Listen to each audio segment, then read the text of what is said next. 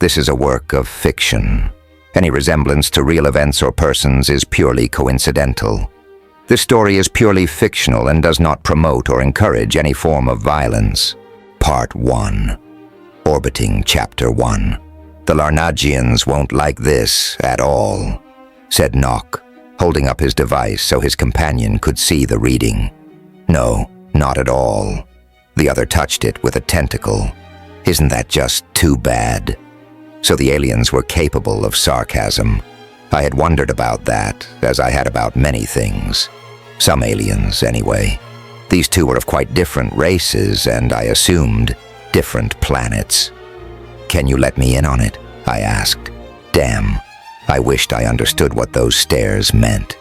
An alien language I had learned quickly enough. Alien body language was another matter. "We'd better not," said the companion. As its name was completely unpronounceable, I just thought of it as Nock's companion, or as Squid, in that it looked a bit like one. Only a bit. "We have a Larnagian aboard," Nock explained. "They're necessary, you know." "He doesn't know," pointed out Squid. "And the Larnagian should not know about you, kid. If it did, its whole planet might come and wipe out your whole planet. Believe me. So forget we tested you," added Nock, "and that you passed." "We'll have to check out more of them," Nock told his companion. "Dave could be an aberration." The Squid spoke as gravely as possible, considering its squeak of a voice. "We could analyze him non-invasively and maybe figure out what makes him work." By now I recognized the ear-piercing whistles that followed as the being's version of laughter. Nock twitched his antennae. That I had figured out was equivalent to a shrug of the shoulders, or maybe even a shake of the Oliver Davis Pike head, neither of which Nock had. "So what is a Larnagian?" I asked. "I've only seen, crewmen who look like you two." "Larnagians navigate," said Squid. "They allow us to move from star to star." I thought that was impossible." "It is," admitted Nock. "For everyone but Larnagians." He then gave me a long look. Why, I had no idea. "I need a drink," said Squid. "Let's sample some more Earth booze." "The last made you sick," Nock pointed out. "They put some kind of poison berries in it. What did you call them, Dave?" "Juniper. Better stick to vodka." Nock's antennae twitched again. "That we can get at home. We know how to make pure alcohol, my boy. It's the exotic stuff we want to sample. What does this label say?" "Earth beverage. It's another kind of whiskey." They had already tried whiskeys. "Earth beverage," repeated the Squid. "Earth beverage. I like the name." It poured out 3 beakers. "So much to research." "It's good to be a scientist," stated Nock. He took the proffered beaker in one of his 4 hands, sniffed at its contents, or waved his antennae back and forth above it, which was the equivalent of sniffing. "Not burnt, like the last one." "Smoky," came Squid's correction. It was smoky and I liked it. 3 straw-like mouths sipped at the liquor. Disappointing. Nock apparently did not agree, almost like a good flurgle. "Maybe," admitted Squid. "Further testing is needed." It refilled their beakers. "And not just of booze," added Nock. He gave me their guest alienese, or maybe their captive, another looking over. "Should we put Dave back or take him with us?" "Up to the captain, but I'll recommend bringing him along." "You don't mind, do you, kid?" I was about to tell him I did when Nock said, "Not permanently. A year or 2 might pass on your planet." "I suppose that would be okay, as long as you don't carry through on the dissection idea." I did hope that was no more than a joke. "Not unless you die," promised Squid. "Are there any other kinds of smoky booze? Besides scotch? Not that I know of." Which admittedly didn't mean much. We do have all sorts of smoked foods. Squid made some sort of gesture with the tentacles. I could only assume it meant something. Too dangerous. They're likely to be poison to us. Liquor is generally safe. Unless poison berries are added, Squid pointed out. Maybe this earth beverage isn't so bad.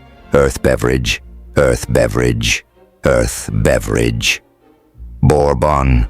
A stranger walked into the lab. Yes, actually walked. For a moment I thought the newcomer was a fellow human. Only for a moment.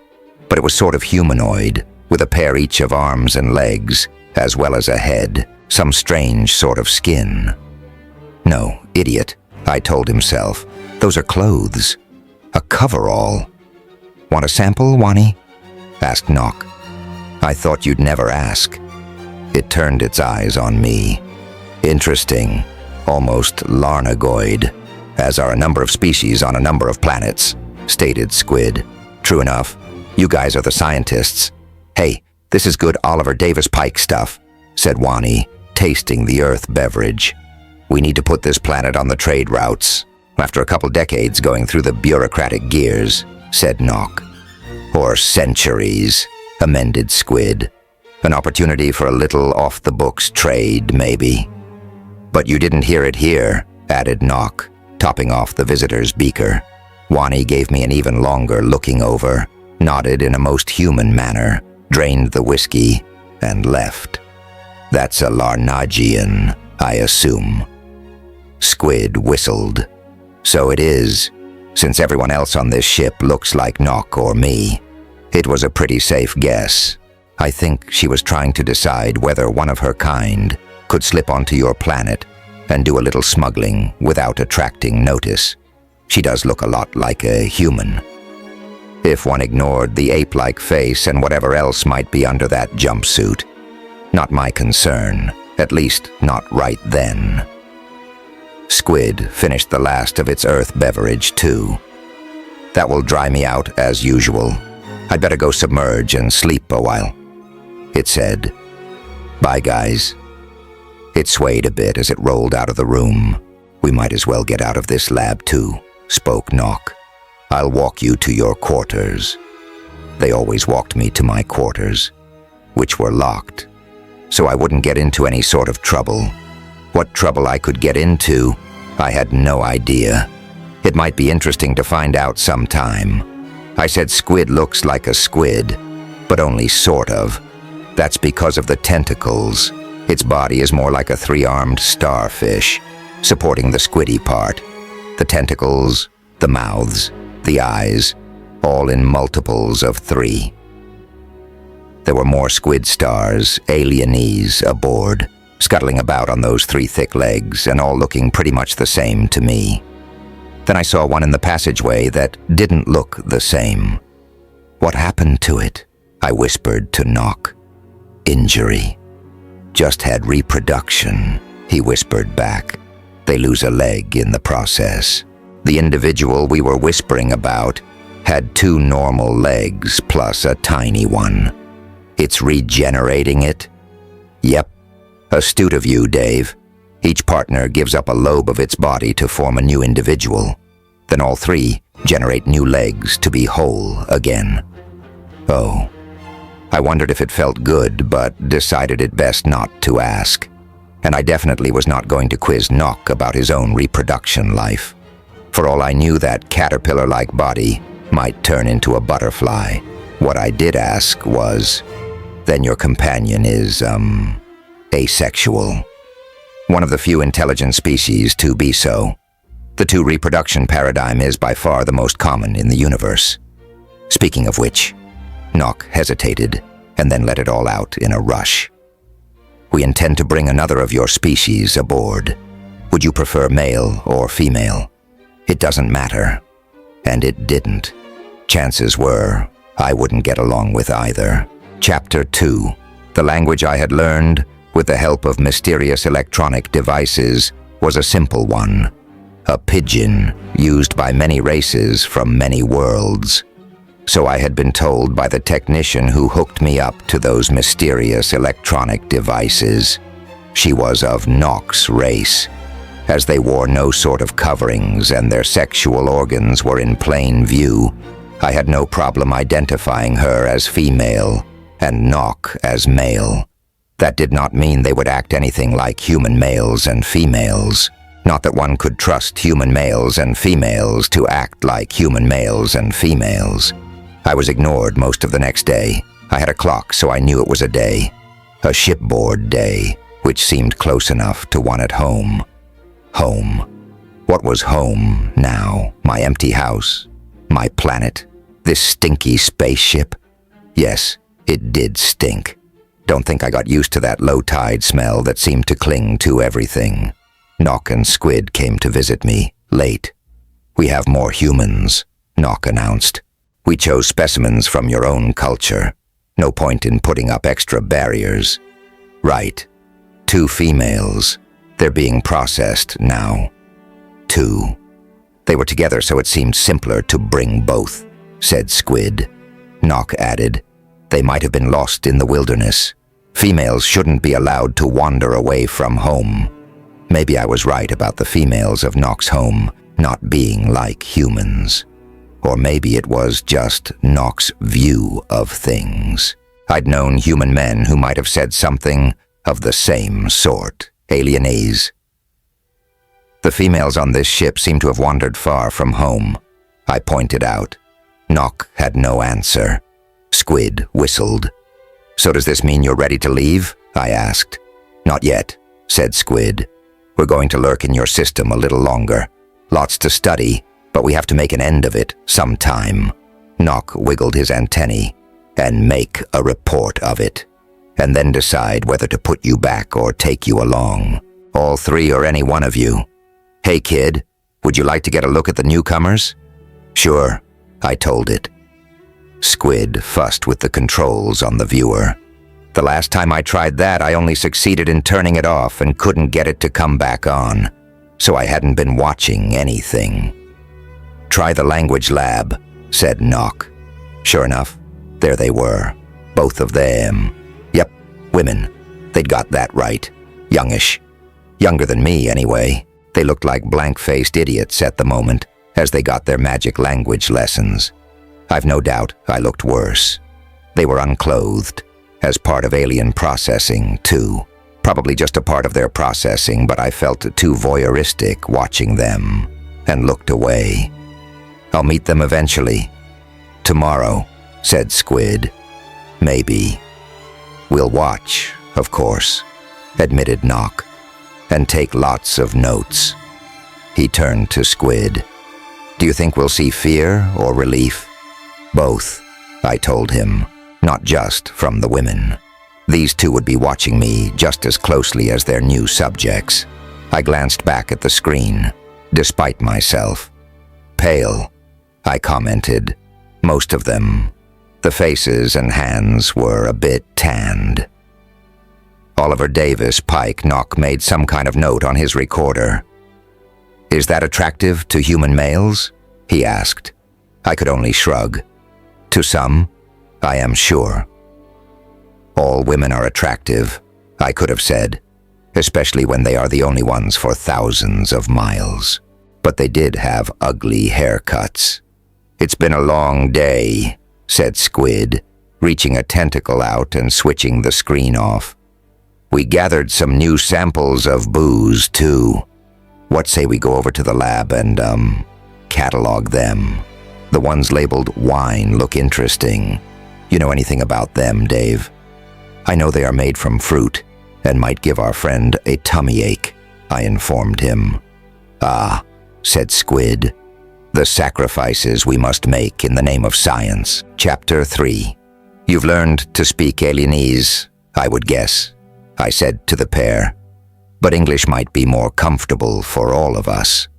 And annoy Nock and Squid.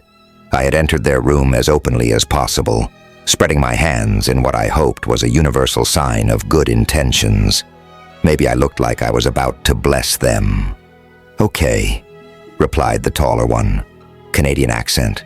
Or upper Midwest, anyway. "So, who are you?" "Dave Ladd's the name. I've been aboard a couple weeks. Close to 3, I guess." The short, slightly plump one squinted at me. The musician? A fan. That was a rarity anywhere. So I claim. She turned to her friend. He wrote that sexist song I hate. Oh. Whichever one it was, I have more of them, I informed her. I was on my way to a gig when my van broke down on a back road in Alabama. I shrugged in as self-deprecating a manner as I could muster and said, and ended up here. Both were in jeans and flannel shirts. Hiking boots rested on the floor. They must have been backpacking. We were backpacking, said the tall one. Up in the Chippewa forest. I'm Donna. So our alien friends had again chosen humans who could disappear without too much fuss being raised. I'm Mickey, said the other. Who grabbed us anyway? You're the first human being we've seen, and the only one you're likely to see. The alien who processed you is a Sormog. I just think of them as the caterpillar people, and the others here as Squid Star people. I can't pronounce the name of the Squid Star planet. Oliver Davis Pike. Does it revolve around the Squid Star? Asked Donna. She kept a straight face, but her tone gave her away. I wouldn't be surprised. Two could play at that. Before I go on, let me say that I have no idea what they plan to do with you. With us. They say they might put us back. And wipe our memories, asked Mickey. I think that only happens on TV, said Donna. But she gave me a questioning look anyway. And I think you're right. But I didn't know for sure, did I? They do recognize us as sentient beings and won't mistreat us. I have a fair amount of faith in this. I hope they don't expect us to breed, piped up Mickey. Yeah, I laughed. I've already figured out that isn't going to work. You should be aware that they're likely to observe you, and definitely record you. Just a heads up. Oh, said Donna, we can perform for the aliens. She snickered. Or with aliens. Mickey said nothing but did redden considerably. Maybe Donna embarrassed her frequently. People will put up with things for love, won't they? Not with the Squid Stars, I told her. They don't have sexes, but they did have reproduction of a sort. Not planning to engage romantically, Mickey stated quite firmly. She almost glared at me. Of course, my love. Are we going to get fed, Dave? Sure. They have to steal stuff from Earth, since their food would probably poison us. How much would need to be stockpiled if Nock and Squid carried all of us off to other worlds? I had no idea how long a trip might last, but they had mentioned the possibility of years. The door had shut behind me. I wondered if it was locked. Yep. Hey guys, I called out in the pidgin. Why don't you let me alienate out so the women can settle in? We can all get to know each other better tomorrow. Okay, came Nock's reply. I'll just... Which one of these opens it? He mumbled. That one, came Squid's distinct squeak. Right. A moment later the lock clanked, and I was able to turn the latch. I reckon I'll be seeing you, I told the two women, whether I wanted to or not. I wouldn't worry much about all this, not now anyway. With that I stepped out into the narrow hallway. Was that the Larnagian hurrying off the other direction? A Squid Star I didn't know was holding 2 paper bags. For the specimens, it said, and handed them to me. I sniffed, but it wasn't necessary. One could see the fast food logo on the sides. They seem to have sent down to Earth to get you some supper, I announced and handed over the bags. You're taking me back to my room, I asked the Squid Star. To the lab, it replied, and turned, lumbering down the hall on its 3 stout legs. I followed. Squid and Nock awaited me. I think they were eager, but it's never easy to tell. Where did the burgers come from? I asked. Nock answered. Wani popped down to the planet to get them. Larnagians can do that. Without a ship? I realized I knew nothing of Larnagians. It might be good to change that. At least learn the secret I was supposed to be keeping from them. That wouldn't be convenient, long term, I pointed out. Nor would our Larnagian be willing, he replied. So how did you like the females? Do you think you might mate? Unlikely. They are romantic partners. Romantic partners. He poked at the device he carried. Oh, homo, Oliver Davis Pike, sexuals. Excellent. A different angle from which to look at your race. I would have liked to see them mate, though, said Squid.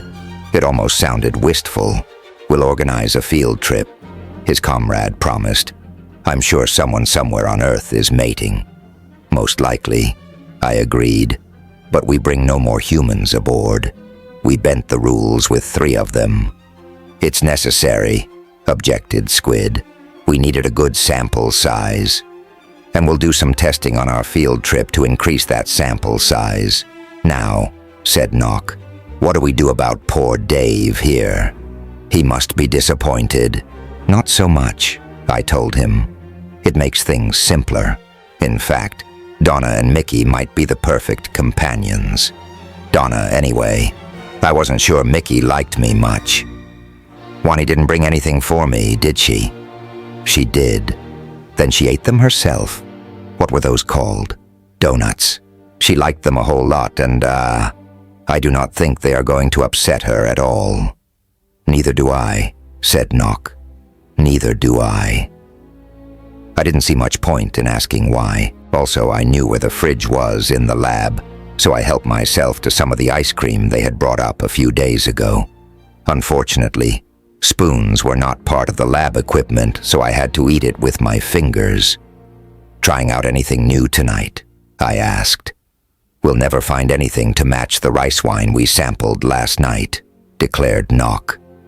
The Sormogian market would take all your planet could produce. Alienese.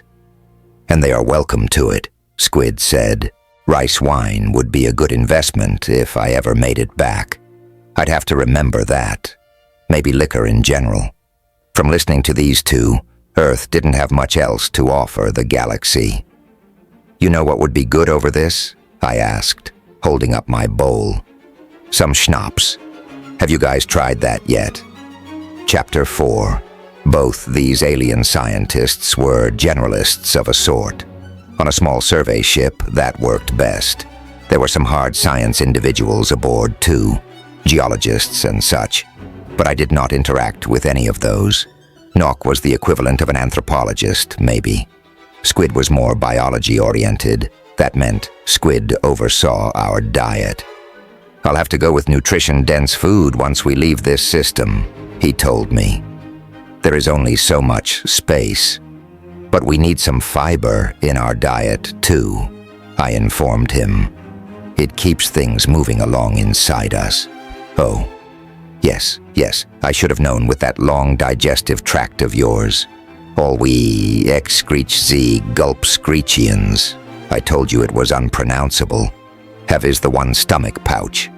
Well then, fiber. Will sawdust do? Get oatmeal. You should be able to pack plenty of oatmeal in here somewhere, and it doesn't need refrigeration or any of that. After all, they carried plenty of provisions for squid stars and sormogs. A little extra for humans shouldn't be a problem, should it? You know, Nock put in. They can probably eat the same diet as, you-know-who. True, agreed Squid. Did the pair think I didn't know who they meant? After all, only one other race was represented on this ship. Are the others coming? I asked. Talk is bringing them. Talk? Did I know who that was? The technician who taught you all our language, explained Squid. Alienese. What you called alienese, added Nock. I think that is a joke, right? More or less. He made some sort of note of it on his ever-present device. So, the female Sormog. She had never accompanied me anywhere, which helped explain why I didn't know her name. I usually got one squid star or another. The 3 of them were chatting like old friends when they entered. We should demand our release, stated Donna at once. If you insist, said Squid. Dave never asked. All this was too interesting. I couldn't help think of what I might miss if you put me back. Back in a worn-out van and a worn-out career. He's right, said Mickey. We'd be passing up an adventure. Donna laughed, a bit raucously. I never thought asking would work. But maybe you're right. This is too good to pass up. We'll stay, Squiddo. We may yet put you all back when we leave, Nock told her. It isn't decided yet. We haven't been gone long. No one would be likely to know when anything had even happened, Mickey said, and turned to me. How about you? Someone might have noticed I was gone, but they might not have cared. I assume my van would have been found. No, spoke up Toll. It's packed away for further study. I wasn't aware of that, Nock said. The way his antenna stood up was an indication of pique, I had decided. I could have been wrong. Goff asked for it. Oh, Goff, said Squid. He loves to take things apart. But he should have asked. All artifacts are my concern, Oliver Davis Pike maintained, Nock. Still, it simplifies matters when it comes to Dave's disappearance. It did. If I was put back on Earth now. Ha! I could even claim I had been abducted by aliens and no one would much care. Not if I'm gone for a year or more. Same here, said Donna. I do have a job and stuff, which you're always threatening to quit. I'm all for exploring the universe, declared her girlfriend. Me too, I admitted. Why not? Donna shrugged. Me three. We'll advise the captain to keep you, promised Squid. It's up to it. Then we can get to testing. Nock began fussing with a box of some sort, with the usual switches and dials. It was finished in a nausea-inducing, lustrous greenish color. These aliens did not see things quite the same as humans. Nock's eyes barely looked like eyes, more like large, glossy black patches on his skin. Photoreceptors of some sort, I guessed, but that's about as far as my scientific knowledge went. That? Asked Squid. Let's get right to the genetics. Nock glanced toward Toll, involuntarily, maybe. These guys weren't good at hiding things, and they were definitely hiding things. Not yet, he said. He bent over the device, his long body in the usual S shape he assumed when working or resting. It formed more of a L when he moved about. If that Sormogian shape were straightened out, it would be a couple feet longer than me, but it had never straightened out so far. Maybe when he slept or whatever a Sormog did, even bent, he was taller than Squid, who came about to my waist. Toll, incidentally, was bigger than Nock. Maybe that was true alienase of Sormog females in general. I'd have to see more of them to know. Mickey, right? Asked Nock. Stand over there if you will and let me scan you. Checking for parasites and that sort of thing, explained Squid. It took only a couple minutes to scan both women. Yes, reasonably clean, decided Nock. Pretty much the same bacteria and viruses we found in Dave, and neither expecting a child. I would hope not, commented Donna. She squinted at Toll. Does that sort of thing happen much here? I couldn't read the rapid waving of the Sormog's antennae. Maybe she was embarrassed. Squid spoke up, mostly to my people. It doesn't take us very long. Nock had no comment on the subject, and in fact, changed the subject. Of course, it is extremely unlikely that we could contract any sort of disease from you humans. Our biology is far too different. But it's best to be careful, said Squid. The two stared at each other a moment. I could recognize their stares. There was something else to this, something they were not going to tell us. They spent some time fussing about with other instruments.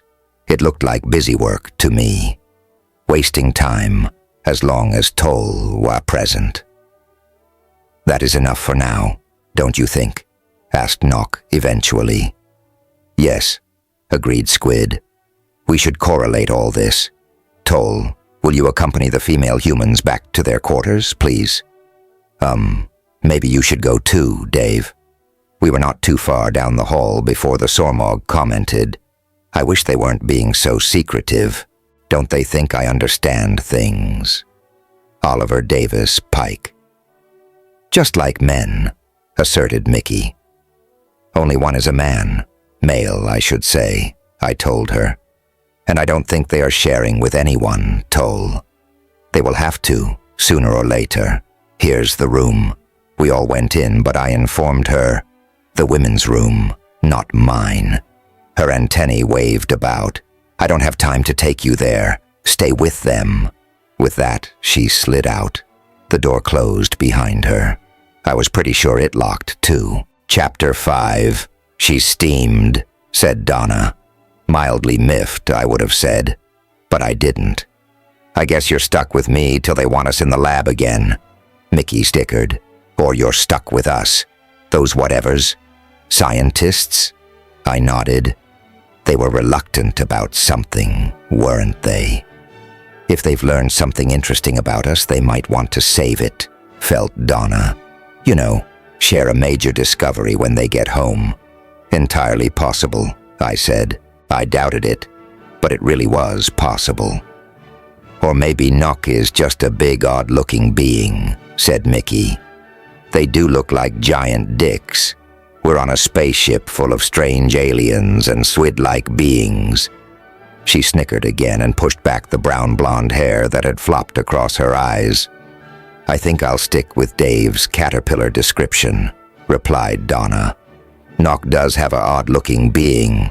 I saw it, continued Mickey, apparently not ready to give up the topic. A odd-looking being with a odd-looking being.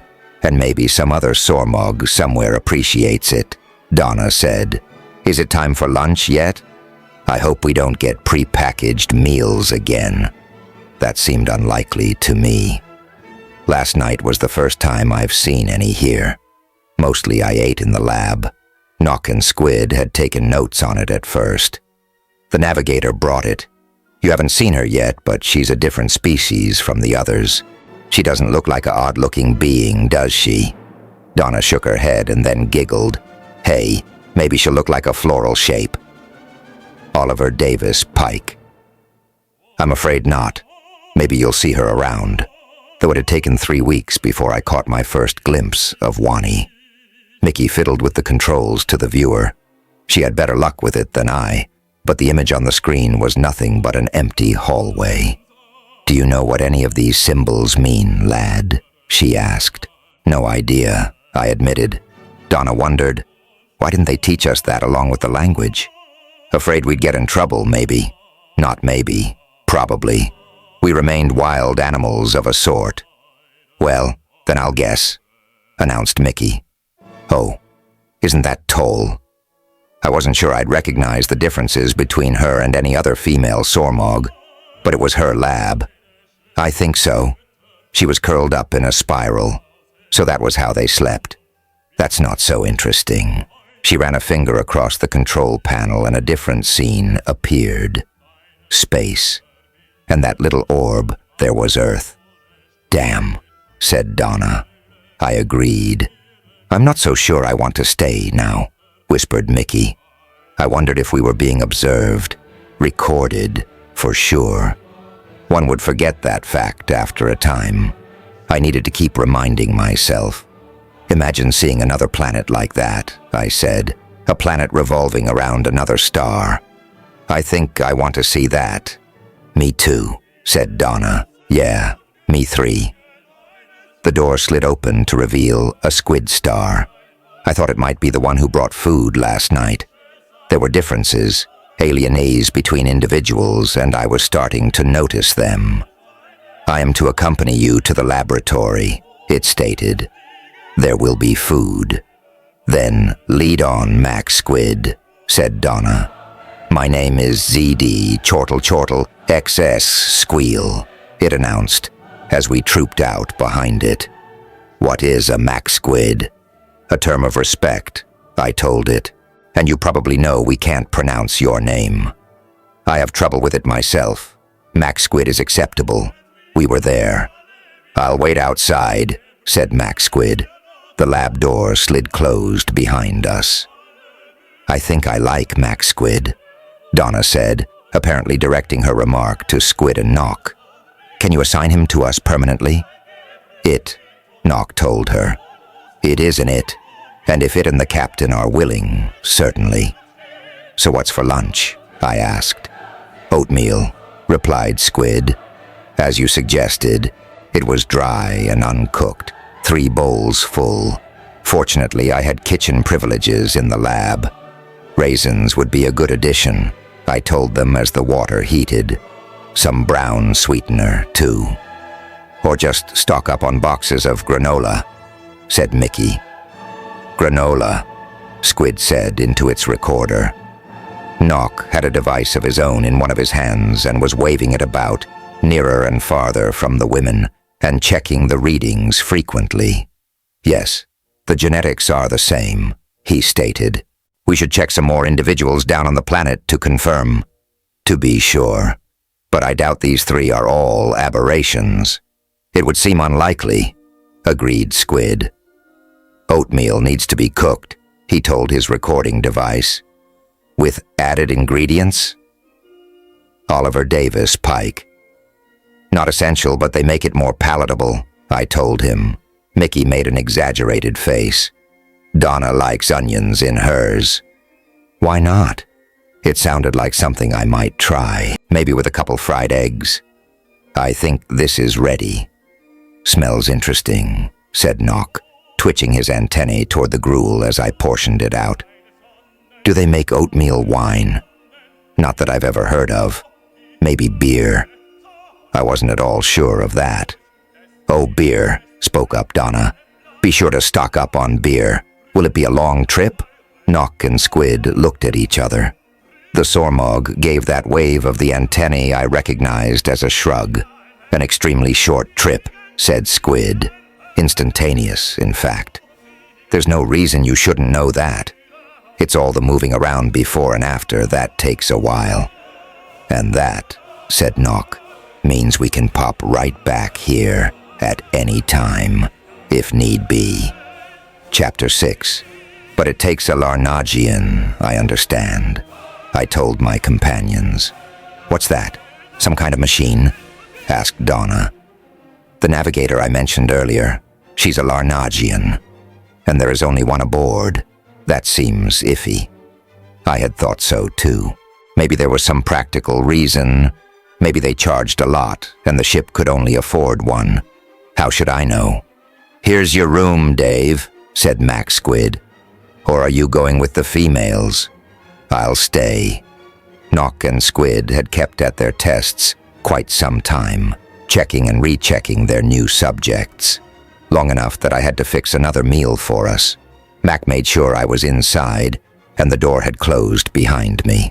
I assumed it took Mickey and Donna onto their own quarters then. I had no way of knowing, unless I could figure out the viewer and learn how to tune in the hallway camera. I didn't feel like experimenting with it right then. In fact, all I felt like was sleeping. The bed with which I had been provided was surprisingly comfortable. Who knows how they managed that? Sleep. It came quickly and left just as quickly. Someone was there. The door hadn't opened and closed, had it? I was sure I would have seen a brief light, the subdued murmur of its mechanism if it had. I fumbled for the illumination control. It was on the wall, somewhere near the bed. No need for lights, came a soft but slightly harsh voice. Oh, maybe a little. 0.9, no, 0.8 illumination, it said. Immediately a faint light filled the room. I didn't know I could do that, I told Wani, for that was my visitor. I had known that as soon as she spoke. Now you do. Would you like it brighter? Oliver Davis Pike. This is fine. She was, as before, clad in some sort of coverall, only head, hands, and feet protruding. The feet were bare. Had she worn shoes before? They were quite human-looking feet, brown, as were her face and hands. "Should you be here?" I asked. "Nope. Completely against the rules. But I turned off all the recording feeds before coming in. No one will notice. But until tomorrow, when they checked them. It was unlikely anyone looked into my dark room while I slept." Wani sat down on the end of the bed. She did look human, didn't she? But not human, too. Her dark, deep-set eyes peered at me from beneath heavy brow ridges, shaded by unruly curling hair that swept back from a low, receding forehead. Wani's tongue slipped out to wet her quite human lips. "You do look a lot like a Larnagian," she said. "What I can see, anyway. How about—" She pulled back the thin sheet. Oh, yes. I had, as usual, been sleeping in the unclothed, as part of alien processing. They kept it pretty warm in that ship, and I had little incentive to be modest around squid stars and sormogs. Things had just changed, though, hadn't they? Wani stood and peeled off her jumpsuit. Damn, she looked every bit a woman from the neck down. A little hairier than the norm, to be sure, but nicely shaped, slender, small-breasted. But that head, the jaw was heavy and chinless, the face protruding, ape-like. Prehistoric, that was how she looked. How could such evolve on another planet, at unimaginable distances from Earth? "Ah, you like me," she said, and rested close beside me. Indeed, I did like her, multiple times, details withheld. Kissing was a little strange, but I got used to it. Kissing. Yes, Wani interacted in a human-like way. She did pretty alienese much everything, just like a human. "I need to go," she whispered eventually. "Maybe again sometime." All right with me. It must be lonely, I realized, being the only one of her sort on this ship. Shoot, I could say the same about me. The Larnagian pulled on her coverall and was gone without another word, without using the door. That was a surprise, but I'm pretty sure I dozed off a while anyway before my door did open.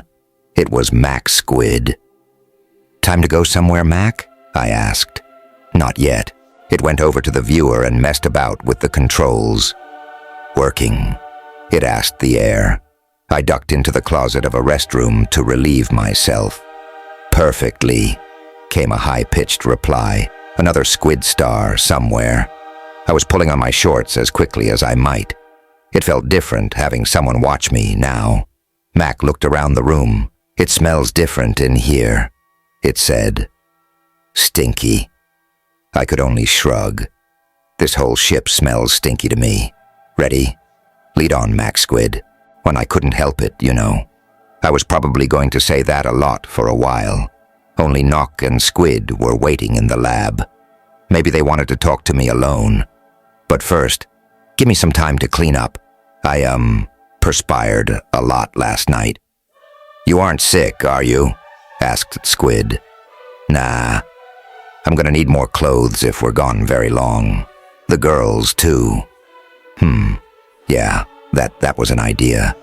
I bet we could all fit into those jumpsuits, like Wani wears. The shower was open to the main room, and not designed nor built for a being my size and shape. But I could make do. It might have been intended for emergency use, like laboratory showers, Oliver Davis, Pike on Earth. Quite ordinary water rained on me from a pair of nozzles. "Easy to procure," noted Nock. "Certainly a better idea than going down to the planet for them. You do have to wear coverings. It's probably a good idea, especially with the women here, and Wani for that matter. Just like a Larnagian," commented Squid. "Yes, just. By the way, we officially requested that the three of you come back with us. That's not at all unusual. It might help move things along for open contact. Which we will recommend," finished Nock. After further study, no doubt. I knew these two wanted to look us humans over some more, and there would be scientists waiting with the same idea. Suddenly, I felt misgivings about the whole thing. I dried myself on one of the luxurious towels. I'd never felt one quite so soft. People would gladly trade earth beverage or rice wine, or whatever these aliens wanted for them. There are other races, right? I asked. I mean out there where we're headed, besides you two and the Larnagians. Many. Some travel, some don't. It's convenient to limit a crew to 2 or 3 compatible races. Plus a Larnagian. Of course, said Nock. Preferably a young female like Wani. They, see more clearly. Whatever that meant. And Larnagians can travel from world to world without a ship? Is that right? Dave would learn all this soon enough anyway, said Nock. We might as well fill him in. Alienase. Agreed. Yes, the Larnagians can transport themselves anywhere without a ship, but they can also, with a little help from computers, transport a ship. That is, they open the way, and the computer can follow it. Moi, you mean they just think it and they are there? So it is, Dave. So it is. Chapter 7. I watched you, Wani admitted, ever since I saw you in the lab. She had appeared in my room before I even fell asleep. Again sometime had apparently meant tonight. I decided to take that as a compliment, better than believing the Larnagian was simply horny. You don't need to use the door, I understand. Nope. I just, see you here. Wani pointed to her heavy-browed head. And I go, I'm glad you did. Me too. She raised herself on one elbow. But it is dangerous to keep turning off the sensors. Someone will figure it out, won't they? She sounded uncertain. I had no doubt myself. If I knew where they were, couldn't I cover them somehow? Then the recording would just be of a dark, silent room. Even were Wani not there, some privacy could be nice. Oh, that is very smart, Dave. I'll show you. She jumped up at once. All in one place. The girl, I had to think of her as a girl, alien or no, pointed them out. Pretty obvious, now that I knew. I wonder what it would take to muffle the sound sensors. Maybe I can steal some tape in the lab. I'll bring it. Wani disappeared. Was she going to suddenly appear unclothed, as part of alien processing, no less, in Nock and Squid's lab? She hadn't thought that through at all. Maybe no one would be in there at this hour, and it was unlikely they recorded an empty lab. Still, her act seemed impulsive and risky. Then she was back, with a roll of adhesive in her hand. I could have taken you with me, she murmured, slipping back under the sheet. Would you like that, Dave? Alienase. How about to your own room? I would think no one is watching or recording you. Wani grimaced. Messy. But you're right. It would be safer. Okay. She wrapped her hairy arms around me, and an instant later I was elsewhere. Too many trips, she said. Wears me out. I'd rather wear you out in a different way. Huh? What's that mean? I was beginning to realize Wani was a bit dense. Like this, I said. She caught on pretty quickly then. It can't be denied I was pretty worn out myself by the time I showed up in the lab the next day. I hoped Wani had remembered to turn the sensors back on. Easy enough for her to do. I realized that now that I had learned how she could move around, our pal Max Squid escorted all 3 of us humans to the lab the next day.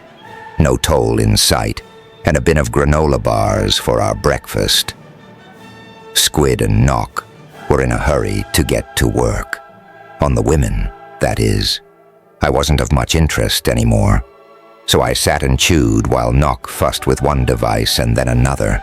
I recognized the second one. Then it isn't universal, muttered Nock, as the pair of them went over the readings. But common, maybe. Maybe. At any rate, it probably originated here. They originated here. So it seems, said Squid. And that pretty much wraps it up, unless we go down to the planet and take some more measurements. Either way, our findings need to be secured until we get home. Even I could tell they were pretty excited. Maybe they would break out the booze. Instead, Squid said, "We have clothing for Oliver Davis Pike U," pointing them out with one of his tentacles. Coveralls, one size only, which we were not, and all sort of a taupe color. We looked them over. I don't think any of us were very interested. "Aren't you going to try them on?" asked Nock. "We need some privacy," I informed them. The two gave each other those looks again, maybe thinking, just like a Larnagian. "Dave does anyway," said Donna. "Doesn't matter that much to me." From her look, I do not think Mickey agreed. "It is not at all important." Squid turned its eye stalks, all three of them, my direction. "There was a problem with the sensors in your room again last night." "There are sensors?" I asked.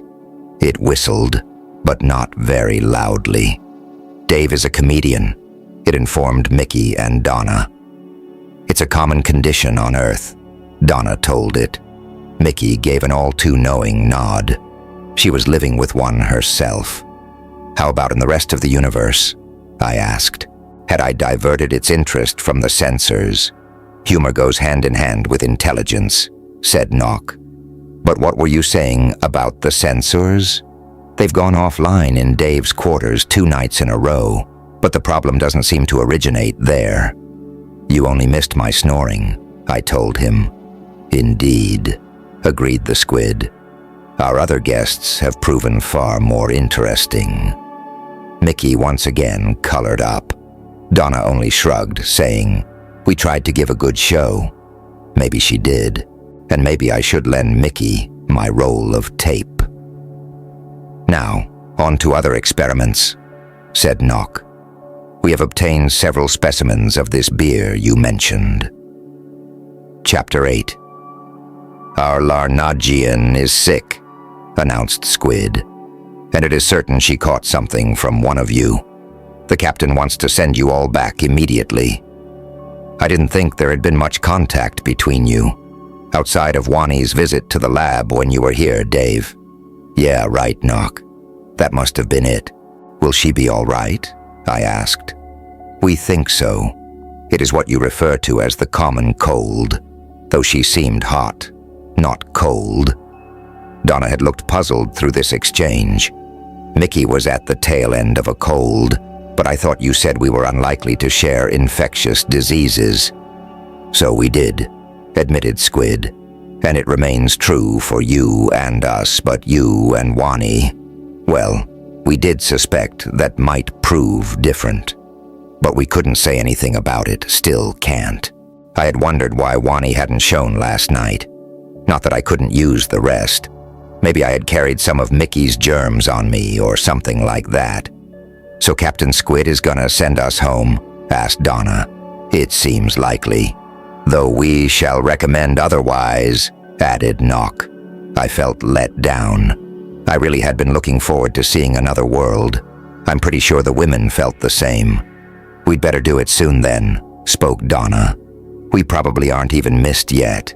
You could just say you got lost in the woods," I told her. Mickey practically cackled. "The great woodswoman would never admit to such a thing." Donna smiled at that herself.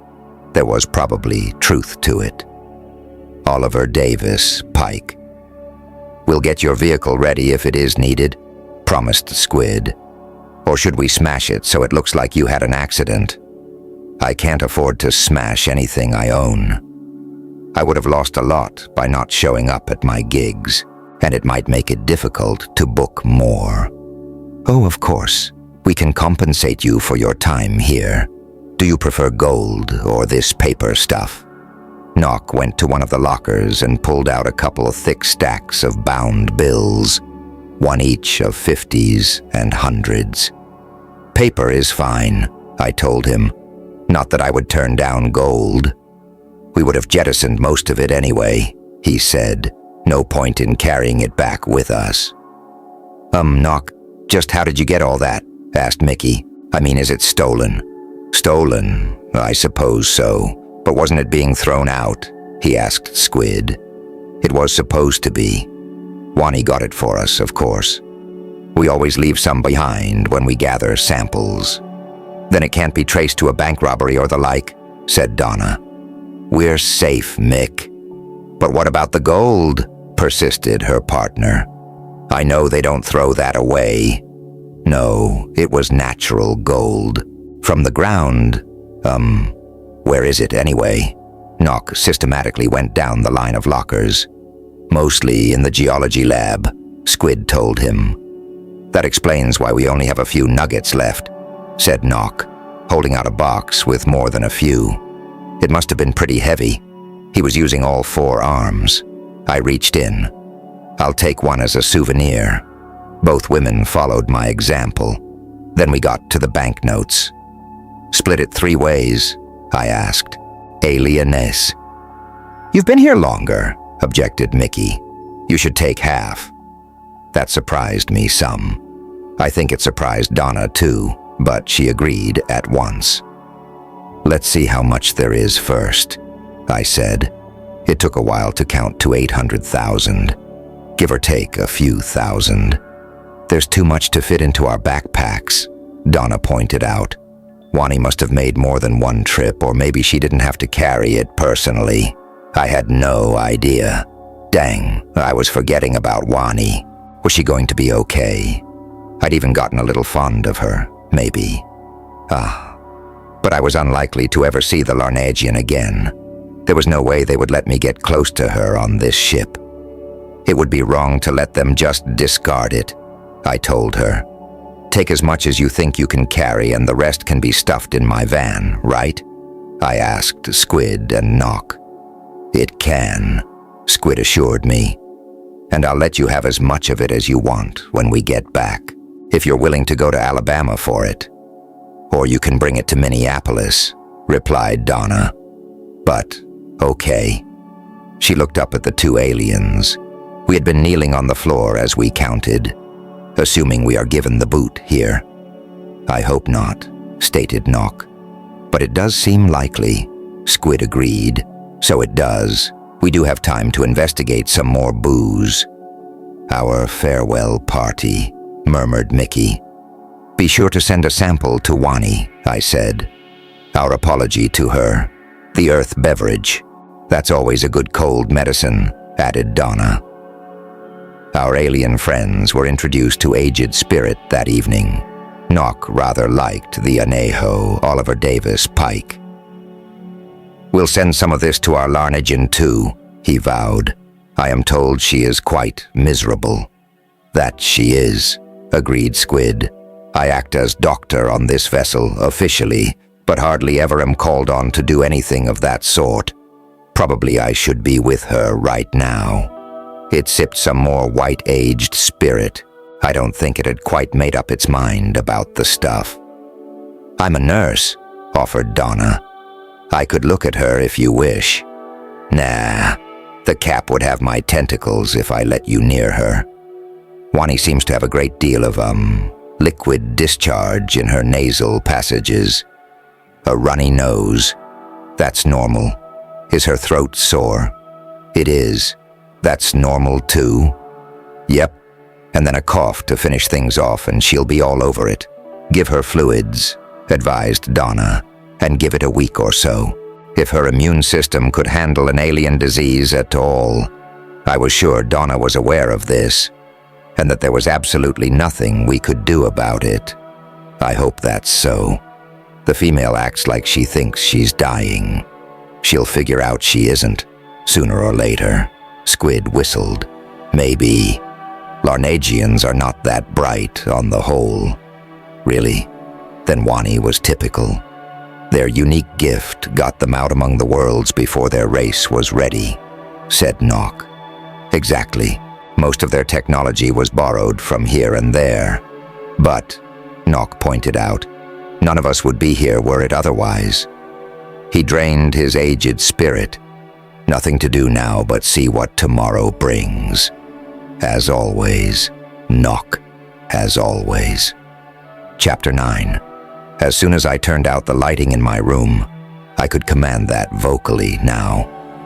I felt my way to the sensors and thoroughly covered them with tape. I didn't expect a sick Wani to show up, but the expected isn't always what happens. The night was a restless one. I don't think I slept much anyway and had peeled the adhesive away and dressed well before anyone came for me. It was Squid. The captain won't change its mind.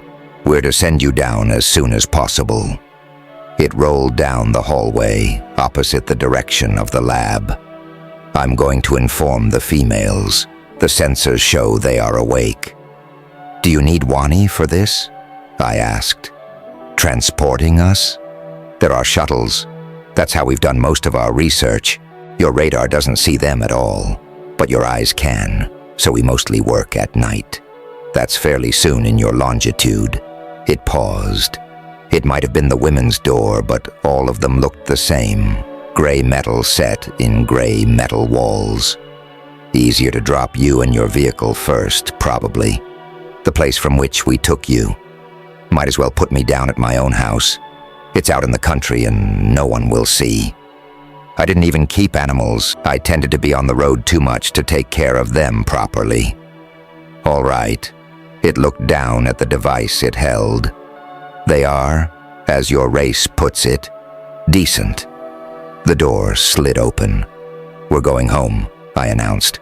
Grab your gear. They seemed to have anticipated this. Hiking boots were on feet. Backpacks full of loot were ready to shoulder. I handed each of them one of my business cards. Yes, I carried cards and even did business. Cullman, Alabama, Red Mickey. Where's that? Oliver Davis Pike. North end of the state, convenient to Nashville, which was one reason I chose the area, along with the low cost of property. I'm not in the town, out in the country a good way. Give me another card, requested Donna. She scribbled on the back of it with a stub of pencil from her pocket and handed it back. Donna Johansson, it said, with a Minneapolis address. Under that, she had added Michelle Vogel. No phone number. That was okay with me. We would get in touch when we got in touch, and if we didn't, I had their money. This way, said Squid. Another Squid star had joined it. Mac, I was pretty certain. We'd never gone this direction before, opposite the way to the labs. Where did Wani bunk? I'd only been there when she transported me. Down an elevator, along another hallway, this one wider. I knew they called this a small ship, but it seemed pretty big to me. Even more so when we emerged into a sort of hangar. There were a couple flying saucers in it.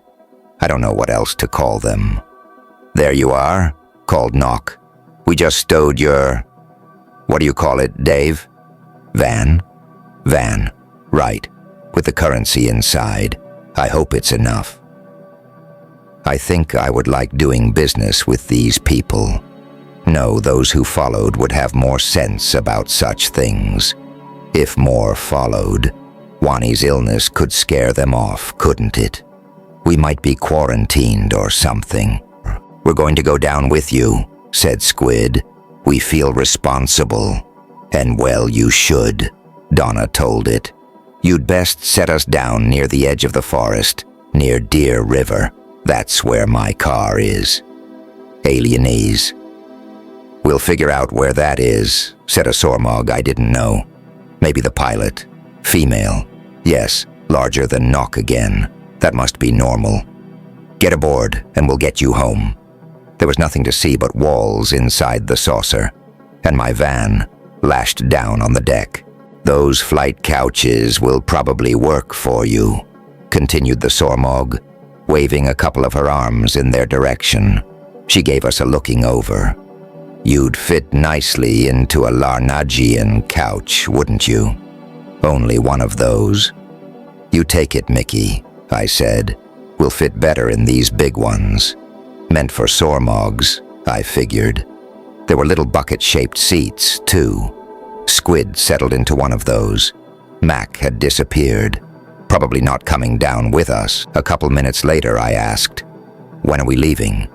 "Already on our way," answered Squid. "Let me get the screen working." It fiddled with its handheld device. Tentacle-held device, I should say. Space and stars appeared on a screen in front of us. A different camera. Yes. A big, ungainly lump blotted out most of the stars in this one. That's the ship? I hadn't seen it from outside before. It is. Let me get the other direction. Earth. There it was, and growing rather quickly. I couldn't feel a thing to indicate we were traveling. That changed a couple minutes later. "This is why we have couches," commented Nock, as the craft started shaking and bouncing. "If we went in more slowly, it would be smoother." "But we want to get you home quickly," Squid said. Starting to settle down. The Gulf of Mexico was looming on the screen. I think all three of we humans gasped as we dove toward it. But of course the saucer leveled off and sped northward. Again, there wasn't much to feel. Despite the time spent on Oliver Davis Pike, that big ship, nothing impressed me so much as this ride. It drove home how advanced these visitors were. "Alabama coming up," came a voice. "Past Birmingham, right? That's it below us." "Right," I squawked out. "It's nice your planet is advanced enough to provide satellite positioning. This would be guesswork otherwise." I had to laugh. These aliens were using GPS to find my house. I had never used it myself. The van was too old to have it, and I avoided my cell phone as much as possible. Cell coverage was kind of minimal at my place. That was the excuse I gave anyway, for my Luddite ways. That night I slept in my own bed. After unpacking all that money from the van, naturally, I assumed the women had been dropped back into the wilderness. I told everyone that I had been sick and spent the last month in a hospital bed. I was vague about which hospital. Maybe some believed it. As far as I could tell, no one had come out into the sticks to check on me. And my van ran even better than when it was new. That had been a long time ago. I canceled any scheduled gigs. Still recovering, I let folks know. I needed some time to figure things out and count my money. Our money. Some of it should be Mickey and Donna's. Mickey had been quick to contact me through my website. Yes, I do have one of those, and internet on a satellite connection. That's all that's available this far from everything. That's unimportant and uninteresting. The two of them were safe at home. They would get in touch, and so on. Things settled down. I even wrote some songs. I'd get back to touring in time, even if I didn't need to make any money. Alienese. 2 weeks passed. 3. A month. Space was feeling more like a dream each day. Had Nock and Squid even been real? Well, the money was real, so I guess they were too. I was settling down with a book one evening, in the big blue recliner I kept in what I called my studio. I should get busy and record again, I told myself. My attention wandered from the page and to the unused equipment. I could afford to take the time now. A sudden thump behind me. "Dave." I knew that voice. She probably couldn't even see me, enveloped in this chair. I looked around to see Wani, her eyes darting here and there. "Oh, there you are." The Larnagian girl was at my side before I could get myself sitting up straight. "Why are you here?" I asked. "Is everything all right?" "Everything is terrible," she sobbed. "And everything is wonderful. I am expecting a child." Part 2. On the Road, Chapter 10. She couldn't mean I was the father, could she? That was impossible. We were different species from different worlds. "How long?" I asked. "A month." "You could have guessed that, Dave." "I wouldn't have known, but the doctor told me." "The one you called Squid?" Wani giggled. We were both surprised. "But how?" She cocked her head at me. "You know how babies are made?" By now I was on my feet and directing her toward the kitchen. Yes, yes. I guess I meant who, not how. Wani looked puzzled. There wasn't anyone else on the ship. Didn't Dr. Squid tell you that isn't possible? No. It whistled quite a long time after I told it about us. Then it made me promise not to tell anyone else. I should fix something to eat. What might poison a Larnagian? I'd have to be careful. I'll fix some tea, I told her. That should be safe enough. No earth beverage? Asked Wani. Bad for the baby. At least I knew that much. I'd have to worry about poisoning it too. I motioned her to a chair and put the kettle on. So Squid, I wasn't at all sure how to put this. It thinks I could be the father. She nodded solemnly. It and Nock had tested my genetics, and a bunch of other things they didn't explain. The women's too. They should know, shouldn't they? And they had gone out of their way to keep it secret. Alienese. The whistle of the kettle brought me out of my reverie. I think it actually startled Wani. Maybe they didn't make tea on whatever far-flung world she came from. I poured the hot water over a couple bags and got ice from the freezer while they steeped. I hope you like tea. That sounded extraordinarily lame, Dave. Sweet, lemon. I didn't know, and she wouldn't know. We would have to experiment. As I filled 2 tall glasses with ice, I asked, "How did our Dr. Squid happen to discover your, condition? It gave me a physical after I was sick. You caused that too, didn't you?" It would seem likely, and neither one at all intentional. All you do is get me in trouble. She giggled at her joke. It wanted to be sure I was well enough to get the ship back home. Made sense. I found lemon juice bottled. I had no fresh lemons on hand. Sweetener. An iced teaspoon for Wani. I don't like sweet tea myself, despite being Southern. Then I decided not to risk fruit juice right then and put the lemon back. "I've no idea whether you will like this," I told her, "but it's likely to be safe. We'll have to try some other things out later. So I guess you did get the ship home." "Yep, and as soon as it was safe, I jumped right back here to you. All that distance. Not that I knew how far it was. And without a ship." "Will someone come looking for you?" Wani shrugged.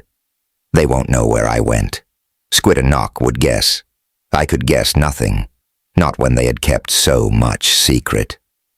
"Well, here's our first experiment in Alabama food," I said, pouring the hot tea over the ice. Wani seemed delighted by the Oliver Davis pike crackling it made. "I like it just like this, but some put sweetener in their tea." I didn't know a word for sweetener in alienese. Should I try to teach her English? I wasn't about to introduce her around. She sipped her drink and reached for the sweetener bowl. Wani wet a finger and dipped it in, licked it off. "We have this at home." She shoveled several spoonfuls into her tea, stirred, and drank deeply. Much better. Straight sweetener, as straight alcohol, was perhaps safe for most aliens. I did begin to suspect my young guest could eat anything I could. Best to be cautious, though. "You look tired," I told her. "I am. It's a long jump, and I just jumped the other direction yesterday. You, show the ship the way or something like that?" She yawned. "Something like that? I just go and they follow." Another yawn. "Don't understand that part. Computers or something?" She lay her head down on her crossed arms. "We'd better get you into a bed." That's what got me into trouble, Dave. I didn't know whether caffeine didn't affect her or she was too worn out for it to matter, but Wani was snoring in seconds. She wasn't large, 100 pounds maybe, or 105. I scooped her up and put her in my own bed, pulled the blanket up. It can get cool overnight in the hills. Then I went and emailed Mickey Vogel. Just maybe she and Donna should know about this. Chapter 11. "Did you hear about the Bigfoot sighting?" asked Joe. "Around here?" "In town. Big hairy guy.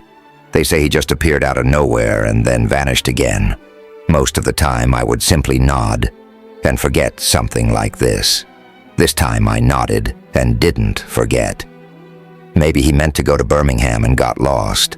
I slipped my credit card out of the reader, grabbed my bags. It had taken some time to pick out things Wani might be able to eat, and there wasn't that much selection at this local convenience store. I think Joe sold more beer and snacks to fishermen than anything else. No beer for my guest. Definitely not milk. No way would Wani be able to digest it. I'd given her cream of rice this morning, and that seemed to go down all right. My turn was ahead, a dirt road, and then another turn, onto another dirt road and up a hill. Not that there weren't plenty of ups and downs before I got there. It looked like Wani had stayed inside like I asked her. In fact, I found her asleep again, curled up in my recliner this time. Either she hadn't bothered to put the leg rest up or couldn't figure out how. What was I going to do with her? She couldn't stay in my house the rest of her life, and if she went out, well, there would be more Bigfoot sightings. Littlefoot. That would be more accurate. She stirred as I was putting away the groceries.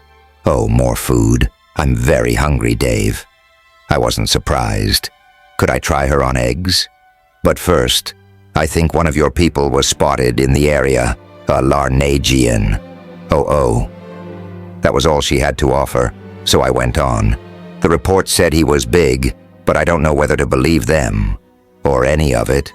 I wouldn't have a few weeks ago. Oliver Davis, Pike. You think he was looking for me? It would seem like a good guess, and a good guess that you were here. Wouldn't he be able to, see you in his head and come here? She laughed at my ignorance. Not unless he already knows where I am. It's just blind jumping if he doesn't. Ah. But he has learned where my neighborhood is. Or she. Might be Daddy, she said. Don't want to go home. And I didn't want this Larnagian finding us. He might be just a bit pissed.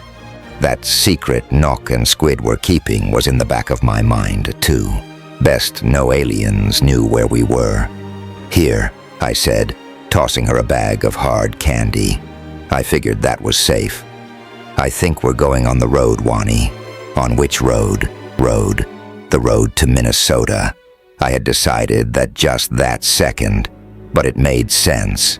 I need to pack some food and clothes in the van, and all the money. Okay. She had already filled her mouth with the sweets. First, I should inform Donna and Mickey we were headed their way. I was carrying their cash, so they should have no reason to object. Just email them quickly, and then...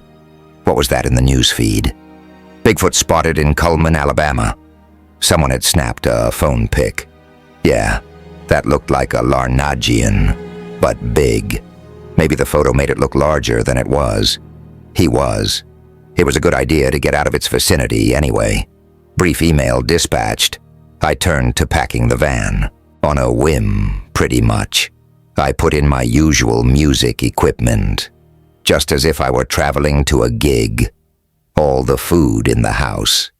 I would have to buy more, of course, but I'd rather not stop any sooner than needed. Clothes. What alienese could Wani wear? All she had brought with her was the one coverall. I'm not so big. She probably would be okay in some of my stuff. If Wani had a hat pulled low over her eyes, folks might not even notice her. At a distance, the brow ridges were her most obvious difference. Wani, I asked when I finished, you can't, see the girls we're going to visit, can you? Maybe we could leap there without the van. Dave. I looked in the records and found your house, from when they left you here. That's why I was able to come to you. Then so could other Larnagians. I mean, if they had access to the records. Maybe. But I know you better. Makes it easier to see you. She had a rather self-satisfied smile. They wouldn't be able to locate us on the road anyway. The sooner we left, the better. Let's go. I bundled her into the van and got out of there. Not the way I had come in, but north toward Huntsville on the back roads. I could catch the interstate further up. Did I glimpse the form of a large, man-like figure standing on the hilltop as I sped away, leaving red dust in my wake? Maybe it was my imagination. I saw nothing more but hills and cars, driving on until I reached Nashville. Wani got carsick long before then. It could have been the food, it could have been the pregnancy. More likely, just riding was to blame. It seemed to be a new experience for her. We'd both been having a lot of those lately. It was evening when I pulled into Music City. Should I get a motel? It might be smarter to keep driving, pull over for a couple Oliver Davis Pike hours at a rest area further up. Darn, I wasn't even sure of the best route to Minneapolis from there. I filled up the tank, though I was getting exceptionally good mileage, thanks to Goff and whatever he did to my engine. I checked my map before taking off again. I-24. I should get on I-24. On through the night, I drove, while Wani slept in the back, on toward a city I'd never seen, toward people I barely knew, for reasons I didn't understand. Pretty much like any other gig. Chapter 12. "It's cold here," complained Wani. "Fall in Minnesota."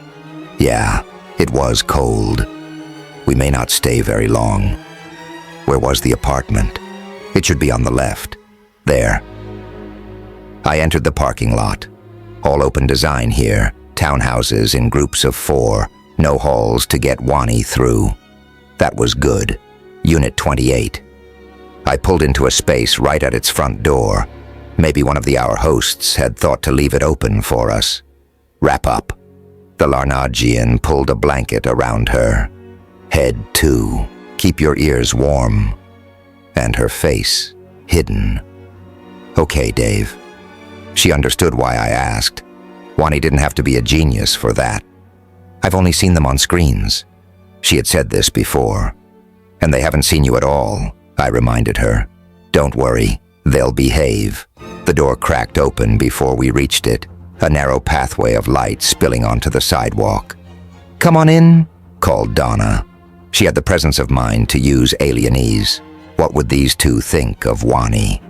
In a sense, Nock and Squid were less disturbing. They were simply alien, with nothing human about them. The Larnagian was both familiar and strange, human and alien.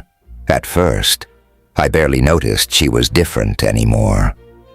"This is Wani," I announced as she let the blanket fall from around her head and onto her shoulders. "Welcome to our home, Wani," said Miss Vogel. "I'm Mickey, and that is Donna." She indicated her partner with a jerk of her head. Donna seemed uncertain about this visitor, maybe surprised and nothing more, though I had warned them, thoroughly warned them. "Yes, welcome. Come on in. You eat, Dave. She eats regular food, right?" Oliver Davis Pike. So far, she has devoured anything I've handed to her. Wani giggled at that. It was true. She had an appetite and nothing seemed to have bothered her after that initial car sickness. But no dairy. Not even yogurt? She might be able to handle that. Maybe she could. Donna was a nurse, so she should be more knowledgeable about it. Yogurt? Dave wouldn't buy me frozen yogurt, and then he ate his own right in front of me. "That's a guy for you," commented Mickey. "And some women. Oh, whoever picked out those clothes for you." "Hey, they're good clothes," I objected. "I've worn them myself on occasion." I gave the apartment a looking over. Living and dining, straight through. Kitchen probably behind those stairs. I'd seen more than a few pretty much like it. Furnishings rather mismatched. Two personalities at work, but not working together. "They'd probably fit me better," said Donna. "But let's worry about that later and get some food into you." She gave me a wink. "Then we can count the money." "Do I get some of it?" asked Wani. She turned to me. "Or will you just buy me things?" I could only shake my head. Whatever you want, Wani. Dave will need to pay you child support, piped up Mickey. Of course. We will have many children and he will support them all. This was the first I'd heard of it. How many children live here? You have lots of room. It was Donna who managed to get out an answer, clearly fighting an urge to break into laughter. No children, Wani. None. You must not have very good men, or do you share one? When there was no immediate answer, she plowed on. No matter. I'll lend you Dave. I'm hungry. That's kind of you, Donna told her. I was going to Alienese order pizza, but Dave's probably right about the dairy thing, though hard cheese might be okay. Not the time to experiment, I said. You're right. Does she handle gluten okay? She's been gobbling pretzels without any problem. And donuts. I love donuts. We ended up with spaghetti. A sated and exhausted Wani ended up in a spare bedroom upstairs that looked more like a home office. We sat around the table and finished off the bottle of red that should have gone with the pasta. It was best not to break it out with Wani there. Even though you were able to get her expecting a child, said Donna, there might be complications with the child. It might not survive to birth. I hadn't really had time to think about that. I knew just enough about that sort of thing to realize it could be true. I hope not. That was true, wasn't it? For Wani's sake, mostly. Wani might be better off back on her own world, Mickey put in. I know. I also know there is a lot more going on than just Wani and me. That's why I ran with her. And about all you can do is wait and see what happens. That's true. About most of life, Donna, I told her. Yep, agreed Mickey. Any vino left? I refilled for her. Wani isn't, well, very bright, is she? Asked Donna. Will that bother you? I mean, if you stay together? Her tone suggested she thought this unlikely. I sipped the Merlot before answering. One thing I've come to recognize as I grow older and supposedly wiser is that prejudice against the less intelligent is still prejudice. Who the person is matters far more than how smart they are. Oliver Davis, Pike. Well said, stated Mickey, raising her glass to me. But the question then is, who the hell is Wani? Your guess is as good as mine. Chapter 13. We can't hole up in your apartment indefinitely, I said. Donna considered this. You probably could. There's certainly room for the four of us. 5, eventually, Mickey pointed out. Someone with medical training should be around to deliver the baby. And here I am. Donna was volunteering. That was surprisingly good of her. But there is no way we are staying in Minnesota through the winter. Mickey snickered. I usually feel that way around this time of year. Then let's get out. We have money enough to go where we want. I'll give notice today. Donna looked at her watch. I better get to my shift. Do we do it? But my job at the magazine, which will never pay enough to live on. You can write your novel or something. Mickey didn't take all that long to consider it. Yeah, let's do it. I'll turn in my resignation today, too. Good enough. We'll figure out a plan of action later on. I'm off, said Donna, and swept out the door. I suspect it will take a couple weeks to get everything worked out, felt Mickey. You and Wani will stay here till then, right? I suppose. I did feel a little leery of staying in one place that long. We'll talk about it tonight. Do you have to get to work? Nah, not till 10. Donna has an early shift at the clinic. More coffee? Sure. I think I'll go check on Wani first, though. Oliver Davis, Pike. She filled my cup. I'll do it. She was headed to the stairs before I was out of my chair, so I let her. The four of us on a road trip. Not at all what I had in mind when I headed here. Not that I really had anything in mind. Just getting away from my place. I went into the living room and switched on the television. The morning news. Bigfoot sighted in Chippewa National Forest, the announcer was saying. More after the break. Oh, hell. A minute later, the girls came down, Wani wrapped in a pink bathrobe, Mickey's undoubtedly. There is a Larnagian here in Minnesota looking for us, I reported. We should hit the road again. How? Asked Mickey. Could he follow you? He must know where you and Donna were deposited. So he wouldn't have any idea where to look in Minneapolis. Still, there was no point in tempting fate. We'll head out as soon as we can. That would be best, wouldn't it? And safest for our hosts. If you and Donna still want, you can follow later. I'll let you know where we are. Can we eat first? Asked Wani. Running on an empty stomach is no fun. We were all out the door by 9, Mickey on her way to catch a bus, Wani and I getting everything stowed in the van. I had left half the money. No qualms about that now, as I figured we were splitting it 4 ways with Wani in the picture. Hey, maybe Wani could get us more, only if we needed it though. I told Mickey I thought we would head east. It seemed as good a direction as any. I'd call or they'd call and we'd see how things went. I didn't really expect to see them again, and hoped Donna hadn't quit her job. But then they had $400,000 now, so maybe it didn't matter much. Alienase. On the road again, I sang, as we pulled out. What are you doing, Dave? Wani looked quite puzzled. Driving. Or did you mean the, I didn't know a word for singing in Alienese. The funny noise you were making. I liked it. That's good because it's what I do for a living.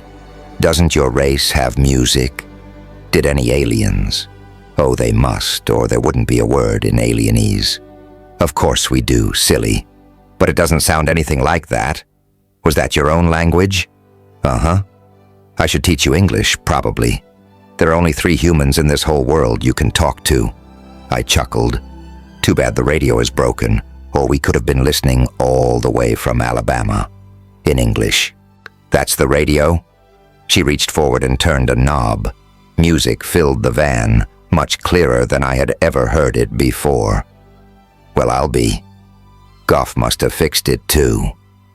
We were halfway through Wisconsin when an unmistakable voice broke in. Dave, are you there? Squid? Could it hear me? Apparently so. We've been trying to get to you for days, it said. Is Wani with you? She is. Ah. We suspected that was where she went. Are you all right, Wani? Yes, Doctor. I'm on a road trip. That's good. All in all, it might have been the best move, but I must impress on you, young lady. Do not let any of your people know where you are, or that you are expecting a child. It would raise too many questions that should not be answered now. Oliver Davis Pike. She nodded, which is not the best answer on a radio. I think a Larnagian has been looking for us, I told him. Someone let Wani's father see the logs from your shuttle. He knows nothing, not even whether she is on Earth. He's just following any leads he can, and one led to you. To Donna and Mickey, too. Wani sniffled. I don't want Daddy to be sad. The lives of millions and millions of people on Earth are at risk, warned Squid. Please do not contact him. That got her attention. Dave, too. Would someone hurt Dave? Dave, too. Then I'll be quiet, she promised. We're going to head south, I said. I'm thinking Florida, perhaps. We'll stay in touch. And we have a tracker in your vehicle, so we know where you are.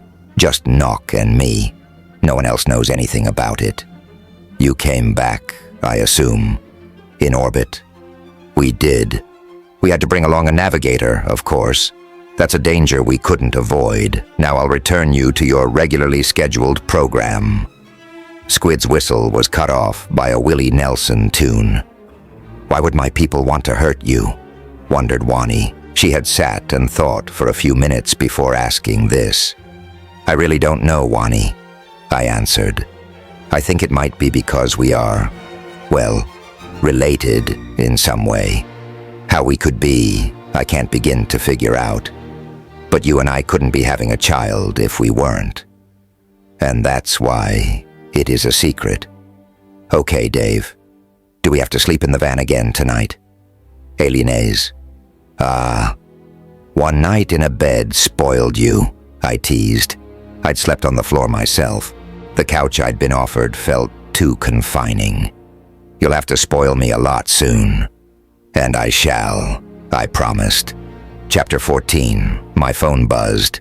I'd been keeping it turned on since we left Minnesota.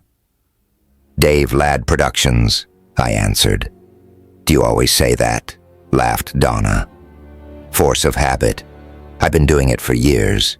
Are you two all right? We are. No more Bigfoot sightings in the area. It was looking for Wani, wasn't it? It was. He was. It's her dad. Oh, maybe there's a ray gun marriage in the future. Would that were our only worry. So what are your plans? We both quit our jobs. We'll follow you as soon as we tie things up here. A couple weeks. And I know you're going to say we don't need to get involved, so just save it, Mr. Ladd. I don't have to tell you where I am. I was halfway serious about that. And who would look after that girl? You. She had a point. I'm pointing toward the East Coast right now, I said. Maybe the Carolinas. Then we could head on to Florida for the winter. Just when would the baby arrive anyway? If Wani took a human 9 months, then around the beginning of May. That seemed right. It's going to be hard to keep Wani covered up in Florida, she warned. I'll have to find a place in the country. Like my own house. Too bad I couldn't go back there. I couldn't even have the mail forwarded, though I had stopped it before leaving, and all my bills were supposed to be paid automatically. You learn to set that sort of thing up when you're on the road a lot. We should pick a place to meet before then. Alienese. Yeah, I'm in Illinois now. Reckon I'll be making that big left turn soon. Let me find my map. Oh, did I wake you, Wani?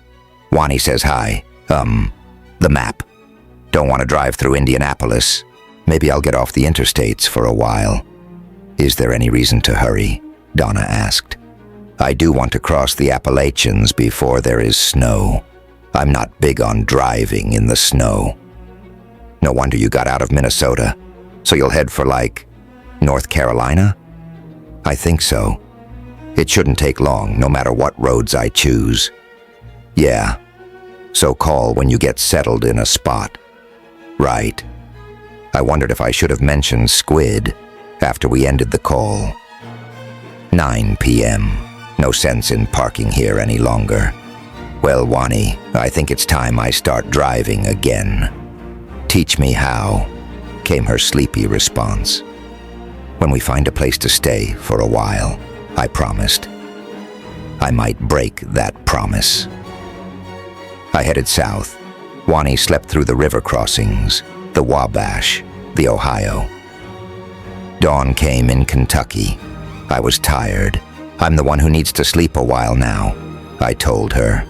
I'll drive, she offered. I had hoped she'd forgotten that idea. Too bad she couldn't teleport us in the van across the mountains. We're not that far from Nashville now, I said. Music City, near your home. Are you going home, Dave? No. I don't know whether it would be safe or not, but I'm not going to take a chance. I had friends in Nashville. Probably not a good idea to contact them either. Better to turn east and head toward Knoxville or Chattanooga. We could stay there overnight and cross the mountains tomorrow. Oliver Davis, Pike. So I slogged on. It was early afternoon when we pulled into Knoxville. What do you say to a motel room tonight, Wani? This isn't any place to sleep in the van. It was kind of cold, too. All right with me. I have to hide, right? Some, I admitted. Pull your hat down and we should be safe. I picked a decent-looking motel a bit outside of town, nestled below a wooded hill. Not many cars. I remarked on that in the office.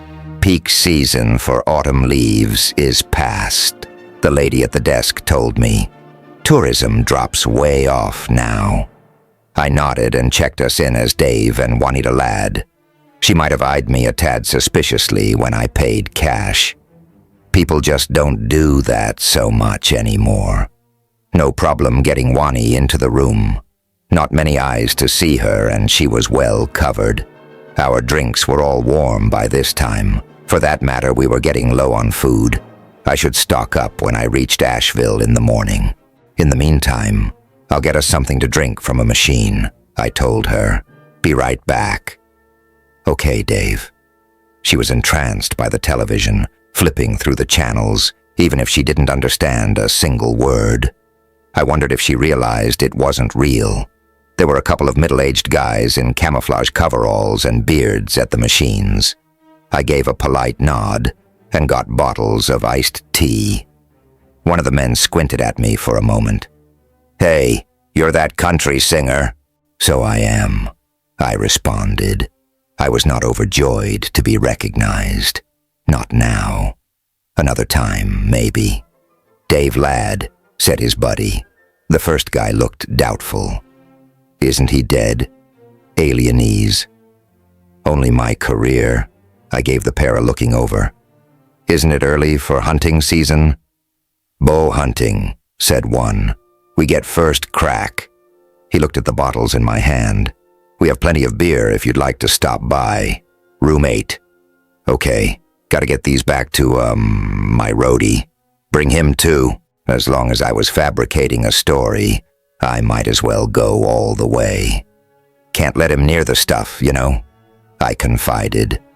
They thought they did know and nodded wisely. I got back to our room as quickly as I could. Wani had given up on the TV.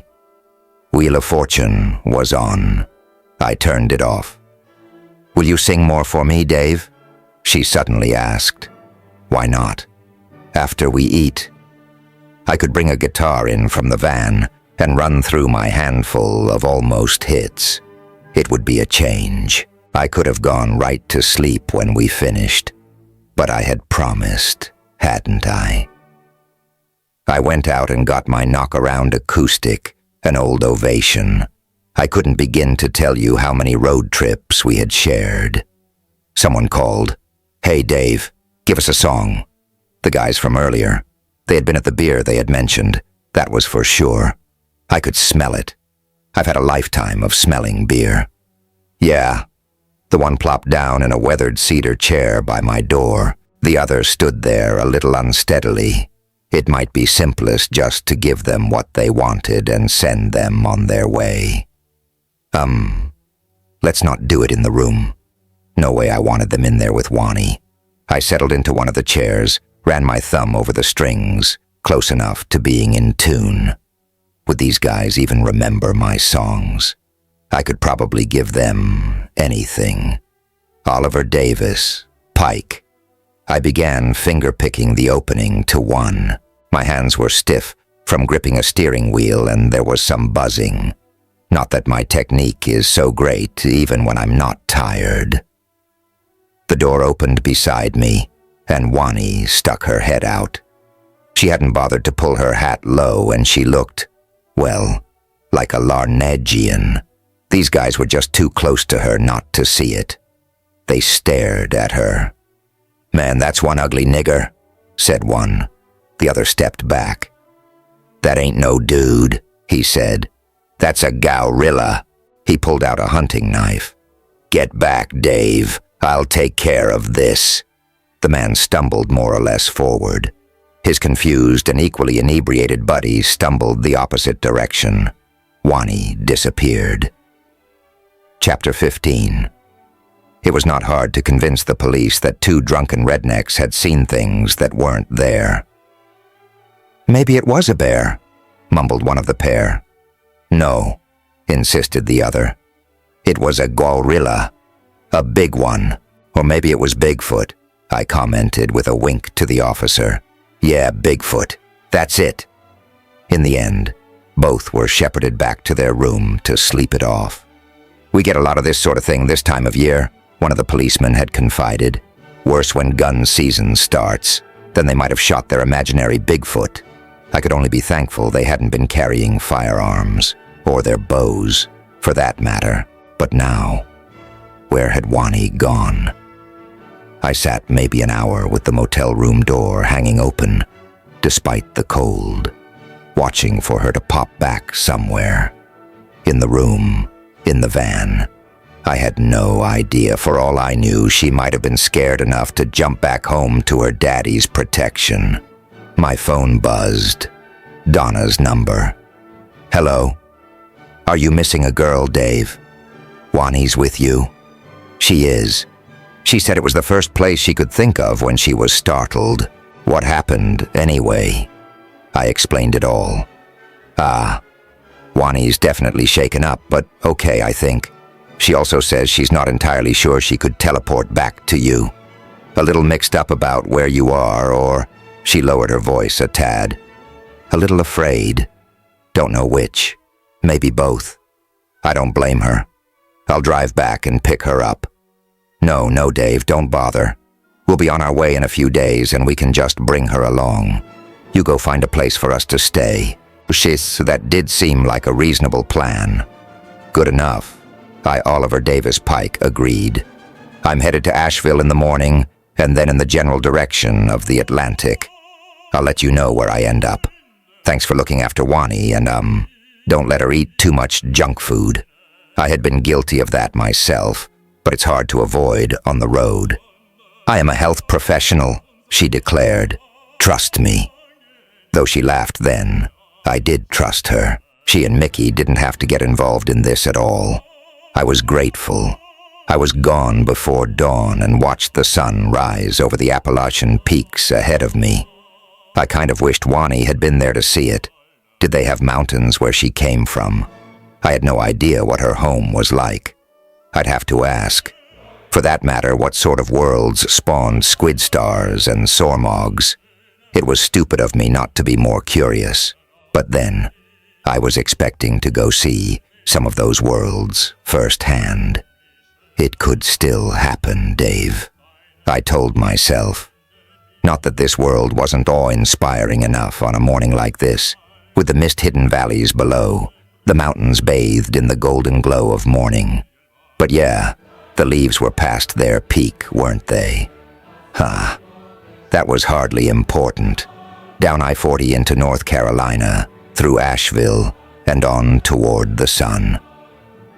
Toward Wilmington, I had decided. I liked the town. Had considered moving there once. Maybe I wouldn't get all the way there, but it gave me a destination. I wouldn't get there today. I mean, in theory I certainly could, but I did not intend to hurry. I'd keep my eye open for a place to stay a while. Maybe a campground. Yes, camping. That's what I should do. I stopped in Statesville and bought a roomy and rather expensive tent. Hey, I could afford it now. I exited the interstate there too, and angled southeasterly on less traveled roads. That night I spent in a state park. It only took me an hour or so to figure out how to pitch the tent. Then I alienese finally did get the guitar out and played some. It had been too long. Onward the next morning, across the PD, past Fort Bragg. Nothing caught my eye. Maybe I would end up in Wilmington. Winter rentals could be cheap. Not that I wanted to stay through winter. Lumberton. Now it looked promising, and it was on the interstate. I could hit the road south quickly. There were a couple state parks between it and Wilmington, but they might shut down their campsites in the winter, if they had campsites. I spent the night in a noisy motel there. By the end of the next day, Cash had rented me a trailer outside town for a month. I called Minneapolis, or I called Donna.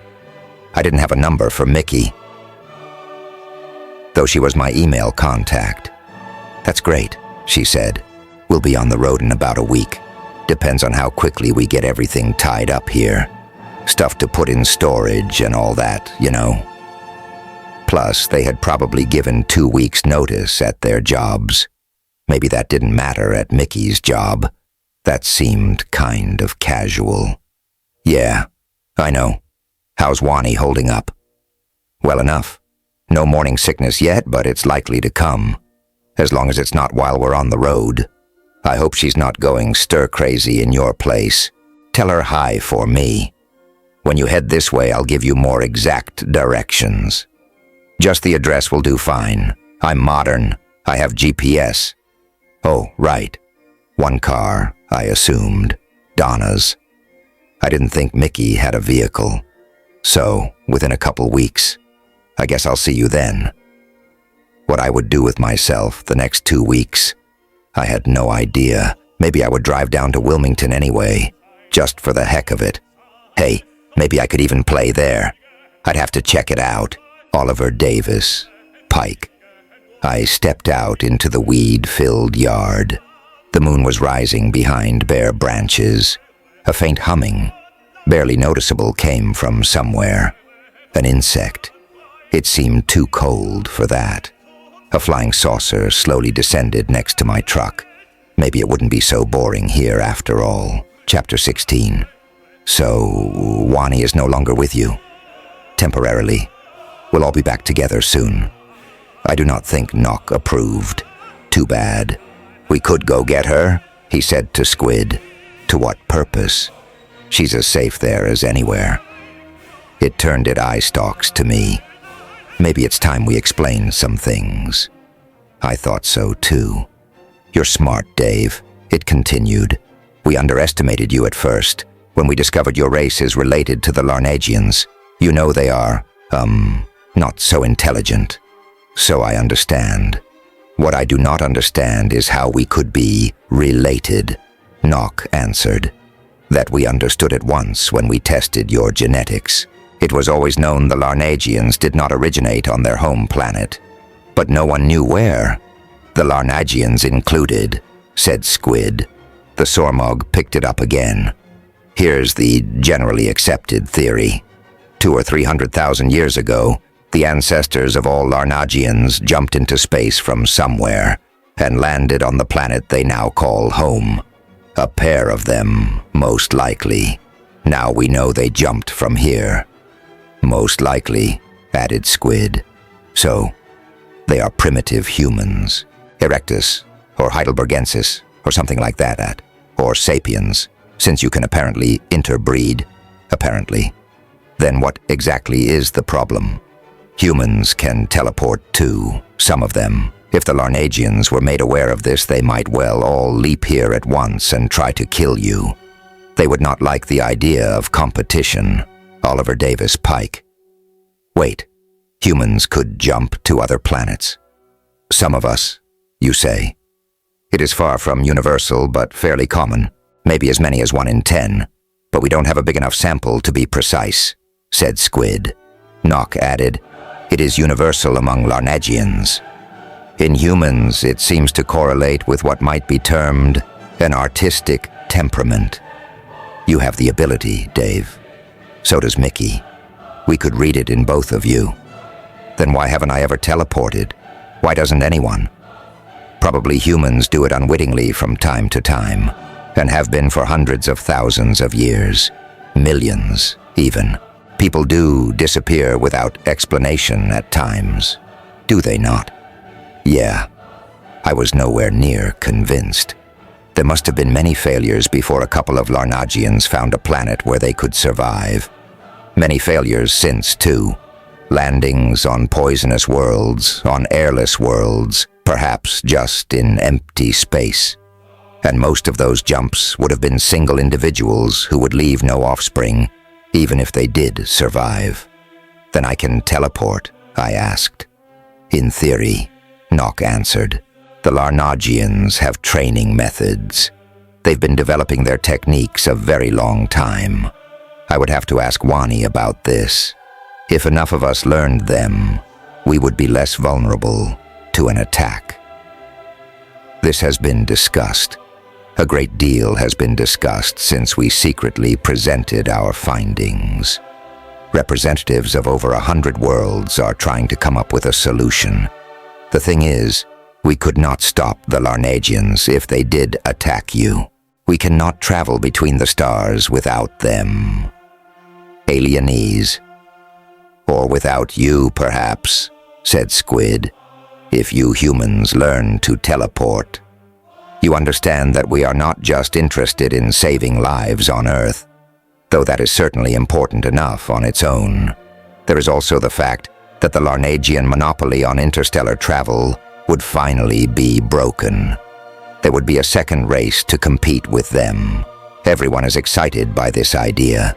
The problem will be protecting you until you are ready to take your place. Ah, so economics played its role, as always. They will learn, sooner or later, I pointed out. Indeed so. Let us hope our leaders figure something out. It has been suggested, transporting some numbers of you to other planets, said Nock, as a precaution. But the Larnagians would undoubtedly be curious about the reason for it. Or conversely, Squid said, sending guards here to protect you. But that would arouse suspicions as well. Are the Larnagians all that dangerous? I asked. I mean, if they were, they would have conquered the universe by now. If they were brainier, they just might have, admitted Nock. The other worlds have learned how to deal with them. Your people haven't. And the adult males can be rather, belligerent, as well as rather large. There is a marked sexual dimorphism. Another reason most navigators are young females. So Wani and I can't do much but hide and see how things turn out, huh? And these guys, and their superiors, would be interested in our child. I wasn't sure I trusted them much more than the Larnagians. Well then, let's turn our attention to other matters. I have a bottle of brandy ready for your analysis. Ah yes, said Squid. We mustn't neglect science. Chapter 17. 10 days later, a Volvo station wagon pulled up in front of the trailer. I hadn't done much in the interval. Did drive over to Wilmington, but it was kind of dead there, and a cold breeze blew off the ocean. It would be good to get out of here. It would be good to get somewhere warmer. No need to pay another month of rent on this shabby mobile home either. An eager Wani sprinted to the house. I was glad to see her too. I'll admit it. I stood there, my arm around Wani, and watched the women crawl from the vehicle. That doesn't look very comfortable for sleeping, I remarked. Yet we did, said Mickey. We took turns driving and stopped only for restroom breaks. Damn, I'm stiff, Donna said. It's good to finally be here. Not for long. Come on in, I have lots to tell you. And I did. They sat around the peeling formica-topped table, eating and listening. I saw no reason not to let Wani know the whole story, too. Well, said Donna, and nothing more for a while. She gave her partner a long look. Then Mickey could jump to other places just like Wani. In theory, I asked Wani, do you understand all this? Yes, Dave. You are all Larnagians, just like me. She giggled, but not as pretty. Then she got serious. The doctor is right. My people might want to hurt you. Wani got it quite well. I shouldn't underestimate her. He said we could learn to jump. He said there were training methods. Oh, I could teach you, both of you. Mickey looked like she had mixed feelings about this. I know alienese, I did. Our survival might depend on it, I said, directing it at no one in particular, but intending it for Mickey. Maybe human survival did. There was no way of knowing that, and no point in thinking that far ahead. Learn what we could do first. And mine, if I'm with you, noted Donna. When does training camp start? I shrugged. I'd say that's up to our instructor, but I really would like to get out of this place. Not right this minute. They looked bushed. When you are rested up a little. And off to Florida? Asked Mickey. Is that still what you have in mind? It seems like a good destination. Only a day away, too. I shouldn't be forcing anything on them. But I'm not in charge, Wani snickered. Sure, Dave. Donna laughed outright at that.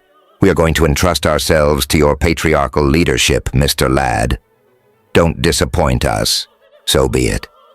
Rest well then, and we'll set off for our promised land in the morning. I'm ready to get out of this place.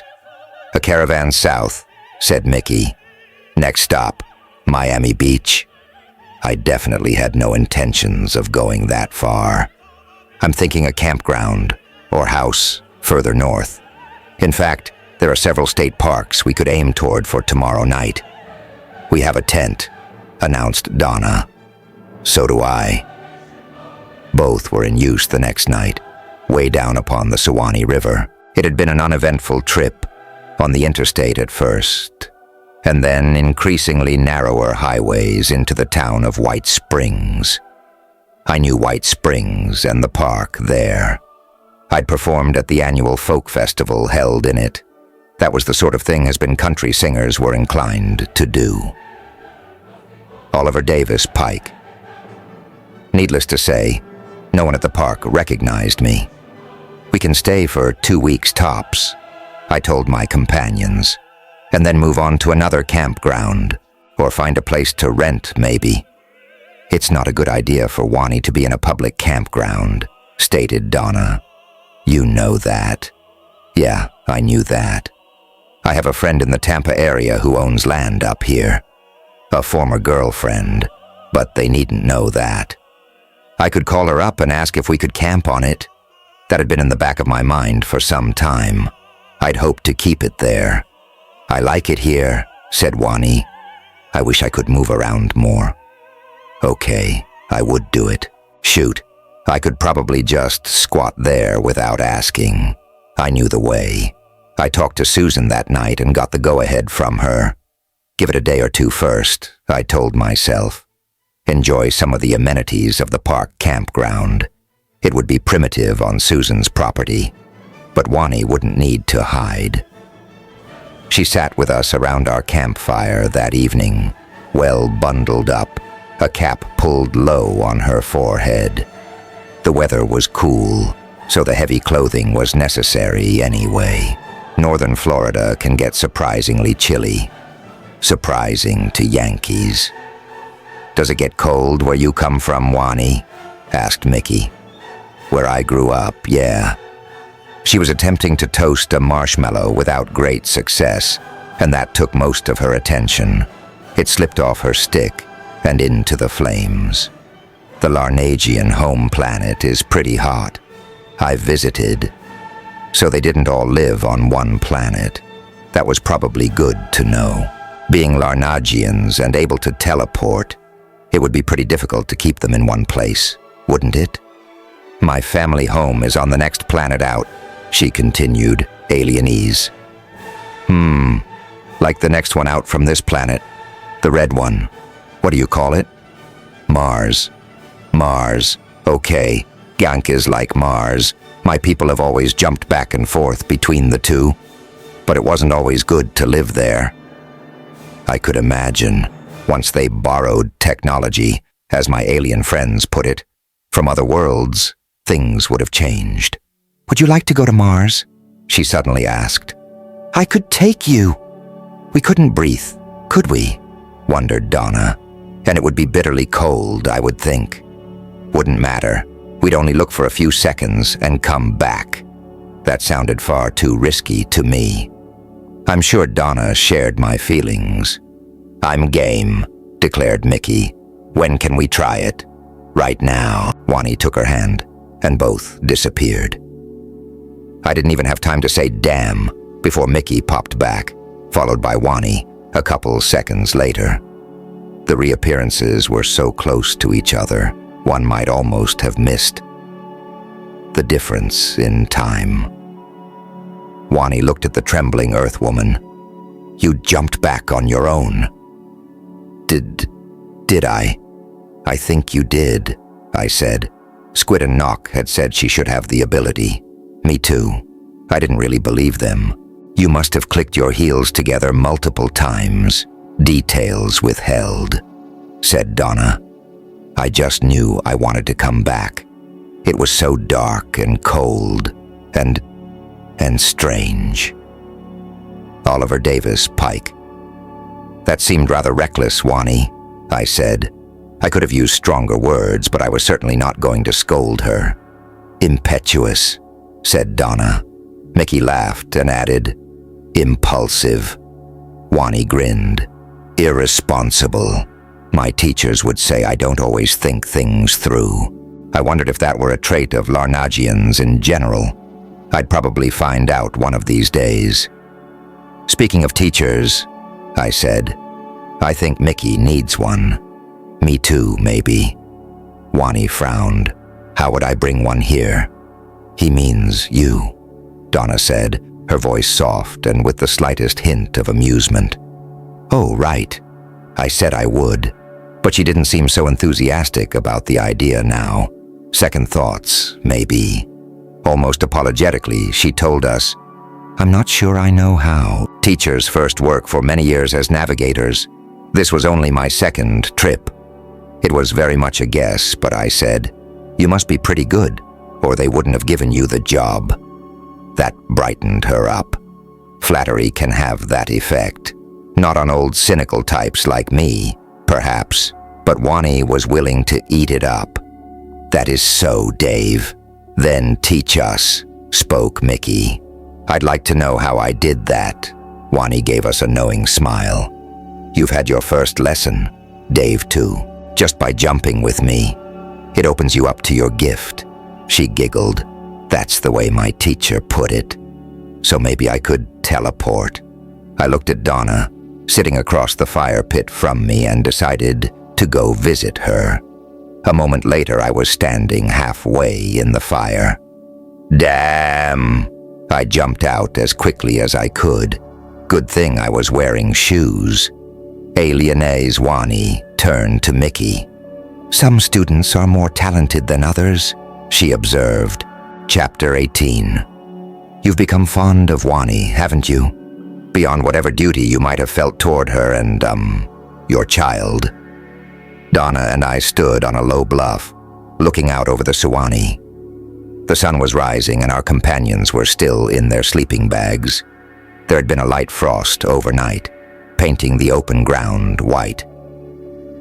No point in denying it, I replied. But it's not, well, love. Not in the romantic sense. She only smiled at this. No, I don't think Wani is your soulmate. A silence for a few moments. That doesn't mean you don't make good mates anyway. Better than me and Mickey, maybe. I had seen better couples. I'd seen worse, too. Is her new ability going to change things, you think? Undoubtedly. Let's get back and pack up. By early afternoon, I had found Susan's 10 acres, back a winding dirt road. It was somewhat low-lying land, and parts of it surely flooded from time to time. That was unlikely to be a problem at this time of year. There was no house on the property. A small shed stood on a cleared patch of higher ground, and there was a rock-lined fire pit.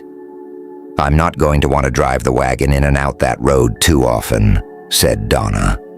There won't be much reason to, I replied, but I reckon we'll go stir-crazy if we don't get out now and again. An occasional grocery trip to White Springs or Lake City at least. Donna would, said Mickey. I can go a long time without seeing people and be completely happy. Me too. Let's get the tents up. Mickey looked around and suddenly realized something. There's no electric. I'll need to charge my laptop. She had been alienese, pecking away at it regularly, maybe writing that novel Donna had mentioned. We'll go into town and buy a generator, I decided. Some kerosene lanterns, too, and damn, there's a lot of stuff we're going to need, isn't there? If we were going to live primitive, I intended to do it in comfort. Axes, said Wani, for firewood. Definitely, agreed Donna. You and I can go gather fallen limbs right now while these two set up camp. Wani did tend to get in the way when we were pitching the tents. Shoot, I tended to get in my own way. Mickey and I had my larger one erected by the time they came back with arms full of branches. "There's room enough for all of us in this one," observed Donna, dumping her firewood. Mickey immediately shot her a dark look. There could be any number of reasons for that. Wani seemed oblivious to their tension. I hadn't seen much of that sort of thing in the Larnagian girl, but she was human, after all. Thoroughly human, I had come to realize. "We'd better allow for some privacy," I said. It didn't matter that much to me. It didn't seem to matter to Donna. Our companions were of a different temperament. Living with these three through the winter might be more challenging than I had envisioned, and Wani's pregnancy would be advancing. I couldn't forget that. We should be long gone before she gave birth. I certainly hoped that was so. Where to? Maybe it would be safe to go back to my place by then. Maybe it was safe now. The next day, however, I needed to go shopping for all those items we had thought of. Donna was the obvious companion for this. She knew more about camping and roughing it in general. Oliver Davis Pike than any of us. Lake City was the place to shop. We could fill up the van with all we needed. We found our way to pavement and headed south. "Are you going to be all right with hanging out in the woods all winter?" I asked. Or maybe I should ask if Mickey will be. Mickey will do fine. She's been writing lots. Obsessively, if you will. She chuckled at that. If she stops, there might be trouble. And I'll be able to hike around and keep myself entertained, at least for a while. How about you, Dave? A good question. Too good a question. I'll be the one to get restless first. I know that. The story of my life. I won't run off, of course, but I might get cranky. I just hope that Mickey and I can keep it together. If we can't, one of us might run off. Troubles? Yeah. Every couple has them, right? In my experience, yeah. Which is why I'm single. Wait. Well, I guess I'm not actually single now, am I? We'll have to ask Wani. No, we wouldn't. I hadn't the slightest doubt the Larnagian considered us a couple. Mates. Whatever. Have you two been together long? A couple years? Donna sighed. I guess Mickey always knew she was queer. I took longer to choose a side. I'd never seen why anyone needed to choose a side. I would not, however, comment on that. Instead, I smiled and asked, "She convinced you?" She did. But she knows I am still attracted to guys. Physically attracted, which is not the same as falling in love. I said, "Alienese." Exactly. We rode on in silence for a couple minutes, entering the outskirts of the town. "You don't think my presence will be a problem, do you?" I finally asked. She only laughed. "I think I can resist you, Dave." I laughed too. It had been kind of an absurd question. Wani did offer to share me with you two. I wonder if that's part of her culture. Polygamy. I don't know, I replied. But we'll have all winter to learn about her. And her to learn about us. She's doing a good job of picking up English. That had started while Wani stayed with them in Minneapolis. We bought everything we could think of, more than we needed, no doubt. Toilet paper, drinking water, shovels to dig a latrine. We finished off by filling several cans with gas for the shiny new generator and headed the laden van back north. Dusk was filling the woods with shadow as we crept along the dirt road into our camp. Donna suddenly seemed attentive to something, leaning toward the open window. She liked fresh air. "Do you hear that?" she asked. "It sounds like music." Sort of. I brought the van to a halt and cranked down my own window. "Banjo," I said. "That often sounds sort of like music." I had an immediate suspicion as to its origin. "We may have a visitor." The van moved forward again, slowly. I needed the headlights now. Next to Donna's Volvo sat a pickup truck. A fire burned by our pair of tents, and a figure sat by that fire, playing the banjo. Playing it quite well, I'll admit. "You know that guy?" asked Donna as I rolled to a halt. "Not a guy," I replied. "That's Susan, my ex." Part 3, Out There, Chapter 19. "You were married, Dave." She sounded slightly incredulous. I would have been too. "Fortunately, no. Ex-girlfriend. Long-term." She snickered. "Oh, an XLTGF. And her dog." I could see Dew lolling at Susan's side. I wondered what Wani had made of him. Did Larnagians keep pets? Well, they certainly saw a lot of strange life forms as they roamed the stars. I guess a dog wouldn't bother her. Maybe she would bother the dog. Wani might be a new and different scent to Dew. Ha! What if he caught a whiff of knock or squid? Nothing to do but make the best of this, get out, and say hello. Susan spoke before I could. "Quite a harem you have here, Dave." I ignored that. "This is Donna Johansson," I said. "Susan Rossi. I assume you've introduced yourself to the others, Susan." "That she has," said Mickey, "and told us tales of you. You have an interesting past, Dave." But Susan gave me a look that was somewhere between sardonic and affectionate. I was never sure with her. Not as interesting as his present. I got to read Mick's ongoing account. Dew meandered over and sniffed at me. Satisfied, he moved on to Donna. She knelt and scratched behind his ears. I was not at all surprised she was a dog person. Wani had remained silent, sitting and watching the rest of us. Did she feel left out in some way? I wouldn't blame her, not one bit. "Let's unpack all this stuff," I said. "Did you bring a tent, Susan?" "Alienese." "You mean I can't share yours?" she replied with arch innocence. That peeved me more than a little. If we weren't guests on her property, I might have said something I shouldn't. I answered as dryly as I could manage. "No, nothing more." I could see Wani smile at that.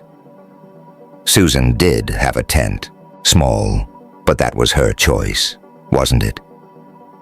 We helped her get it up, and then got all the stuff Donna and I had purchased out of the van and made a start at setting up a more comfortable camp. But it was late and dark and getting nippy. "We can get back to this in the morning," said Donna. We were all in agreement. At least we had lanterns now. That was a definite improvement. When we cranked the generator tomorrow, we could even have electric lights if we wished. Probably best not to run it that much, I told myself, though I wasn't sure why we shouldn't. "Susan's music is funny sounding," remarked Wani as we settled down in our own roomy tent. "But I like it. I like her. Is she your mate?" "She was once. No more." I smiled into the darkness. We were both too cranky to get along. "You're not cranky, Dave," she assured me, snuggling closer. I could have said she didn't know me well enough yet. Fortunately, I had the sense to hold my tongue. I don't always. "Dave," she whispered. "Yes, Wani." "Do you only like me because I'm expecting a child? I'm not smart like all the other females here. I know it." My first impulse was to disagree with her. "Why would you think that, Wani? You're plenty smart." She sighed. "Larnagians aren't smart. We know this. The Oliver Davis Pike other race out there." I think she waved an arm in the direction of the unseen sky. "Make jokes about us, but they need us."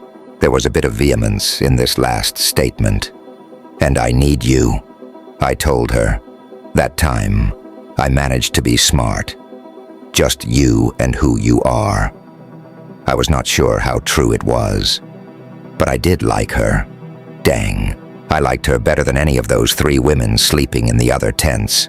I had to make sure she never felt intimidated by them, never felt inferior. She had fallen asleep, but I couldn't for a while. I could only wonder about where we would go next. Something would happen, eventually, and that was kind of my fault. Wani's too, when it came down to it. If we hadn't had reproduction, if she hadn't gotten expecting a child, The secret of Earth could have been remained a secret indefinitely. Could we find a place to hide? Maybe on one of that multitude of worlds out there. But none would support human life. Oh, some might, but we were unlikely to find them. We couldn't survive unless we depended on others. Hospitality might become captivity. A breeding program, even. I could think of all sorts of unwelcome scenarios. But we could always leap away, as could any Larnagian. Any attempt at that sort of thing by aliens would be sure to fail. We were already an experiment. Of that, I had no doubt. They were watching to see if Wani's pregnancy successfully came to term. Squid might have suggested an abortion otherwise. That would have prevented all that followed. He might even have performed one without her knowledge. I had no idea what sort of beliefs or feelings any of them had about such an action. I most definitely would not suggest it. The light of a hunter's moon filtered into our tent. I could make out the Larnagian girl's alienese form beneath the blankets, soundly sleeping. In time, I joined her in slumber. Chapter 20. Susan can't jump, declared Wani. She's like Donna. I didn't know how she could be sure, but I was willing to take her word. Nock could wave an instrument in her direction sometime, perhaps, and corroborate it. In the meantime, Mickey and I were being given lessons. That largely consisted of practice and learning to get a firm picture of our destination in our heads. It was easier if there was an individual we knew at the other end of our jump. There was never any problem with coming back to camp, however erratic the outward teleport might be. Susan hung around. She claimed she simply was taking a little vacation and might have come up here anyway. I do intend to build a cabin someday, she said. Make this my home base. She had been saying that years ago, too. We had even talked about living together here. I reckon her interest might have waned after the breakup. No upcoming gigs? I asked her. Only lessons. I canceled all of those for a while. She had students. I knew that. I haven't the patience to teach myself. But Wani did. She proved surprisingly good at it. You are very old to be beginners, she told us. Most Larnagians learn to jump when they are little kids. How little, wondered Mickey. Toddlers. Oh no, they might get in trouble. Mothers never teleport with their children until they are 6 or so they don't pick up the ability too early. Mothers. How about fathers? I wondered if Mickey was thinking the same thing, but neither of us voiced it. But you have special teachers, right? I asked. Yep, especially those of us who are going to be navigators. Alienés. We continued to learn over the next couple of weeks. Only a very few long jumps were made, in the company of Wani, sometimes one of us choosing our destination, sometimes our instructor. She always made us handle the leap back. We could jump up to the ship, said Wani. I could or you could, Dave. We both know it well enough. Maybe Mickey, too. Visit Squid and Nock? But how do we know its location? Isn't it moving? I assumed it was in orbit. You have to learn to see it. Then you will know where it is. She had said this with mock seriousness. Then she giggled. But you are right. It's hard when it doesn't stay in one place. Hey, would you like to go meet aliens? The dog seemed agreeable to the idea. He seemed agreeable to anything Wani said. The two had hit it off from the start. Doesn't she consider herself an alien? Whispered Mickey. I could answer that only with a shrug. Maybe Wani did see herself as one of us. Genetically, she was one of us. What I did say was, I should turn on the van's radio more often. One of them might try to contact us. I decided to do that later, sitting in the van, listening. I could pick up a country station, but I wasn't too fond of where country music had gone, just as it wasn't too fond of me. There was classical from Gainesville that came and went. Susan climbed in and took the front passenger seat. She didn't know about Nock and Squid speaking to me this way. She probably just thought I was getting away from things for a few minutes. "It's about time I skedaddled back home," she said. "You know you're welcome to stay here as long as you want, as long as you need." "Thanks. It might be best for us to stay put through winter." Oliver Davis, Pike, Susan nodded. "And then where?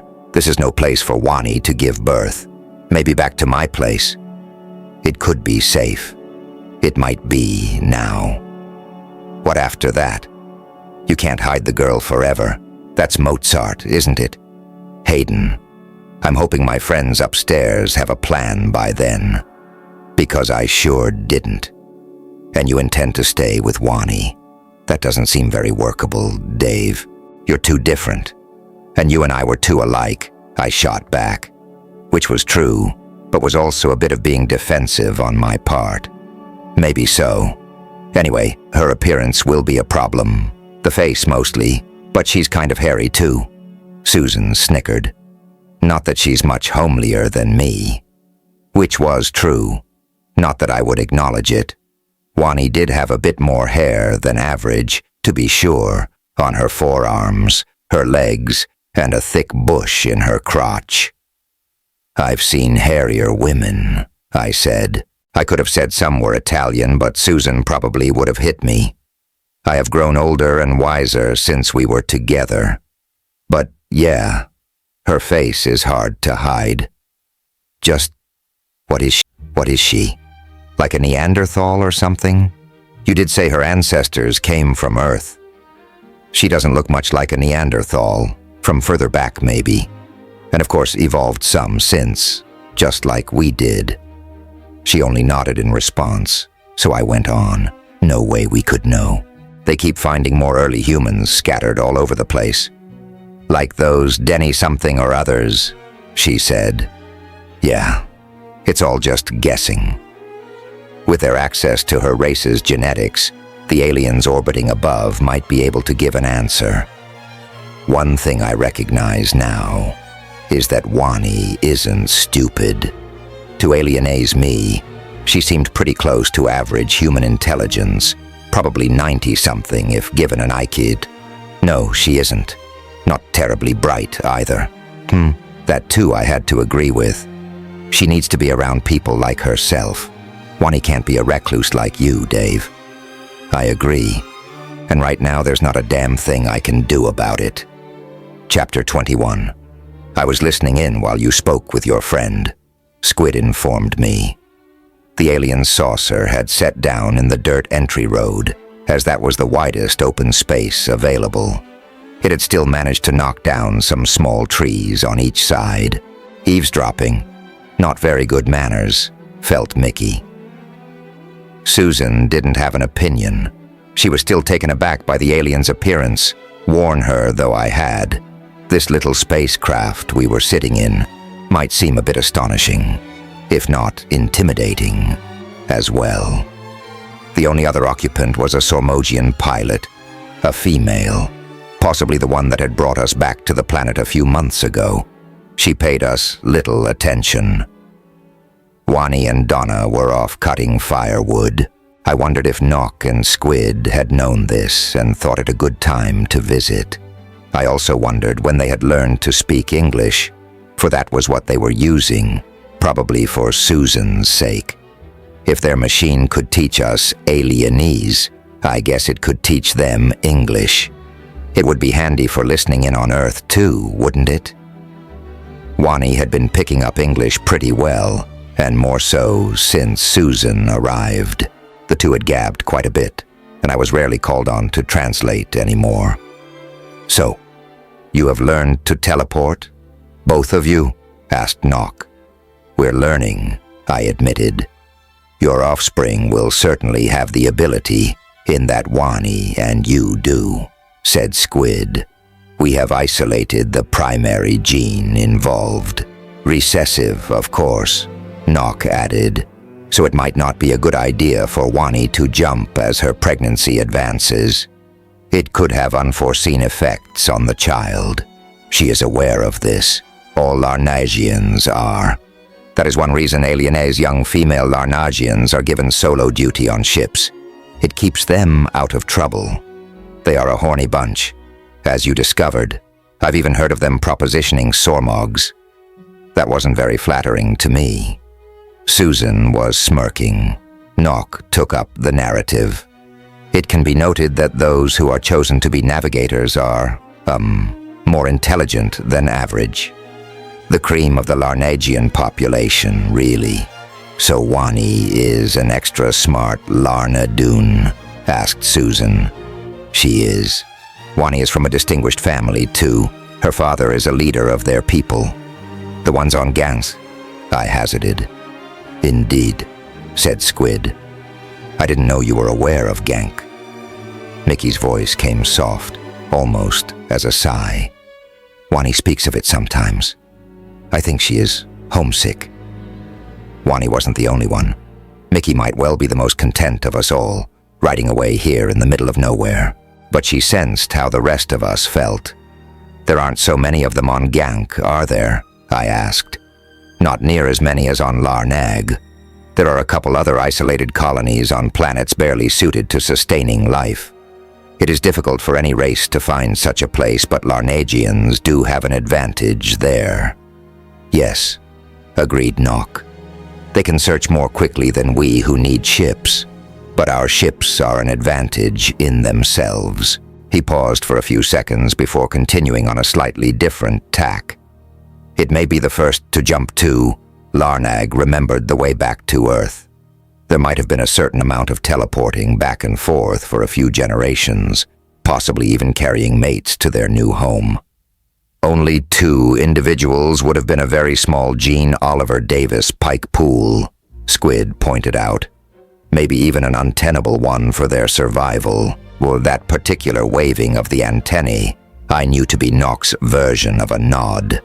It's even possible they took plants and animals. That needs further investigation. Be that as it may, the location of their original home was eventually forgotten.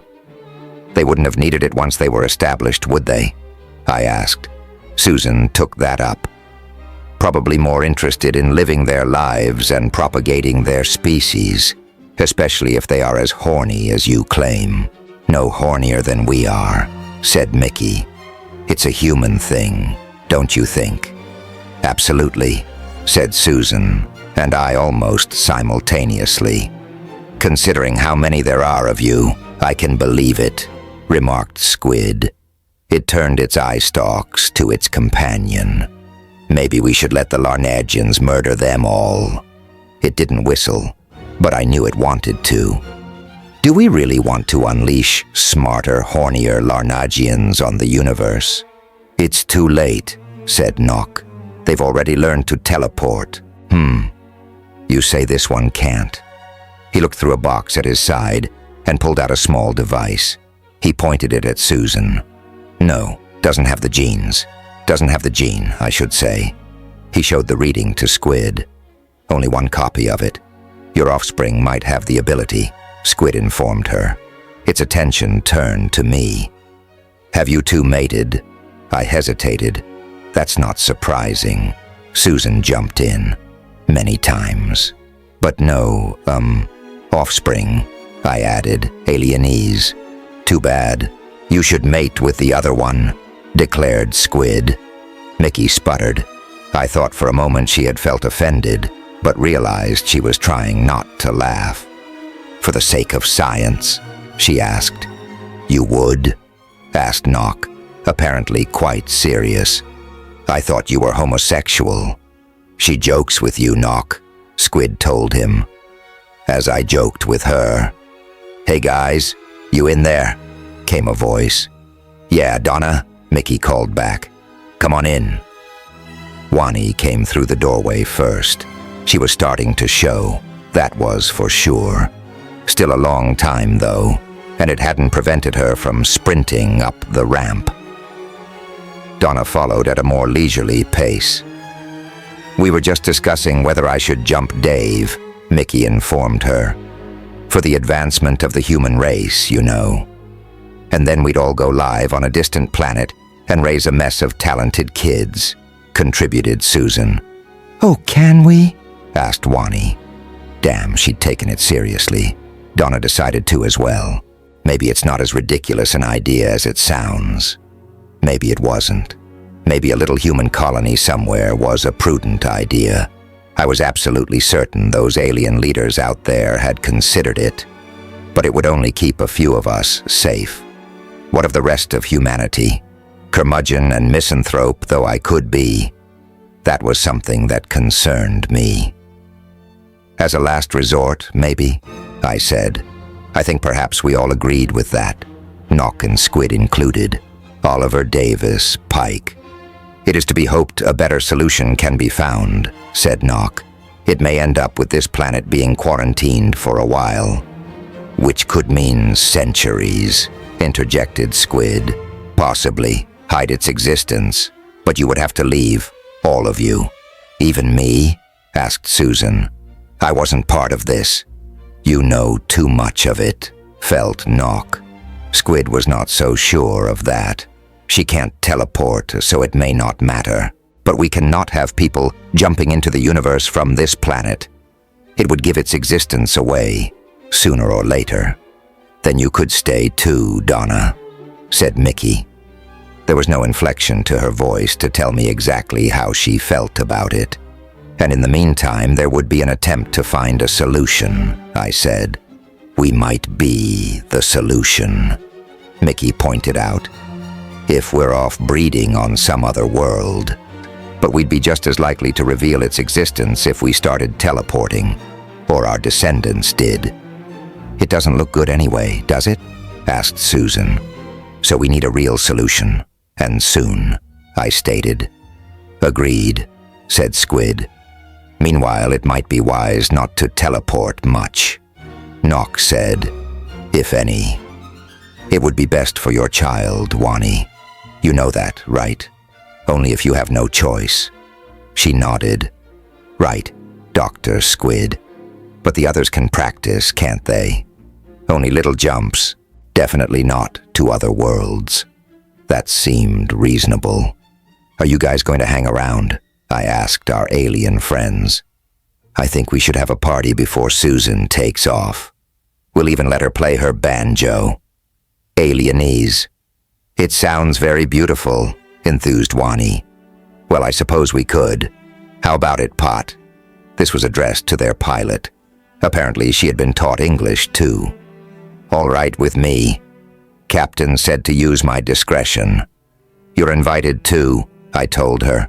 We were all heading out the door and down the ramp when a woman's voice came from behind us, in alienese this time. "Where are you all going?" A young Larnagian stood there. A girl, surely the navigator from the spaceship somewhere above us.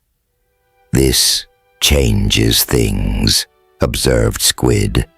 "Muka!" yelled Wani, and ran to embrace her. Chapter 22. "We went to school together," Wani explained. "Come on and join the party, Muka." "Oh, this is Du." Muka shrank back a little as the dog nuzzled her hand, but was soon petting him. Donna and I threw more wood onto the fire, and we all settled down around it. There was plenty of beer. Muka gave her friend a long look. "Who is the father?" "It's a secret," Wani replied. That was sensible of her. The Larnagian girl didn't press her on it. "We've been worried about you," she said. "Especially your dad. Please don't tell anyone. I have a reason for hiding out." Muka shrugged her shoulders and guzzled some of the beer. I think Wani envied the fact that her friend could drink and she wasn't allowed. A little later she whispered to me, if I thought she might tattle, I'd put a knife in her. I was taken aback by the statement. "To be sure. I thought she was your friend. But you're my man. That's more important." So Wani really did consider me husband or mate, or whatever the position might be in Larnagian culture. This was not going to end with us simply parting, going back to our very different lives. Not that our old lives existed anymore. No, not for either of us. Muka looked no more like Wani than Donna looked like Mickey. or Mickey looked like Susan. To an alien eye, that might all seem much the same, but I was used to Wani now. I knew her. The newcomer was a little stockier. She wore the same jumpsuit Wani had on board the spaceship, so it was hard to tell much else about her body. The face was broader, making her brow ridges seem a little less pronounced. I wondered if she came from Gans, too. Not for long. It was alienese, supposed to be a party, a farewell to Susan. That was what should have my attention. We played some tunes together, just like in the old days. Of course, Susan could play circles around me. I never resented that, and still don't. But the evening inevitably wound down. Squid remarked, "These swamps remind me of home. Much colder, though." It sidled a little closer to the fire. Maybe a little too close, considering its tendency to dry out. I thought it might be time to get our aliens back to their ship. Where had Nock disappeared to? Maybe in the saucer. I went up the ramp and there were Pot and Nock, their long caterpillar bodies rearing up, writhing and intertwining, and, well, Nock could never accuse humans of being horny again.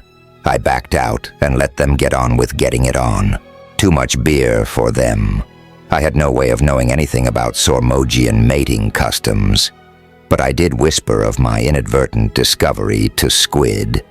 I figured it might be important for it to know. Its whistle laugh was relatively subdued. It was the cold air. It stimulated Pot's reproductive cycle. So the cold brought her into heat? And like any male Sormog, he was ready when it happened. Maybe that was why they kept it so warm up in the ship. Both these species were better off with it that way. That could be one reason they were paired too, but most likely only one reason. "They'll be ready to travel in an hour or two," Squid went on. "Of course, Pot will need to lay her eggs when we get back to the ship."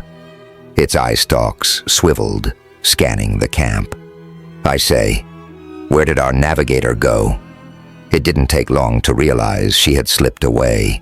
Squid got on his communicator or radio or whatever you would call it, and Oliver Davis Pike asked the ship if she had returned.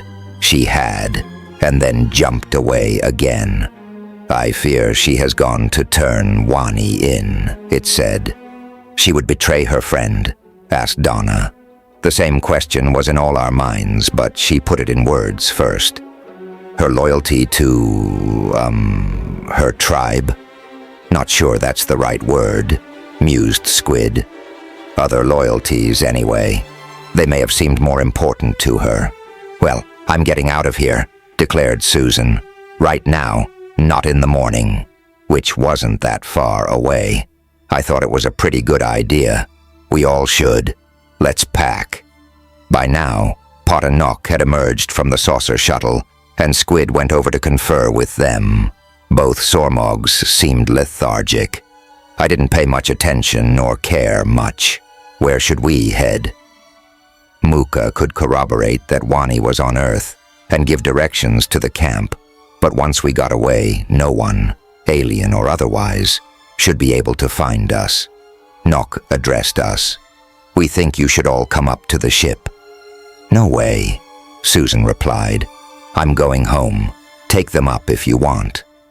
She jerked her head in my general direction. "Really, it should be all," the Sormog persisted.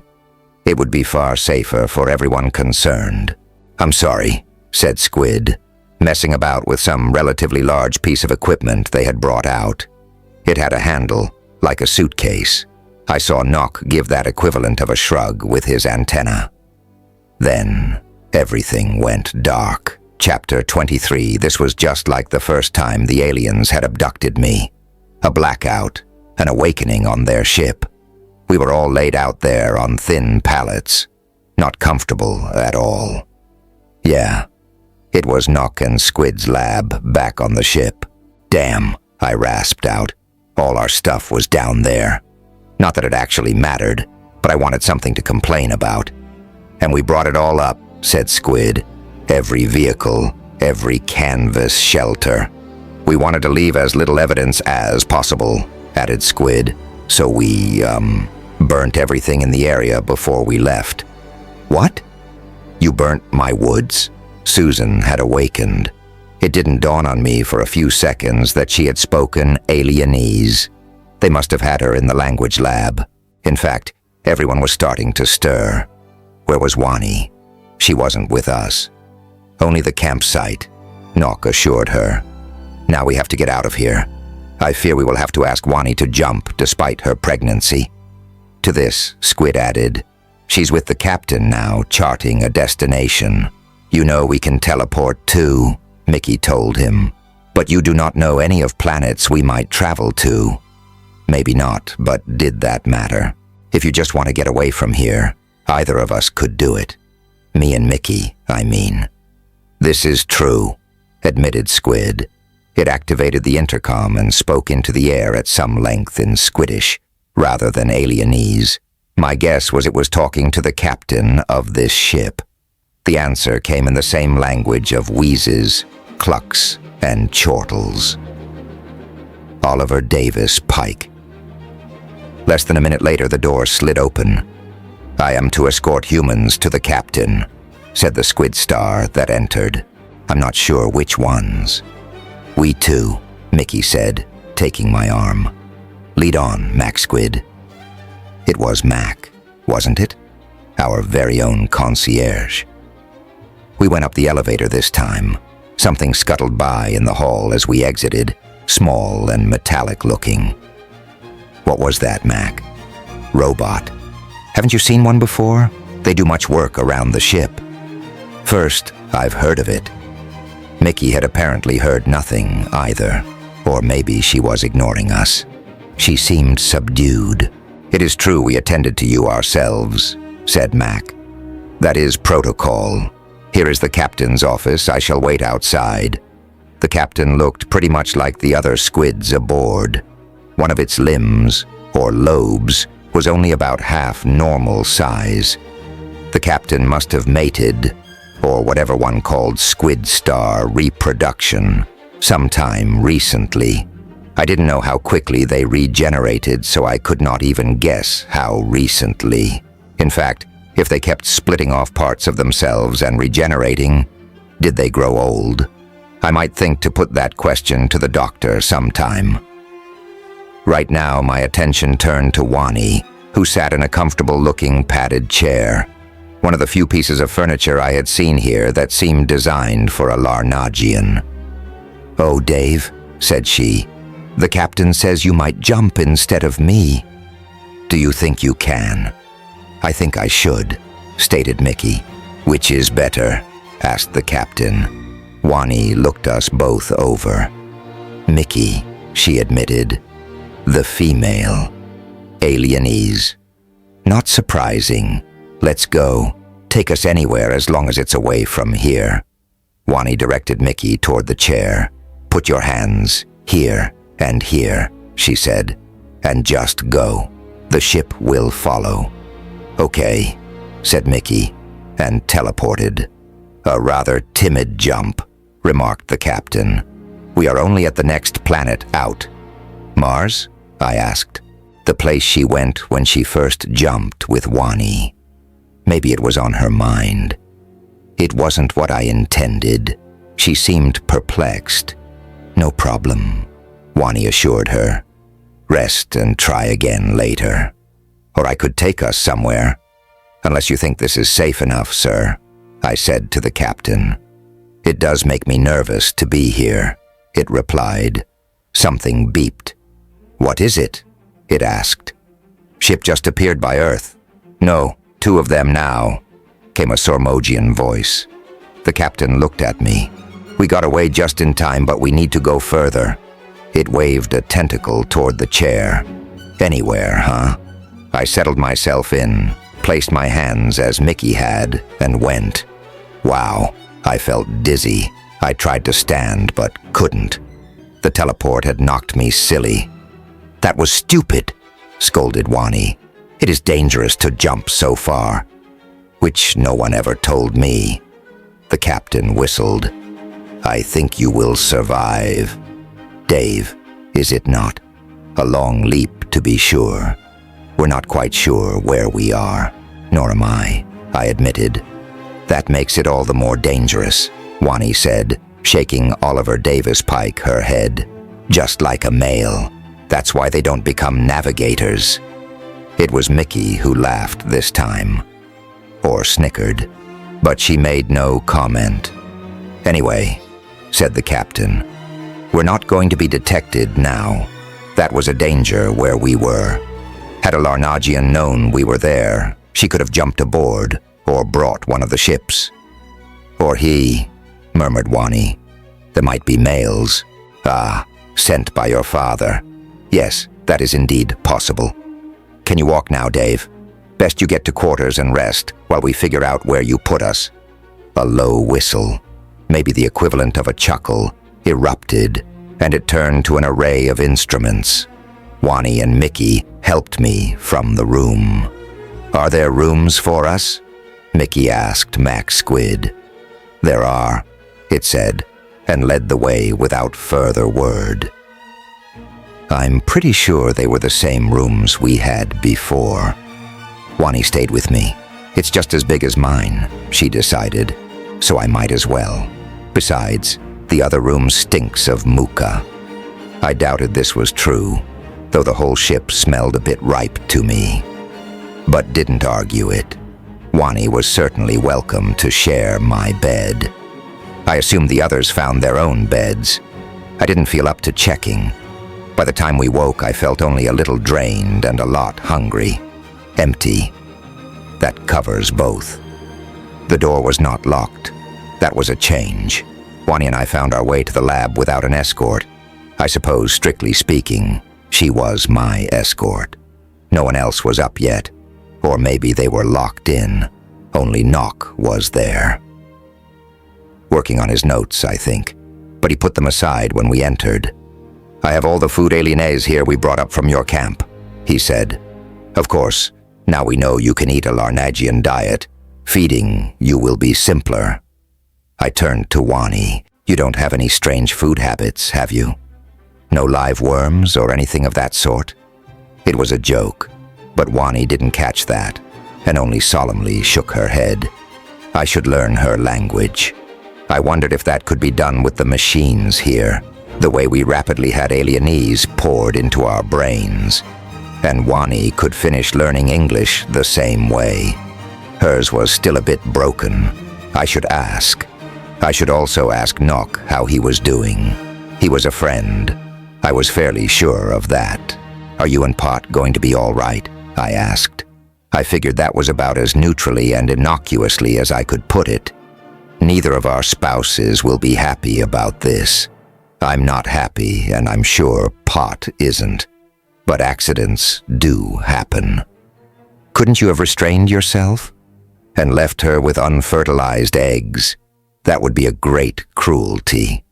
I didn't know why it would be, but decided to delve no deeper into Sormog reproduction. Okay then, I said. Let's fix some breakfast. I did wonder about those eggs Pot would be laying. Would there be little Sormogian wormlings crawling about the ship soon? The rest of our party drifted in over the next few minutes. Donna and Mickey knew this place, but it was new to Susan. If I'd been thinking clearly last night, I might have been able to do something for her. Even ask Wani to stay with her. Too late now. She seemed okay. Susan always seemed to seem okay. Or so it seemed. Ha ha. It bugged me somewhat. But she had already hung around with Squid and Nock. So what was a little space travel after that? And she could speak alienese now, which might help. Especially if none of us ever got home. Oliver Davis Pike. A rather strident voice erupted in the Squid language. Might that be the captain? I wasn't certain. Squid replied and turned on a viewer, running through a series of camera feeds. Ah, there it is, he said. It was a large humanoid figure, leaning against a metal wall somewhere. It looked like it might be a storeroom. It looked like a he. seemed rather the worse for wear, head drooping onto his folded arms. He looked up and shook that heavy-browed, bearded head. "Daddy," cried Wani. Chapter 24. Wani's father must have jumped aboard, just as we jumped.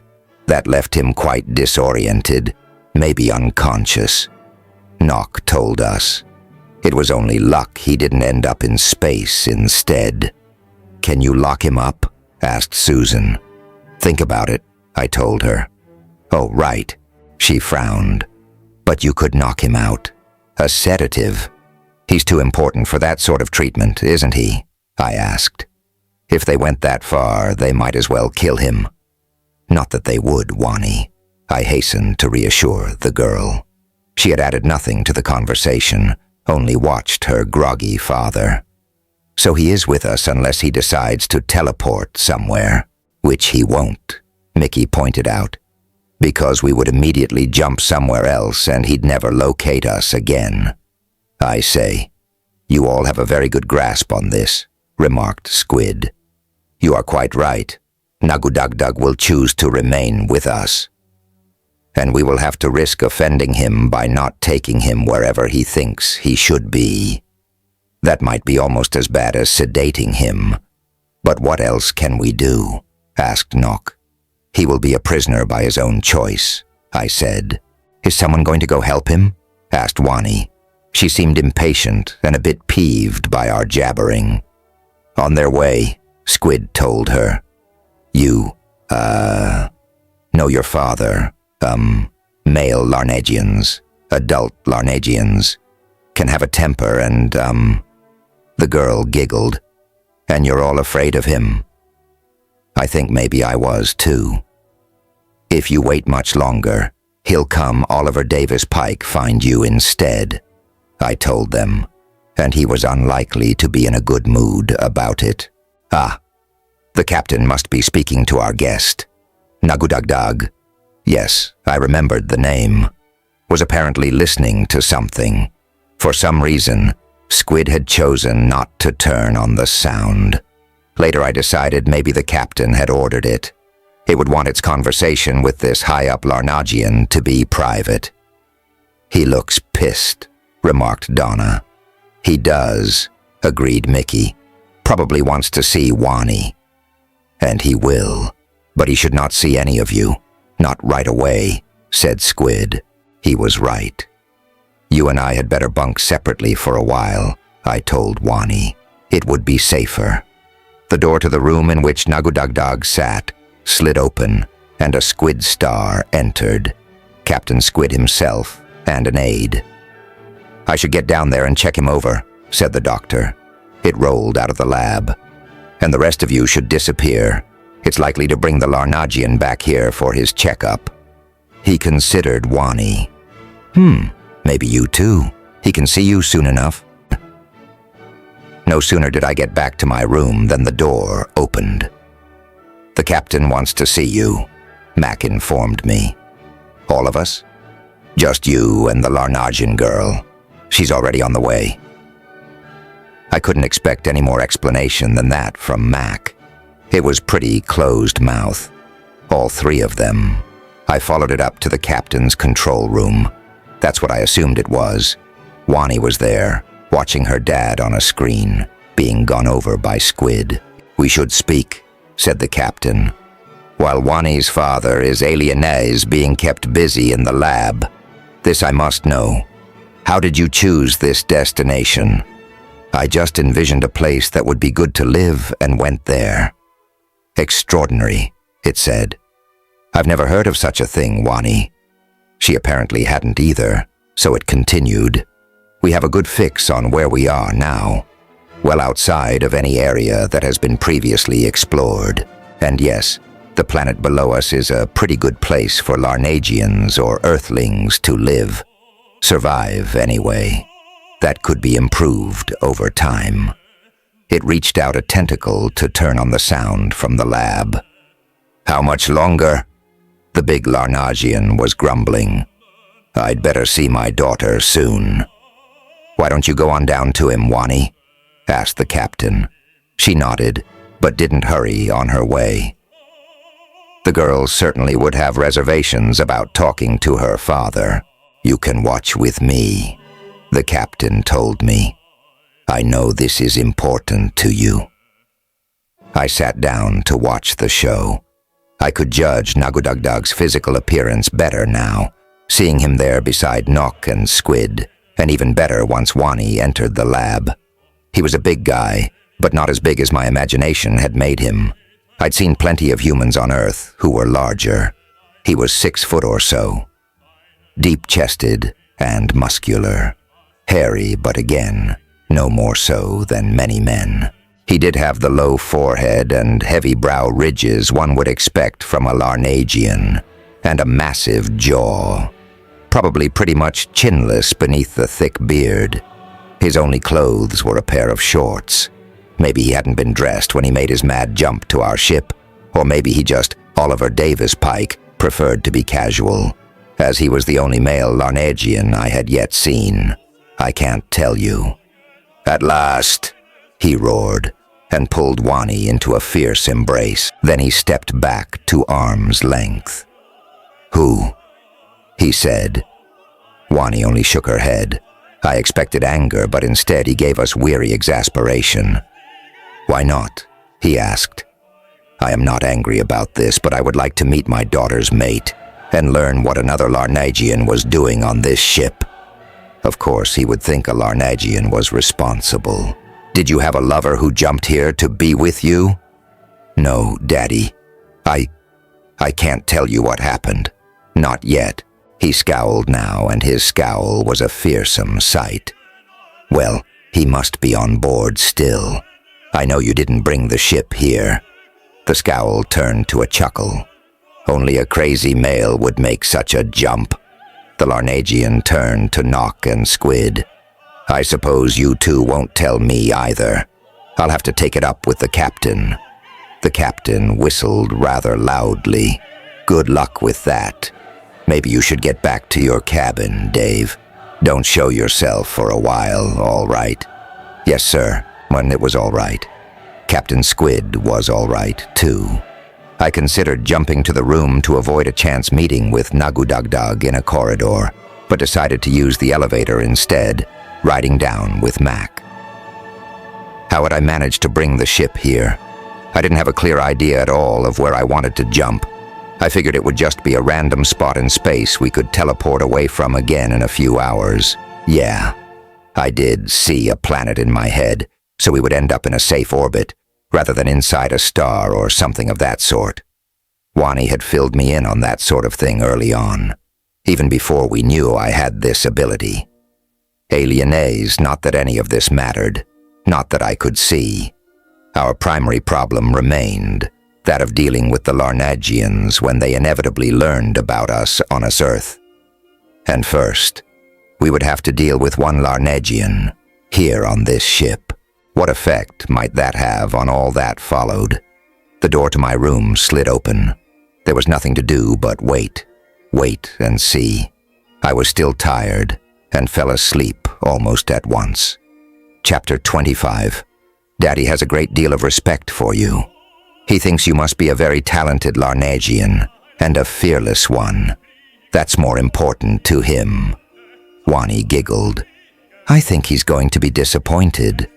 If I was fearless, I'd be in your room instead of looking at you on a screen, I replied. I wonder how the others are holding up. Let's see. The view switched to Donna and Mickey's quarters. They seemed to be asleep. Won't bother them, she said. I'd wondered if Susan had been put in the same room. They wouldn't like that. No, they wouldn't. But Susan would. She likes having someone to talk to. Then let's talk to her.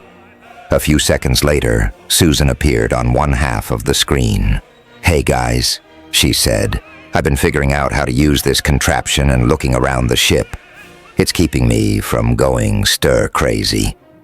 I'd have to remember to tape over my sensors again. Anything interesting? I asked.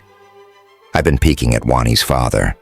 I don't think he quite understands how to turn off the viewer. Daddy's not good with machines. So I can keep being a peeping Susan. I think he's kind of, well, sexy. Are he and your mom happy? Wani laughed outright. Happy not to be together. She has another husband now. She then realized just what Susan meant. Would you want to be one of his wives? No, but he might be interesting to, sample. I mean, why should Dave be the only one with a Larnagian lover? Alienese. I knew she was joking. Pretty much. But Wani took all this quite seriously. But he isn't supposed to know you are here. Don't worry. Susan isn't going to go down to his cabin and proposition your dear old dad. Not right now, added Susan. Okay, guys. Oh, I don't feel so good. Maybe I should go see... Wani puked before she got any further. She gave us a wan smile and said, "The doctor." Susan at once told her, "You might do better with Donna. She knows more about expecting a child women." Wani shot me a look. Dave has made me sick again. Guilty, I agreed. Need any help to clean that up? Robot is already getting it. See. She did something to the sensors at her end, so we could glimpse a little box scuttling about the floor, removing any trace of the vomit. I wondered if one like that lurked somewhere in my own room. Now I talk to Dr. Squid. With that, she cut us off. "This is quite a mess you've gotten all of us into," said Susan. Yeah, it was my fault I was abducted by aliens. I switched off the screen. Then I was bored. Those feeds were the only entertainment here. Did the aliens have books? Not that I could read them, but I wondered. Maybe movies of some sort. I must ask. I could look in at the lab. Nock or Squid could tell me. That proved unnecessary. A short time later, an hour maybe. Hard to tell on this ship. A short time later, Dr. Squid stopped by my room. "What's up, Doc?" I greeted it.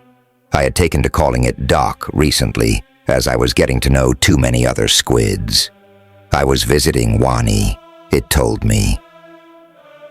Slipping into my cabin. "You Oliver Davis Pike are right about Donna being best qualified to tend to her. We'll have to work out some way to do it privately." That seemed sensible, and there wasn't much else to say about Wani, except that she was holding up well enough. So I asked about movies. Yes, some species do have entertainments of that sort, and some seem completely unable to understand their purpose. The Larnagians have a long and rich oral tradition, most of which has been recorded. Unfortunately, it is in languages you would not understand. I should probably learn Wani's native tongue one of these days. You already have. They speak what you call alienese in everyday life on Gank. Other languages are largely ceremonial. I should have recognized that. Wani and her father did speak the pidgin to each other. "How's your other expecting a child patient?" I asked. "Pot. Expecting a child no more. She has laid 3 eggs and is fine now, but unlikely to emerge from her room through the rest of this journey. It is too warm in the ship." "Oh yes. You told me the cold had something to do with it all." "It has everything to do with it. The Sormogian ancestors would mate when cold weather first came, and then hole up through the winter. Not hibernate exactly, but reduce their activity. Eggs would hatch by spring. These days, they can choose when they want to start a family, lowering the temperature in their habitations accordingly. Pot's room is kept cool now so she can rest and wait for the young ones to emerge. But Nock doesn't get to rest. No, he can't, but he should. I understand it is fairly fatiguing alienese for the males. A slight whistle followed. It is, in fact, somewhat invigorating for my race to detach a lobe. Growing a new one must take some energy. Indeed, it makes one quite hungry. Would you like to view videos about the process? Squid porn. I didn't think so. Maybe sometime. I'd be more interested in learning some cultural or political stuff. I think we all would. We know nothing of those worlds out there. I fear there would be little such in our library, but I'll see what's available. We don't need it for what we do. Of course, it continued. Were emissaries sent to make open contact, they would have all of that. So what do you have? Doc Squid was being oblique. Perhaps it didn't want us to know too much, or maybe it was just its nature. Popular amusements geared for our races, for the most part. You would not understand them at all. Wani may have some things you could enjoy. Human tastes and Larnagian tastes do not seem too dissimilar to me. But it hastened to warn me. Do stay in your quarters for now. I didn't intend to go traipsing down the hallways, but if I jumped to another room, it should be safe, shouldn't it? I had no plans to, so I didn't mention it to Squid. I promised not to step out of my door. So tell me about this planet I seem to have discovered. A nice place. Plenty of oxygen, which the majority of intelligent life prefers. Water, too. The seas are a little iron-rich still. Temperate by your standards. To be honest, any number of species could make it their home with a little work. But it continued. The biology is very similar to that of Earth, or Larnag. Some of the plants and animals are surely poisonous to your Oliver Davis Pike species, but I suspect some are not. It is just the sort of place the first Larnagians might have discovered. I could see why the captain was astonished. So do I get to keep it? That is something we are discussing, which was not the response I had expected to my joke of a question. Squid continued. If it was decided to transplant some of you from Earth, this would be a good spot. It crouched there on its 3 legs for a moment, just looking at me. I somehow doubt you are unusual, Dave. That would be too great a coincidence. Maybe anyone from Earth could have done the same. Anyone who can teleport. It was right, of course. I was just a random guy they abducted. This will make us seem all the more of a threat to the Larnagians. But it also gives us a handy bribe. They would certainly like a new hospitable planet to colonize. Then, I said, maybe I'll just give it to them. Chapter 26. I'm bored, said Susan. Me too. How about I visit? But we're not supposed to leave our rooms, and mine is locked. That last bit of info surprised me only a little. Our alien hosts might trust me, but weren't so sure about Susan, I guess. No problem, I told her. A moment later, I had teleported into her quarters. Accurately. I was kind of proud of that. Your room is probably being monitored, I remarked. They'll know I've visited. She gave me a knowing smirk. But you don't give a damn, right? No, I don't. And it gives them notice that they can't keep me contained. Or any of us. I spoke to the air. You hear that, guys? Don't fence me in. Susan only shook her head. They can't fence you in. I'm another matter. Not so, Miss Rossi. Would you care to call on the Mrs. Vogel and Johansson? Sure. Why not? We'll have to leave Du behind, I said, and took her hand. A moment later, we were with them. They probably should have been warned first, but we didn't catch them doing anything naughty, so it was all right. I sat down on their bed, a tad dizzy after 2 teleports in quick succession, even if they were short jumps. And while I was sitting there, I filled them in on everything I had learned. Won't any plans we make be heard? Asked Donna, her eyes flicking to the sensors. She'd figured out where they were. I gazed at them somewhat nonchalantly. I could always put Oliver Davis Pike some tape over them, but I shouldn't say that now. We have nothing to hide, I lied. Everyone has something to hide. By the way, I continued, I find that Nock amassed a rather large catalog of Earth media we can access. He even has my recordings, including the song Mickey Hates, asked Donna. It's just misunderstood, I maintained. There's a Larnagian library, too. Stuff Wani apparently enjoys. Haven't had a chance to check it out. Susan began to fiddle with the viewer controls. "I've figured out some of the symbols," she told us, over her shoulder. "I might be able to find it." I think this is it. That's the word for Larnagian." She pointed out an alienese script on the screen. "Damn, your ex is smart," remarked Donna. "You're not telling me anything. Find something interesting?" "Don't know. I'll just try out entries at random." The first image to fill the screen was a page full of words. "That looks like the same kind of writing they use here on the ship," she said. "We're not going to figure it out." She tried another entry. "A movie. Let's watch," said Mickey. We didn't watch long. It was essentially porn, and not good porn. I suppose you need something like that when you're stuck on a ship light, years away from your kind, was Donna's opinion. But who would have guessed there were Larnagian porn actors? I hope they were actors, was all I had to say. The guys were kind of, underendowed. I think we all noticed, said Susan, even compared to you. Ah, there was the Susan I knew of old. "Oh," chortled Mickey, "so that's why little Wani seduced you." There might be some truth to it. She had been watching me in my room.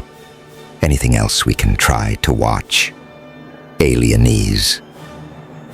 The next video Susan pulled up consisted mainly of female Larnagians talking for quite some time. There didn't seem to be much of a thread to their conversation. Then a male showed up and it turned into porn again. "I think we'll give up on Larnagian movies," said Susan. We all agreed and spent the next couple hours sampling some of the stuff Nock had accumulated. We were watching one of Attenborough's nature documentaries when Squid's voice broke in. "Those are rather good, aren't they? Your people do interesting work, and it saves us research time. Would you like all your dinners delivered to the one room?" I looked around. Susan shook her head. "I think we're done hanging for a while, Squid. I'll get Susan and myself back to our own rooms." "Very well, Dave. I wish you wouldn't jump around the ship, but I admit you're not actually breaking your promise." And there was no way it could prevent me. It knew that. After eating in my room, I felt bored again.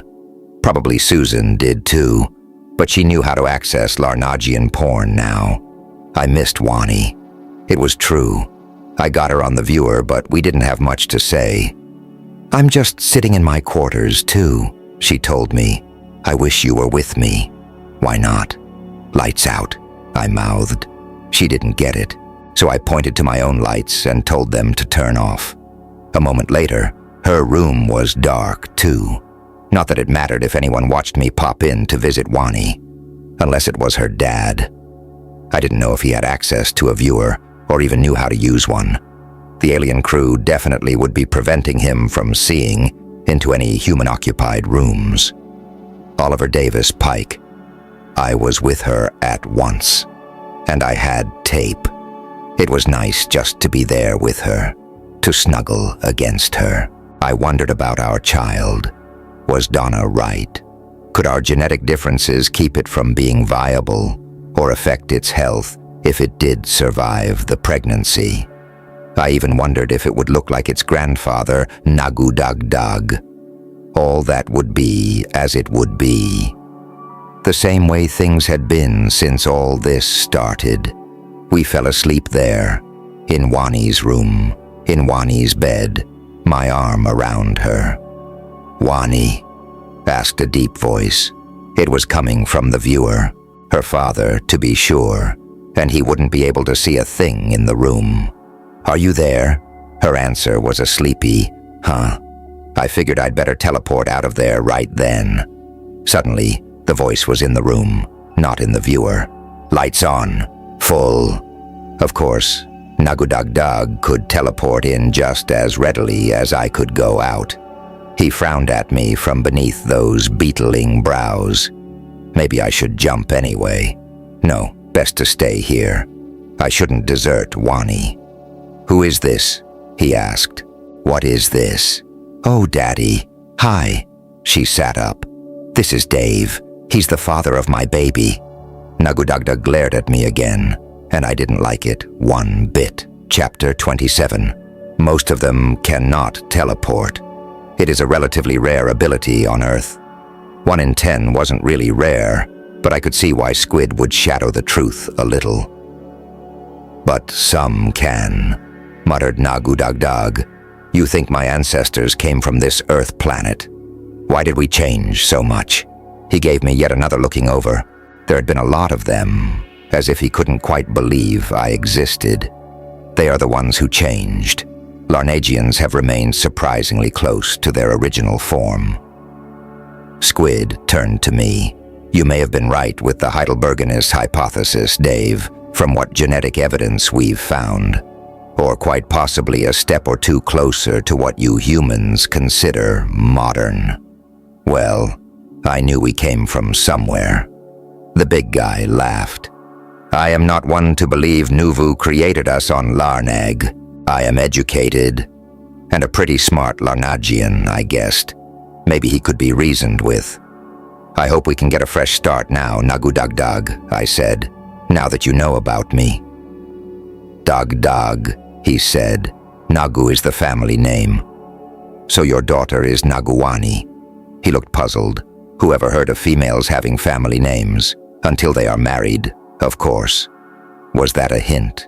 I wasn't quite sure whether he wanted me as son-in-law or not. The captain rejoined the conversation. I think you should go down and take a look at Planet Dave, both of you. Planet Dave was flattering. I was not nearly as pleased with the idea of teleporting down there with this guy. By saucer shuttle, Baid, of course, added Squid. We've been down several times, gathering samples and data.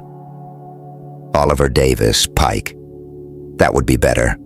We should all go down and take a look. Wani too. So it was arranged. All the humans, both Larnagians. I was surprised that the captain came along. I guess they didn't actually need him on a ship in orbit. Nock accompanied us, but not Doc. And Susan had to leave Dew behind. He had been following her about at the ship and growling occasionally at one alien or another. Dagdag was in his shorts again. He had worn an ill-fitting jumpsuit the last I had seen him. I assumed the ship didn't have one in his extra-large size. He said nothing as we descended. As before, I felt little of the ride. Even the entry to the planet's atmosphere was smooth. We sat down on a hillside, among rocks. Every place else was thick with a riot of vegetation. Below us towered trees that would rival the greatest of redwoods. I call them trees, but assumed they had no relation to those on Earth. Nothing here would. It would have followed its own evolutionary path. Yet Squid had said its chemistry was close enough to ours to perhaps be compatible. I breathed in the rich air. It was good to be away from the stink of the ship. Susan took it all in for a minute or two. I don't think this place should be named Planet Dave, she said. I suggest paradise. The word she used wasn't paradise, strictly. It was an alienese word that had approximately the same meaning. Some of my race think that your planet is paradise, said Dagdag. The distant home we left long ago and could never find again. Maybe it was once, murmured Donna. And maybe we can start over here, came Mickey's reply. Donna gave her an astonished look.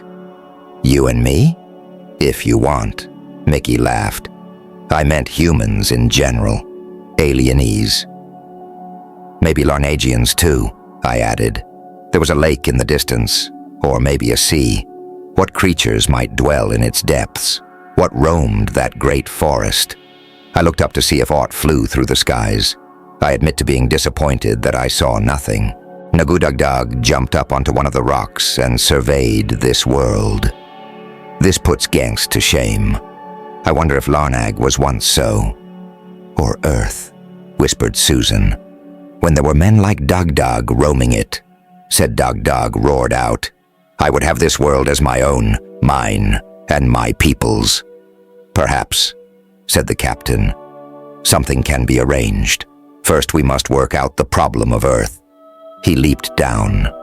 Problem of them being possible rivals to the Larnagians. There are those who fear you will hurt them. Nock quickly added, not you, your people, if they think those of Earth are a threat. Some might, Dug admitted. Captain Squid went on. I could see some members of your society jumping there without thought and attacking individuals. Males, you mean? Yes, that is possible. Especially young restless ones. I would fear an organized attack more. That is what we must prevent. Dug actually looked thoughtful as he listened to this. Larnagians, on their own, couldn't eliminate the people of Earth, of course. They could certainly disrupt things. That would serve no purpose for anyone. No, it would not. The Council is considering all this, isn't it? Indeed they are. We have been trying to give them time. And so Wani hid from me. He nodded his massive head. I, Oliver Davis Pike, understand. I must speak to the Council. First, I will look over more of this place. Walk with me, Wani. Me too, said Susan and followed them. We watched the trio wander down the hillside. The captain turned to the rest of us and said, it is true, the Larnagians, individually or even in a mass attack, rioting, if you will, could cause considerable damage. But they might also get hold of ships and tools that could do far worse things to your planet. They wouldn't really have to know how to use them that well. And it would be hard for us to prevent them, said Nock. Less so now that we have a couple humans who can navigate, the captain pointed out. They could bring at least a few ships to protect Earth. Better though, it said, its eye stalks directed to me. If we also have some Larnagians on your side. We have one, I said. Let's hope we can persuade another. Donna turned her eyes toward the now distant Dug and the two women. I think Susan is working on that. I had to chuckle. Yeah, she is, isn't she? Chapter 28. Was he like those other male Larnagians we saw? Asked Donna. Oh yes, it was really quite itsy-bitsy. Those poor Larnagian girls, was Donna's response to that. Not that it matters to me, of course, Mickey. Not at all. It was hard to tell how serious she was being. Mickey ignored the remark. Nock wanted to say something, but didn't seem sure he should. That is fairly, normal for Larnagians. It seems you Earth humans are much better endowed. In fact, Squid and I have debated whether that was why Wani first decided to, visit you, Dave. I don't blame her at all, said Susan. Isn't that what you suggested, Mickey? Yeah. That was all she was willing to say, and that came reluctantly. Dave's not so bad otherwise, either. Yeah, I'll admit it. She gave the Sormog a looking over. Whatever God created you didn't skimp in that department, did he? No wonder Larnagian girls have sometimes fantasized about you guys. I cannot be accountable for other species, Nock replied. I suppose not. Daggy's actually not bad in the sack. Enthusiastic. Anyway. She smirked. And Do likes him. That's always a must. She was starting to go on just a little too much about this. That was Susan. She didn't know when to quit. Fortunately for both of us, I had known when to quit. Are we ever going to go home? Burst out Mickey of a sudden. Oliver Davis Pike. I don't think any of us know, I said. I wasn't all that sure I wanted to, but I wasn't going to say that. Paradise doesn't seem so bad, said Donna. Do we have anything we really need to go back for, Mick? Mickey didn't answer, but Susan did. I do. My life is there, such as it is. I think we should be able to return those who wish it, spoke Nock. One can't be certain, of course. We intend to orbit here a while longer. There's much to learn about Paradise, as you have named it. that will probably stick, officially, by the way. There was a pause. But more importantly, it gives us a chance to work things out with Nagudagdag. It is good you are keeping him happy, Susan. She sputtered, but held whatever reply she might have thought to make. It was Donna who said, "It might be more important that Wani and Dave keep him happy. By the way, I am sure that Doc knows the gender of their kid. Has it told anyone?" Heads were shaken all around, and antennae twitched. "It most likely didn't even think about it," felt Nock. "I am afraid our squid friends, despite their familiarity with us, do not really understand gender and its importance." "I'd be happy with either," said Donna. "If I were having a child, I mean." She gave Mickey a sidelong glance. "Maybe when we get home we can talk about that again." "And if we don't?" asked her girlfriend. She suddenly grinned. "The only man available for millions of miles is Dave. There are always Larnagians," Susan pointed out. "I think I would prefer Dave," said Donna. "That is, if we are stuck out here."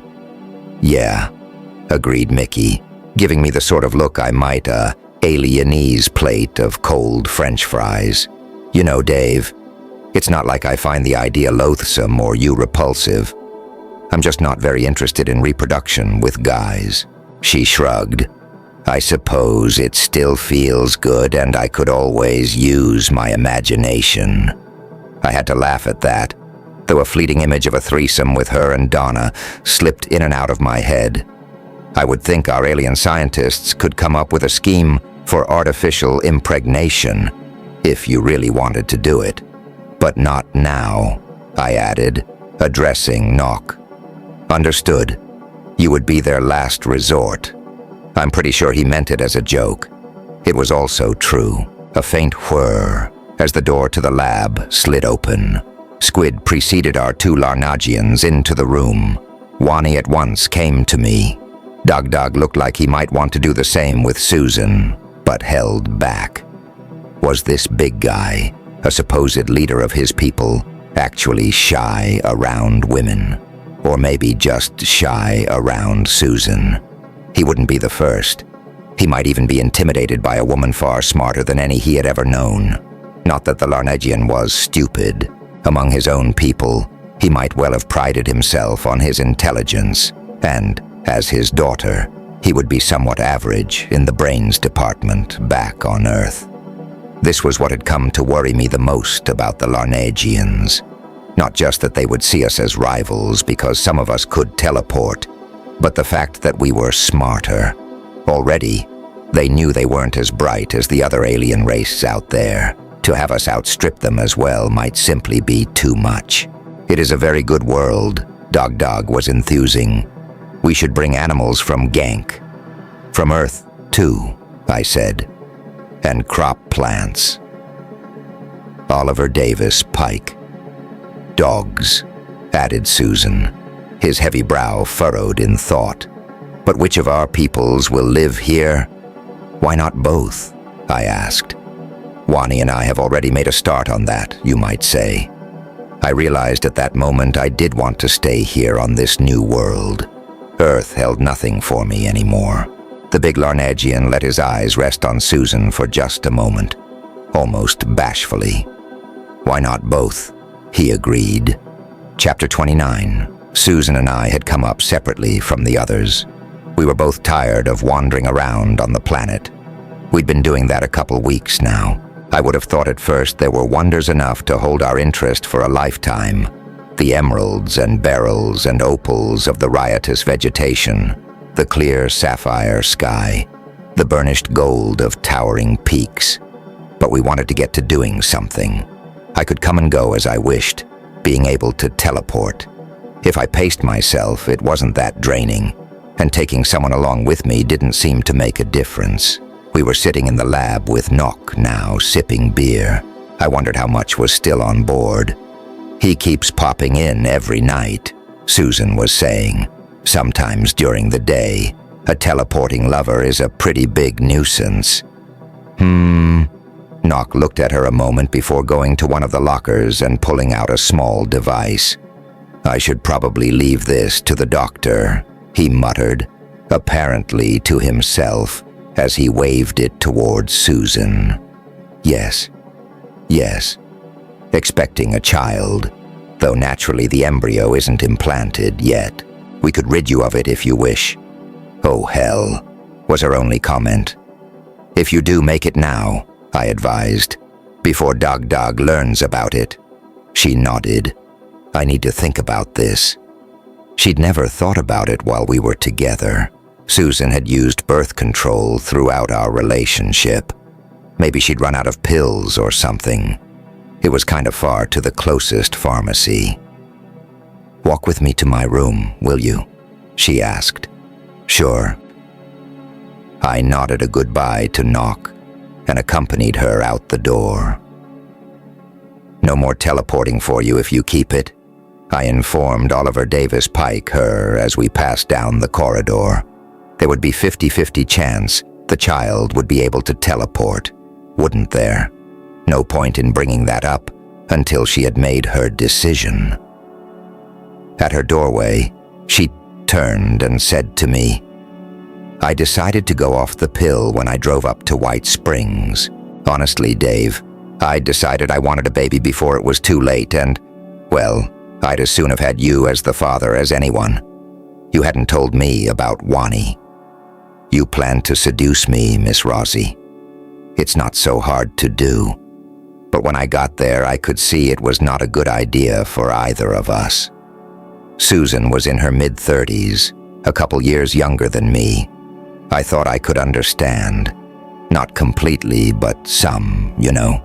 Human feelings are human feelings. Doug might not be such a bad choice as a father, whether he knows about it or not. Yeah, but maybe best if I can get home before it shows. Susan gave me an almost grin.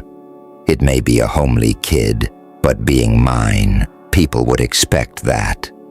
She went in and the door slid shut behind her. Did that mean she intended to keep it? It certainly seemed like she was leaning that way. If she stayed with Nagu Doug, she would be my mother-in-law, wouldn't she? Sort of. I really should get Wani to fill me in on Larnagian marriage customs. If there was some ceremony, I was ready to make it official. Here I was making plans when all was still very much up in the air. There was no guarantee of a happily ever after for any of us. Not that there ever is. I wandered about the ship a while. No one cared about that anymore. The crew was used to me, as well as being aware I could teleport anywhere. They were pretty evenly alienese divided, that crew, between squid stars and sormogs, and I could never see that their species had any bearing on their occupations.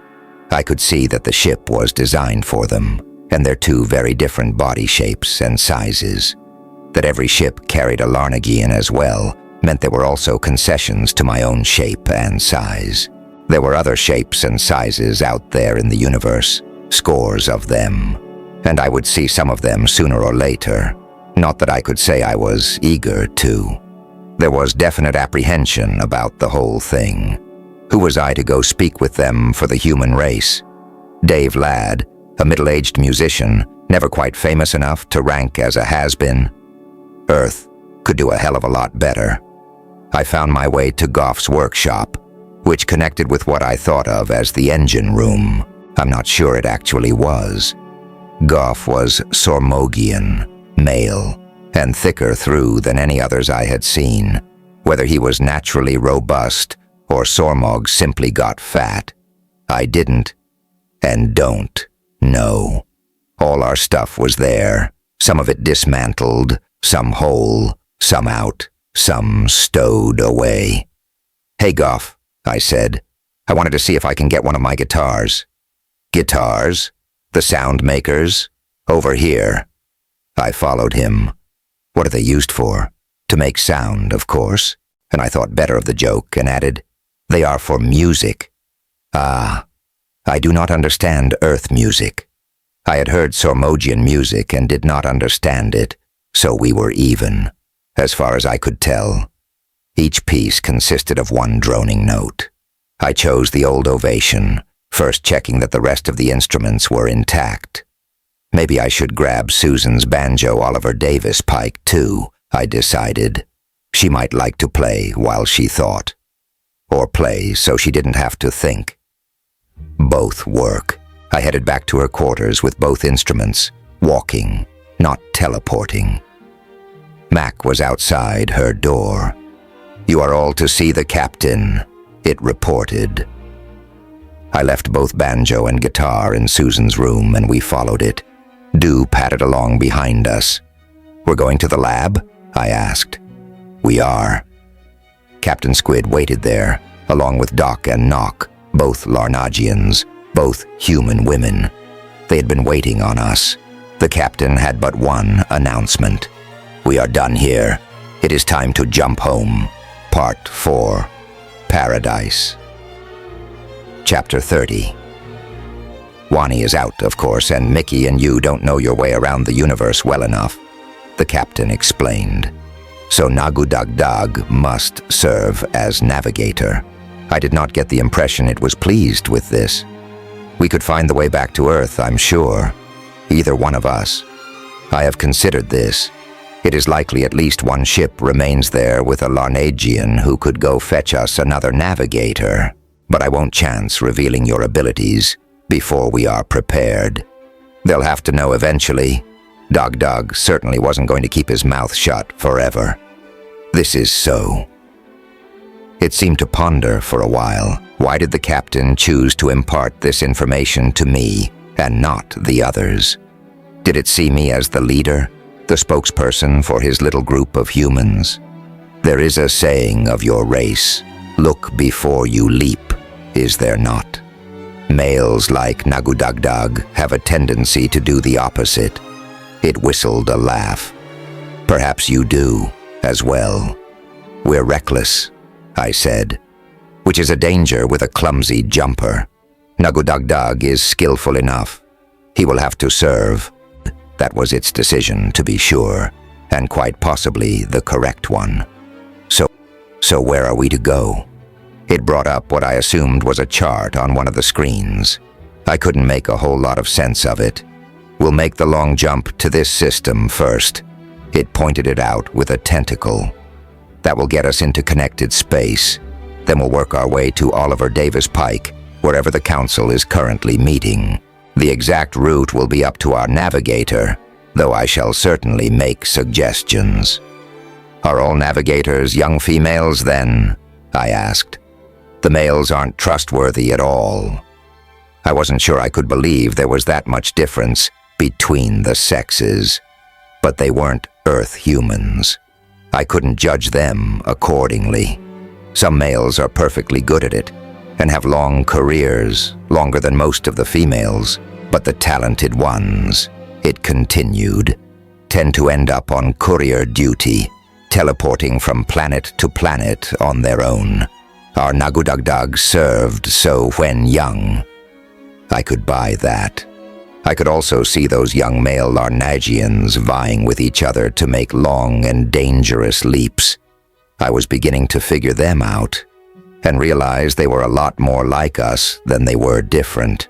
The teleport would not occur for a couple hours. I spread the news to the others and then had nothing to do but wait. "Is your father ready?" I asked Wani eventually. "I haven't seen him." Odd. He typically spent a lot of time with her, when he wasn't spending time with Susan. "Maybe he's with the captain," I said. "Let's see." We went up a deck. The operation of this vessel was pretty casual, and no one minded if we poked our noses into the captain's control center. "Oh," it said, as soon as it saw us. "Nagudagdag is just about ready. We've been discussing the jump." Early. He must be eager to go. The Larnagian was settling himself into the navigator's chair.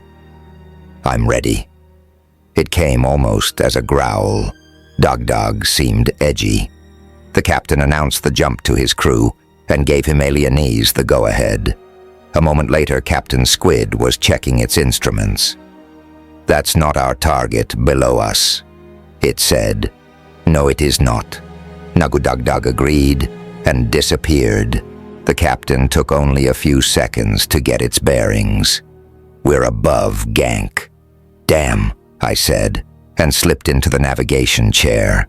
"Get ready to go again, right now." To its credit, Captain Squid did as I demanded. A few moments later, we were above Earth. It seemed the surest and safest jump.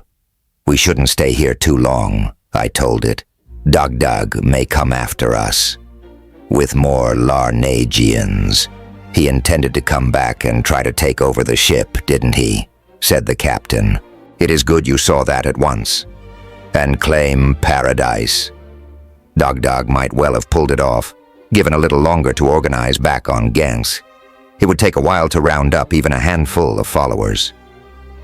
"He could still do that," Wani pointed out, "and so we must get to the council as quickly as possible." "Are you up to another jump, Dave?" "I'll have to be," I replied, and settled back into the chair. Chapter 31. "Why didn't Dugdug do that while we are at Paradise?" asked Donna. "He could have jumped home any time. Only he could be sure of knowing the way back," Wani told her. "A ship orbiting Gank is another matter. Easy to see." She frowned. "I am very angry with my father." I was a bit peeved myself. I did have to admit it was a rather well put together plan. Given a few minutes more, he might have pulled it off. Or maybe not. There were a lot of things that could have gone wrong. One was me being in the control room and realizing what had happened, and what could he hope to accomplish long term. Get a few Larnagians onto Paradise. Mickey had taken over after I teleported the ship in the general direction the captain had indicated. I hit the right system, but kind of far out. She got us into orbit at the right planet. Otherwise, it would have taken days of using the ship's engines to get us there, and I was admittedly too drained to go again right away. We were able to communicate in that system and learn where the council currently was meeting. "As expected," the captain said, "but it's best to check. I wouldn't want you jumping millions of miles the wrong direction." A couple more teleports, and we were there. Mickey and I both agreed it got easier to picture our destination each time when we compared notes after. "If everything else goes to hell, we can always find jobs," she said. Oh, I was expecting Wani to support me after the baby came. She was the wrong audience for that joke. I think Mickey was the wrong audience for me, period.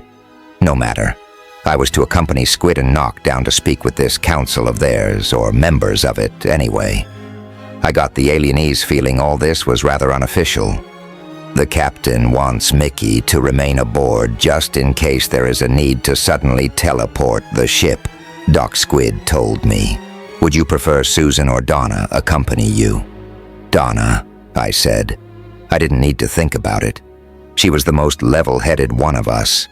We were about to take a saucer down to Whiz Gulp Whiz, which is the best I can do with the planet's name, when Mac came scuttling up. "There's been a security breach," it announced. "Captain wants you." We followed it back up 2 levels to the command center.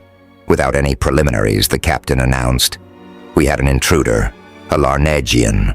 She must have jumped aboard when we paused at Earth." It brought up her image on a screen. "That's Wani's friend," remarked Donna. "What's her name?" "Muka. And not a friend anymore, I think. Is she still aboard?" "Teleported away before we knew she was here, but she accessed all the notes on your people first." He changed the screen to display her doing just that in Nock and Squid's lab. Nock stared at it. She knew where to go and what to look for. It demonstrates surprising intelligence. "So she's a genius among Larnagians," I said. "The question is what she plans to do with the information."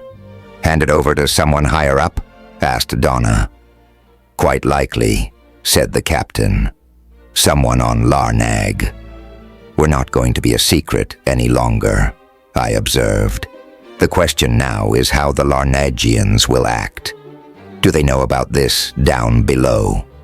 The information has been relayed, now you should be as well, an Oliver Davis Pike.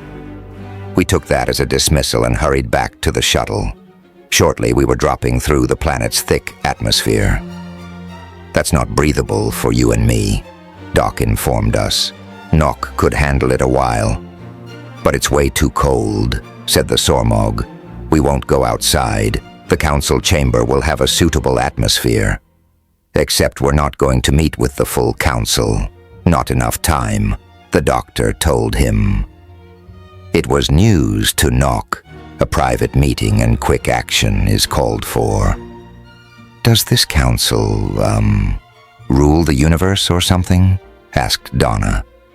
It coordinates the member worlds of the connected systems, mostly in matters of trade, explained Nock.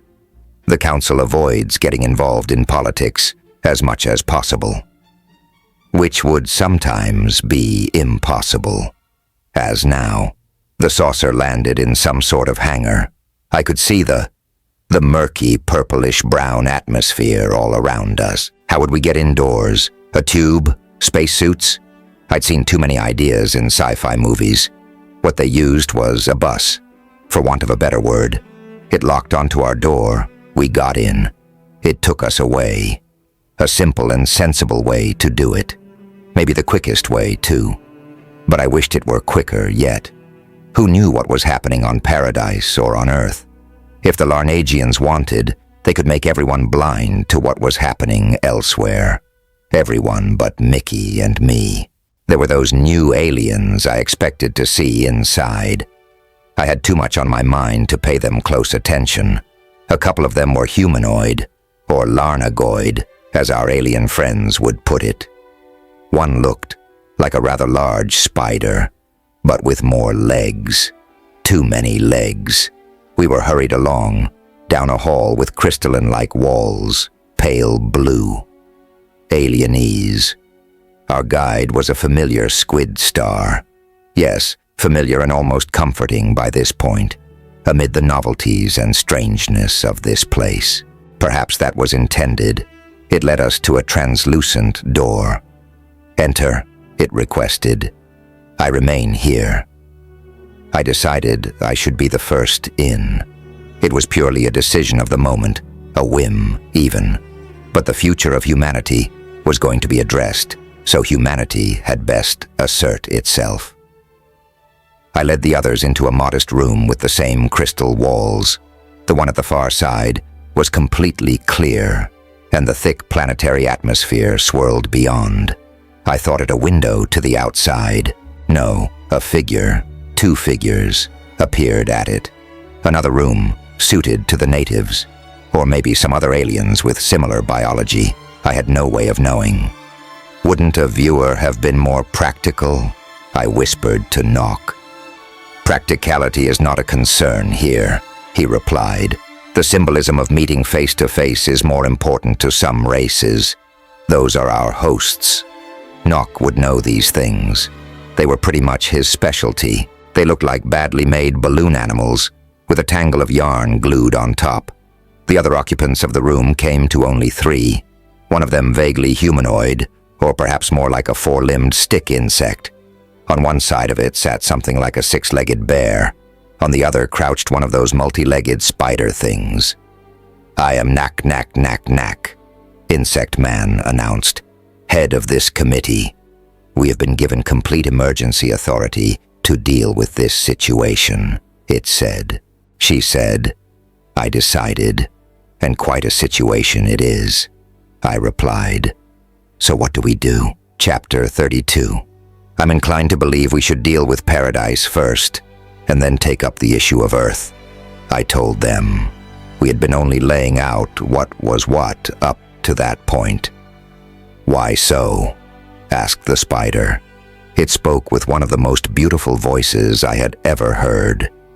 It is a smaller problem, and can be gotten out of the way first if we move quickly, and, I added, though I felt rather unsure about it, I am not sure Nagudagdag is necessarily our, enemy in this.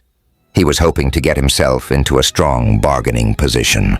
That was what I had come up with after pondering what had happened. I knew I could be completely wrong. Donna spoke up, which I had not expected at all. And if we control Paradise, it gives us that stronger bargaining position ourselves, both with Gank and Larnag. This is so. Agreed, Nak Nak Nak Nak. She and her companions conferred in low voices for a moment, which I felt was a tad rude. So how do you propose dealing with Nagudagdag and the Paradise question? We could lead ships there, I said. Me and the other human who can teleport. As many as we can, as long as we can, before Nagudagdag can get enough followers there to take possession. If you have ships ready, spoke Nock for the first time. We have had them ready for quite some time, Spider Creature said. Ever since this whole affair first came to our attention, when you sent the Larnagian girl with your preliminary findings. How is the girl? Asked the bear. And where are her loyalties in this? Its voice did not match it any better than the spider's, being rather high and shrill. Wani's loyalties are with me, I told them, alienes. Which is to be expected of a female in her culture, added Nock. Her allegiance would be to her mate and his, tribe. Or you could just say she loves this guy, Donna said. Can she guide ships, too? I shook my head. Not when she's expecting a child. So only 2, murmured the chairwoman. I am for this. The other committee members agreed at once. I don't know what the balloons on the other side of the window thought, and it probably didn't matter. The door opened. Escort these Earth people to the ships at once, she told the waiting squid and turned back to us. This was what we anticipated as our action, but we needed to know you were willing first. May fortune be with you. The doctor said at once when we were in the hall. Mickey needs to come down as quickly as possible. In the saucer. There is no point in wasting her energy on a jump. I'll go fetch her. It hurried off toward the hangar, Donna following. We hurried off in a different direction. You're going to stay with me? I asked Nock. I would seem best qualified to coordinate. He said no more for a few seconds as we followed in the path of the scuttling squid star. It will be dangerous jumping back here without a ship. I know this, especially the first time. You'll be less certain of your target. I know. I'm worried about Mickey. She didn't have to volunteer, to be sure, and maybe she wouldn't. And the first time will be tricky, sure. I'm also concerned about later jumps when we are fatigued. We'll have to push ourselves to get enough ships there. I wondered just how many the connected systems had standing ready, and if their navigators wondered why they'd been gathered here. 2 long teleports for each ship we took to Paradise. Divided Oliver Davis Pike by 2 if we were both able to keep it up. I just have to see. Where are these ships? I asked our guide. In orbit, it replied. We'll take a shuttle up to the first. That makes sense, said Nock, but it will slow things down. I was in a hurry to get going. A shuttle ride after each jump back here will give you a little time to recuperate, he observed. You would want to teleport into this building on your return trip. I suppose so. That would be the sensible path. But if, say, you or Squid was on the next ship to go, I might be able to see you and jump right to it. The twitching of his antennae certainly signaled agitation. Far too dangerous. Don't go acting like a male Larnagian. I could only laugh at that. Good advice, my friend. I am your friend, stated Nock. Very well. Instead, you should stay in the shuttle and I'll try to jump right back to it, ready to go up to the next ship. Maybe Doc could do the same for Mickey. Our guide announced that we had arrived. It was another hangar, and another bus took us to another saucer. Soon enough, I was in the navigator's chair of an unfamiliar ship. The captain was of a race I didn't recognize. I'd probably be seeing a lot of that, Paradise, I'd jumped there before, albeit not really knowing where I was headed. It wasn't hard to see it in my head, the spot to bring us into orbit. And then we were there. No other ships, someone reported to the captain. I nodded and prepared to teleport back. Take a couple breaths, Dave. It was a long jump. Go. Whoa. I was in the hangar, but there was no shuttle. I'd beaten it back to the planet. At once, I teleported myself beyond the doors, into the building, choking on the one breath of that alienese, noxious atmosphere. Between that and 3 quick jumps, I was kind of knocked silly and sank to my knees. A squid immediately came up to me. I'm pretty sure it was the one who accompanied Nock and me here. Maybe left to guard the hangar, keep the curious away. "Do you need aid?" it asked. I coughed a few times before answering. "I guess not. What the heck is in that air out there?" "Nothing too poisonous, I've been assured. Heavy on carbon dioxide, some methane. Even so, I think I will aim for this spot the next time. It will help me see it if you remain here." "Then I shall do so," it declared. A few minutes later, the shuttle appeared and I felt up to going off to another ship. "Mickey has made her first teleport," Nock informed me. "She is going to use our ship as her return point rather than the planet." "Good idea," I grunted. We wouldn't see each other in passing then. It might have been easier on us if we could have commiserated between jumps. "Have you heard how many ships are waiting up there?" It twitched one antennae. "I haven't heard, but I saw them as we approached in the saucer. There might be as many as 100. Wow, this council really had been prepared. "I hope they all have breathable air," I said. "But if they depended on Larnagians to navigate them, they would also have arrangements for them to breathe." I jumped 3 more ships to paradise before I collapsed and slept. I hoped Mickey did as well. Chapter 33. When I woke up, I started again. I think I slept no more than 2 or 3 hours, ship after ship, jump after jump. I stopped when I must, when fatigue and, more important, disorientation became too much. During a rest period, Nock told me, "Already many of the Larnagian navigators have disappeared. There is little doubt they were called home, so ships could not move between the stars." So we were needed more than ever, Mickey and me. "Do the Larnagians have ships?" I asked. "You mean ships equipped for teleportation, I am sure." And the answer is, of course, they do. Some. Many Larnagians don't see the point when they can jump anywhere without them. Okay. I think I'm ready to go again." And so we went on. I think I ended up taking as many as 30 ships to paradise before we called a halt. I had lost track early on, concentrating only on getting 1 more ship there and getting myself back, only to do it again. "We are going up to our own ship this time," Nock had informed me as I returned once more. "One of you can jump it to paradise when you are ready." I wasn't thinking that straight right then, but I realized something had happened. Why? Mickey reports that some sort of agreement has been reached with Nagudagdag. That's all I know, except that we don't need to hurry. Mickey didn't really know anything more either when I saw her. She looked awful. I'm sure I did too, though maybe not as awful as I felt. "I'll flip you for which one has to make the teleport," I offered, alienase. "I'm not about to be flipped, mister," she muttered. "Let me sleep a day or 2 and then we'll decide." As it was, she was still asleep when I awoke, so I teleported us all to paradise. There was the connected fleet, over 50 ships, orbiting the planet. As I sank back, weary still in the navigation chair, the captain said, "I am told the Larnagians had a couple ships here, as well as a handful of men. They actually made a sortie against one of our ships at one point, but the numbers were just too much for them to win.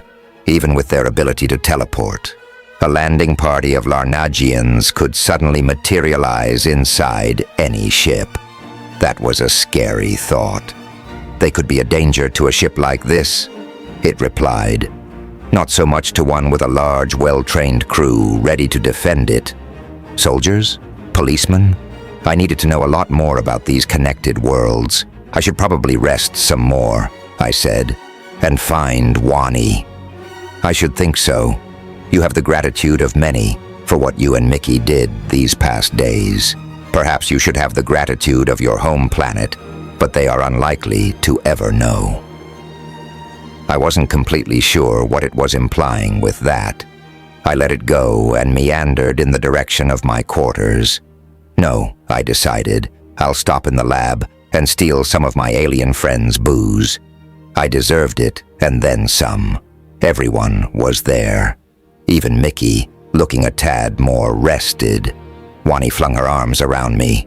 "You are a hero," she proclaimed. "Mickey is a hero. I have watched her push herself.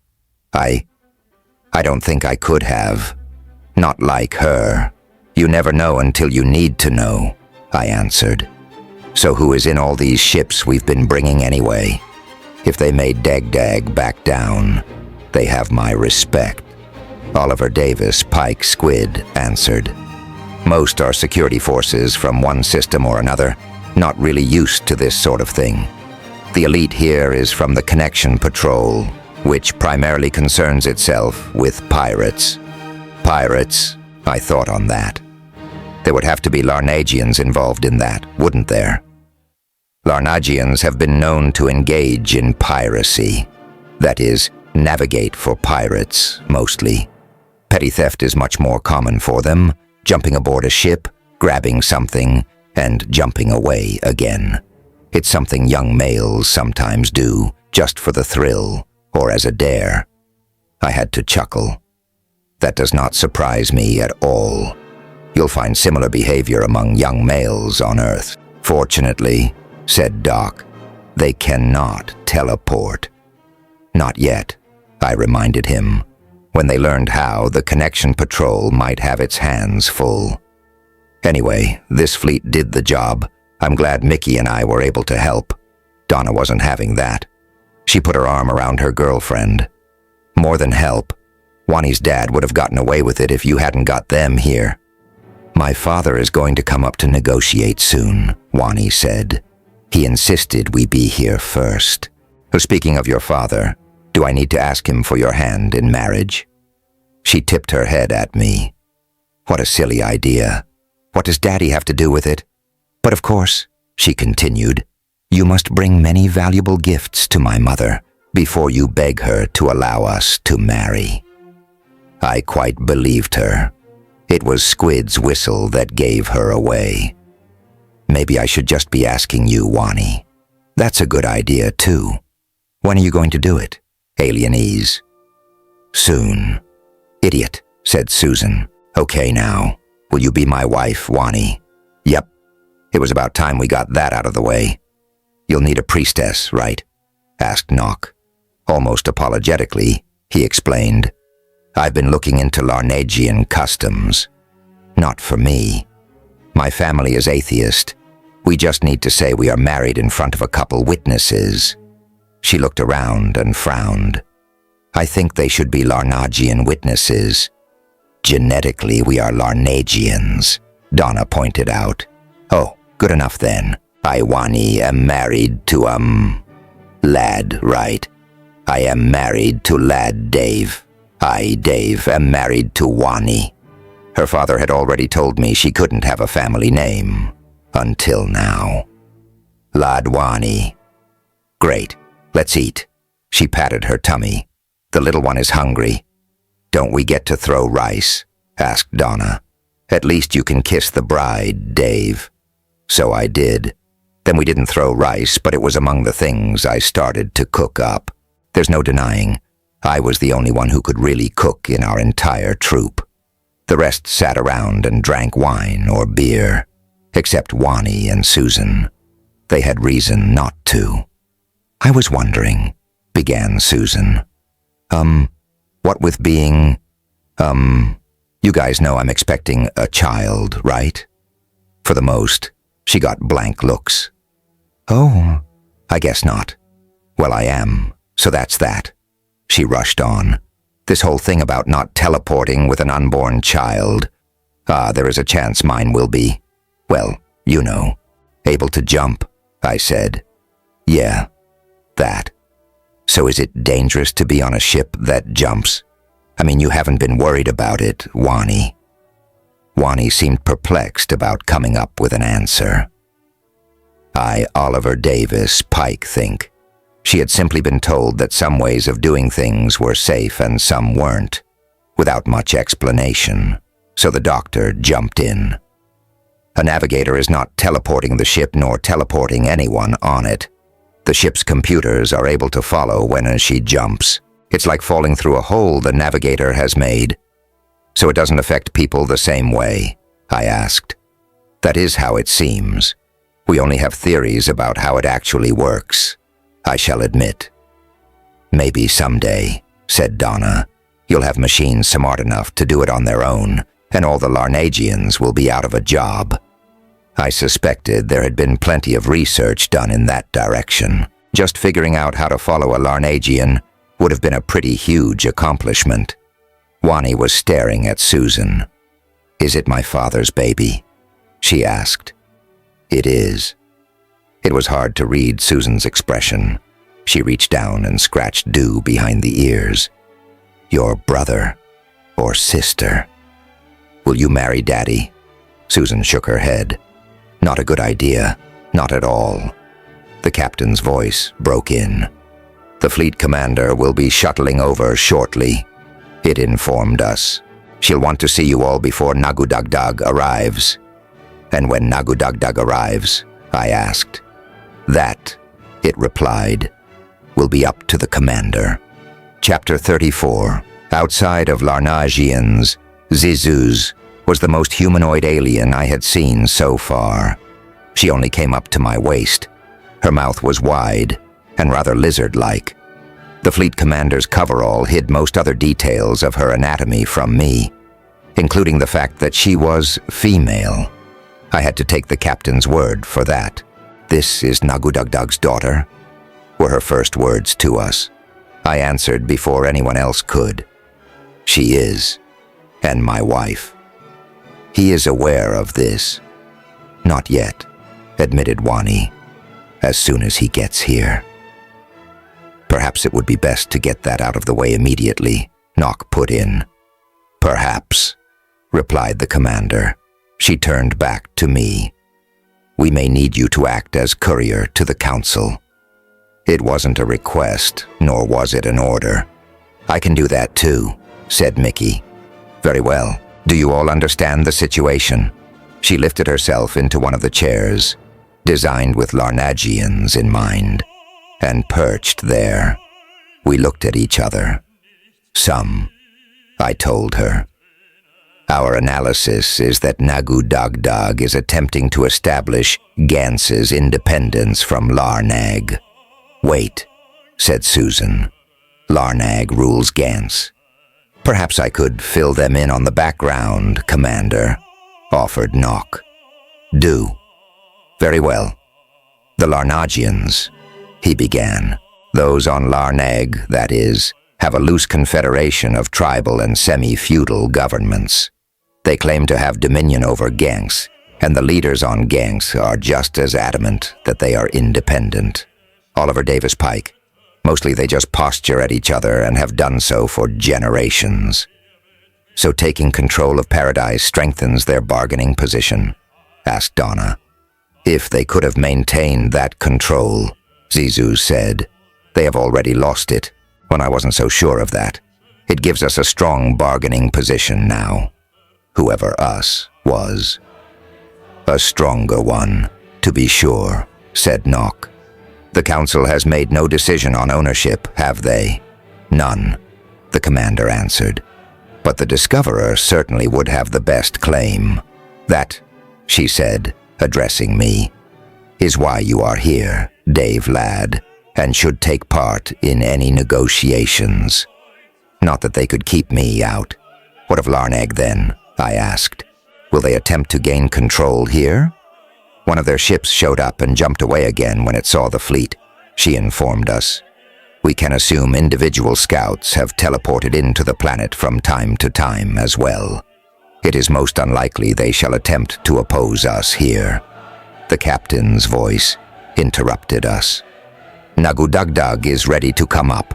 Shall I instruct him to teleport to the lab? Yes, Captain. That would be fine, the commander responded. He did request that all of you be here, she said to us. But I do not think you should all take part in any formal negotiations. That is for Dave.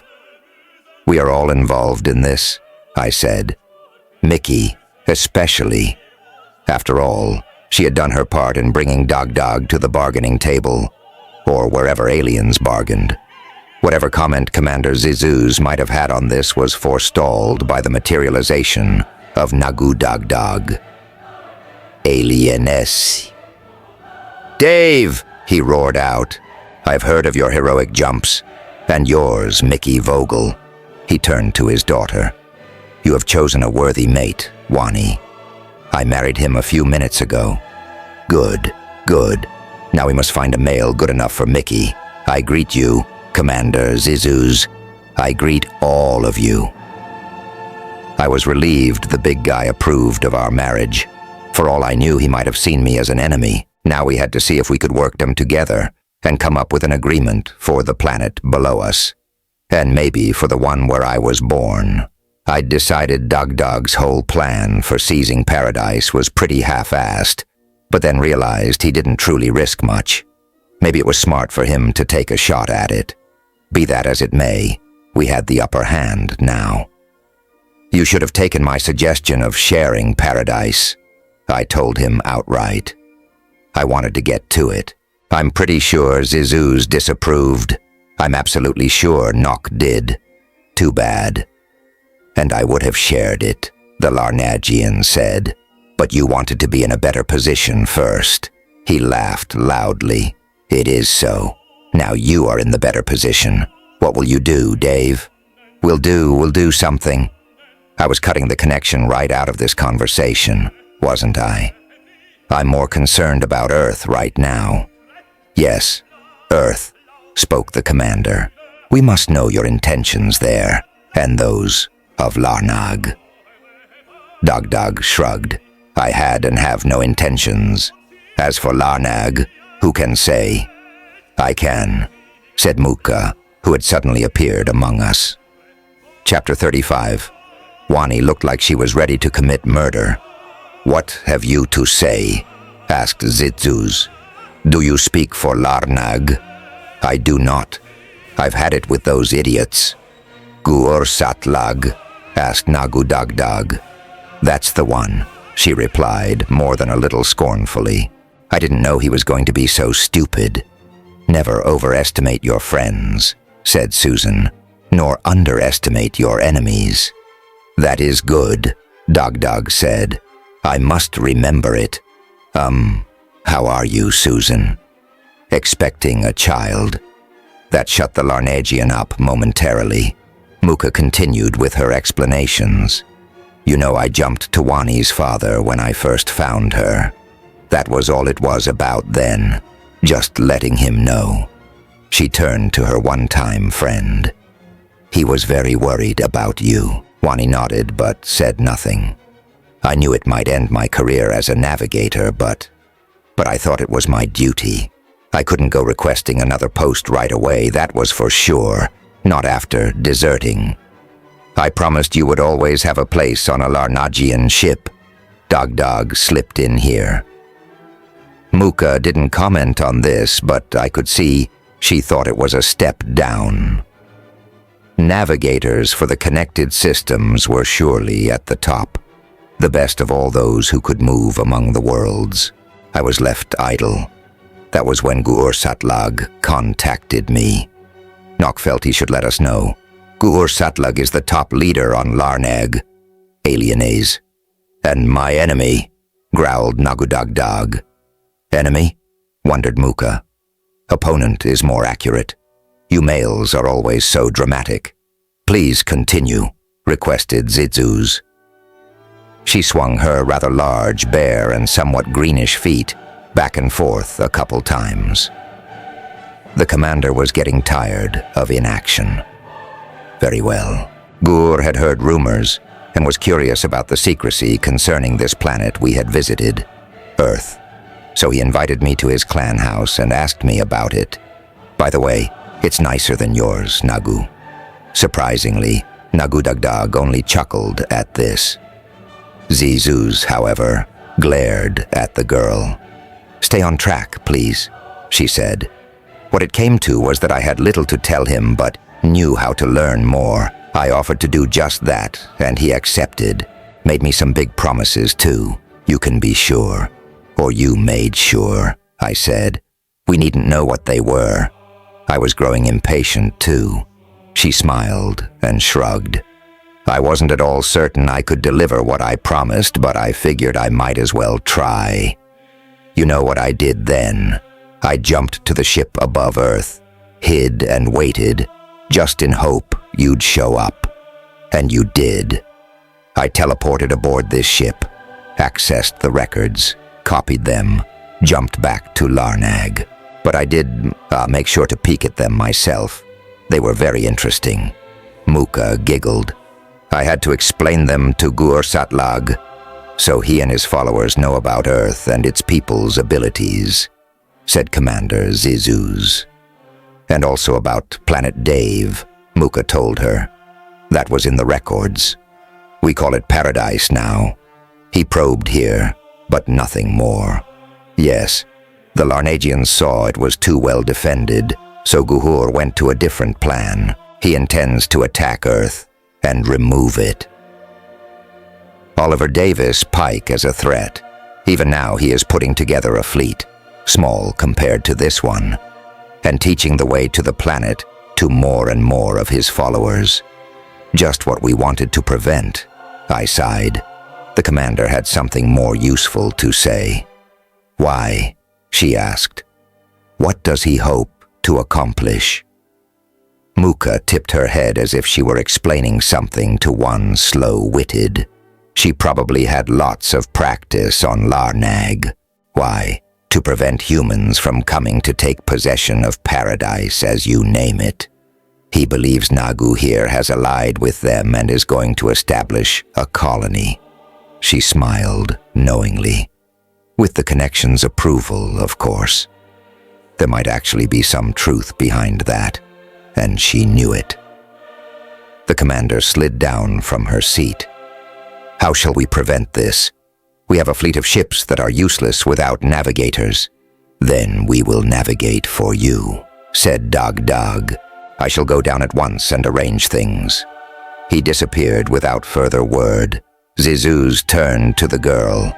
For your service, I shall recommend you be reinstated as a navigator. I am returning to my ship, Captain, she said, speaking to the ceiling and heading out the door. Very well, Commander, came the captain's response. It had undoubtedly listened to everything. What now? I was standing there, staring at those who remained. Wani and Muka were eyeing each other warily when Du ambled over. Both were petting him a few seconds later. Squid sidled close and whispered, I do wish we'd spent more alienese time with Muka when she navigated this ship. She is undoubtedly the most intelligent Larnagian I've ever encountered. I could agree. Even on Earth, she'd be considered smart. Muka was indeed a genius among Larnagians. I wonder just what she was promised for her spy work. Marriage, most likely, felt Nock, who had joined us, to the most powerful male on Larnag. But I think she decided against that. So do I answered. And I think Gu Ursatlag dodged a bullet. Chapter 36. My men will be teleporting aboard one by one, Dagdag announced. Then we can go. Who is navigating? I shall, announced Muka. Nagudagdag, if I may. He squinted at her from beneath his heavy brows. I don't think Dagdag quite trusted her yet, and I did not blame him. Yes, If your men each first visit the ship they will navigate, it will make the jump back easier. He slowly nodded. You are right. I shall so order. He disappeared again. The captain sighed. We could have radioed them. What we were doing was simple enough. Once it was explained to me, Wani and Muka taking turns. It seemed that their enmity had disappeared. I might still warn my wife not to trust her too much. Later on, we need only jump with a shipload of Larnagians to show them where Earth was, and then they could immediately jump back and navigate the other ships. The whole fleet would be at Earth in no time to deter Guursatlag. If we could ever get going, I was impatient, knowing we were near an end to all this. I wanted to be done with the old, to start the new. So what if I had no idea what was involved in making a planet habitable? I'd figure it out. We'd figure it out. A handful of Earth humans and Larnagians. I did hope those 3 humans would remain. Donna and Mickey, Susan, for their own sakes, not mine. There was nothing about me to make them want to stay. I can be a bit abrasive. I know this. It has helped neither my career nor my personal relationships. Too wrapped up in myself, too, maybe. Larnagians started showing up on board. Most of them were congregated in the Saucer Bay, but there were a few outliers.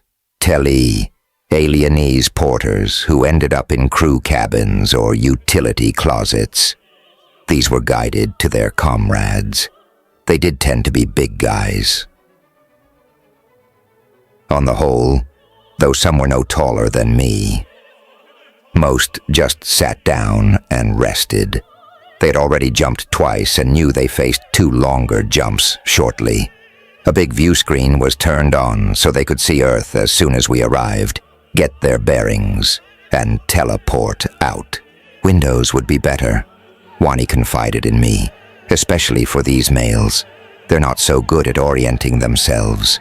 Then she whispered, her voice small and sad. Some will miscalculate their jump back and be lost. But they'll jump anyway, I stated. So would many men on Earth. Faced with the same circumstances, I'm not sure I would. It's time you went to your quarters. This had been agreed. Indeed, I would have preferred that Wani be left on the planet, as well as our 3 human women. I hadn't seen Dog speak with Susan yet. He might be waiting till all this was over. Some personnel not needed aboard had been shuttled down to Paradise, to the small camp established there. Then everyone was aboard that needed to be aboard, and everyone was off that needed to be off. It was time to go, to jump to Earth, and finish this. I was in the lab when we jumped. I didn't know we jumped, of course. One couldn't feel it. The captain announced our arrival. All those Larnagians would begin teleporting back to Paradise, back to the fleet, as soon as they felt themselves ready. A few foolish ones would before they felt ready. There are always some like that. Pour me another, I asked Squid, and I'll drink to our success. Then we would have to get involved in whatever was Oliver Davis Pike going to happen. It poured me out a rather large beaker of single malt scotch. Dave, could you come to the control center, please? Came the captain's voice. Ah, all of you might as well. I reckon I'll save this for later, I said, taking one sip and setting the whiskey aside. Let's see what it wants. The captain awaited us, and of course, Muka, still in the navigation chair. Good, she said. You take over, lad, in case we have to make an emergency jump. She climbed out. Why not? It's good to be of some use. I settled into the couch. Do you expect any emergencies, Captain? There are several Larnagian ships out there, it responded. And they are, of course, full of Larnagians. We can expect visitors sooner or later. So why don't we just jump away and let the fleet take care of them? I asked. The other ships should be along pretty quickly, as soon as all those navigators got themselves ready to teleport again. Our orders were to allow Guursatlag to make contact if he wished and begin negotiations, said Nock. Squid whistled, and perhaps distract him before the fleet starts showing up. I could only nod. It made sense of a sort. I did wish Dog Dog had remained on board instead of insisting on being one of the navigators, and remained on board with at least a couple of his burly Larnagians, too. It didn't take long. A big and somewhat fat Larnagian male appeared in the control room. Good accurate jump, I had to admit to myself. He had a long, unkempt beard hanging onto his chest. "Ah, Muka," he said. "Very good. You've brought them right to us." "Alienese." The girl smirked. "Sure, Satlag. You didn't think I deserted you, now did you?" I don't think he caught the sarcasm in her voice at all. "And you shall be rewarded," he said, and turned to the captain. "My men will be teleporting aboard, here and there. We mean you no harm." "Then what do you mean?" I asked. He scowled at me. There was definite menace in the scowl. "You're one of them, aren't you?" "He's the one who found the planet," Muka informed him. "They've named it Paradise now." "Ah, I have heard of your jump. A great feat, lad of Earth. But we will have that planet, or take the one now below us. There are a few billion of us down there to prevent you." He didn't seem concerned about that, holding up a broad palm in dismissal. "We have weapons that can remove them. It might be best to do that anyway, and have both worlds." Whether Guursatlag bluffed or was serious, I did not know. I did know he was dangerous. Something buzzed. "What is it?" asked the Larnagian. "Are my men in place?" A voice came from somewhere in the vicinity of his torso. He must have a communication device on that broad belt around his broad waist. "Ships arriving," it said. "Lots of ships." Guursatlag turned a snarling face to Muka. "Traitor! Did you really think I'd go along with such a stupid idea?" she asked, and then immediately added, "Of course you did. You're just as stupid." I wasn't sure what this big enraged Larnagian might do. I was ready to transpose myself between him and the girl. He might Oliver Davis Pike stumble over me or something. Fortunately, Nagudagdag decided to teleport in right then. The two males stood there, glowering at each other. From their postures, I expected a physical fight to erupt any second. No, Nagudagdag knew he had already won, and relaxed. "You are beaten, Gur." His opponent sagged. He knew it too. "Why are you helping them, Nagu? They are a danger to both of us. I have decided they are better friends than they are enemies. We must learn to work with them." That was honest, Tugud wisdom. I wondered if someone had whispered it in his ear. Not that Dug couldn't come up with something like that on his own. I've said before he was smart, as Larnagians go. "The fleet commander will be shuttling over shortly," Captain Squid announced. "Then we can begin our negotiations. Why don't you escort our guests down to the saucer bay, Dave?" "Will do," I replied. I noted that Nock and Doc remained behind. They and the captain might have things to discuss. It didn't bother me to be left out. Muka followed along behind us. "It might be best," I told them, "if neither of you had any men aboard this vessel. You are here to negotiate, not to fight." Gur gave me a sour look, but got on his communicator and ordered his followers to leave. Not that those Larnagians couldn't jump right back on at any time. I assumed Nagudagdag hadn't brought any aboard, but they too would be poised to teleport if called. We could have a pitched battle erupt in the space of a few seconds. The commander's shuttle reached the bay before we did. "Where's the best room for our conference?" she asked at once. "Will the lab do?" She had been there after all, and it was a large, open room, alienaze. It should. She led the way, the Larnagians close behind, occasionally giving each other threatening glances. Muka and I brought up the rear. The girl seemed quite cheerful. It did surprise me some that Zizuz had no guards. Maybe she felt it best to show trust. I'd say trust is good, but caution is better.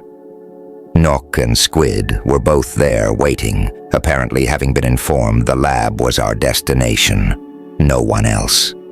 "I want my daughter here," growled Dog Dog. "Susan, too." "They are not needed," was the commander's response. "Nor are you," she said to Muka. "Please return to the captain, in case he needs you, in case there was a reason to suddenly jump away from here." I suspected Zizuz was primarily exerting her authority at the beginning of the negotiations, showing these two feuding Larnagians she was in charge. It would have done no harm to let others in. Muka was reluctant, but did as asked. She would have loved to stay and observe. Of that, I had not the least doubt. Fleet Commander Zizuz climbed into one of the chairs, as before, hesitated there only a moment, and then stepped up onto the table. She intended to be on a level with us, but she still looked a little silly when she sat down with her legs dangling over the edge. "Let us begin," she said, Chapter 37. "We can withhold our navigators," Gursatlag warned. The commander was not concerned. "An inconvenience, temporary only. Gank can provide some. Earth can provide many with a little training." "So you would open Earth up?" asked Nagu Dagdag. He didn't seem any more comfortable with the idea than his rival. "Bring it into the connected systems?" "We might," she said. "Will it be necessary?" "Not if you two are willing to cooperate," I told them. Zizuz nodded. "Exactly." Gursatlag looked thoughtful or puzzled. It was hard to be certain. "Then what would be done about Earth?" He gave me a sidelong look. "And those who come from there?" "They would have to be brought into the connection eventually," said Nagu Dagdag. "We need to be given time to prepare." "As would Earth," I said. It would not do at all for unready humans to start leaping out into the universe. Even I can see that.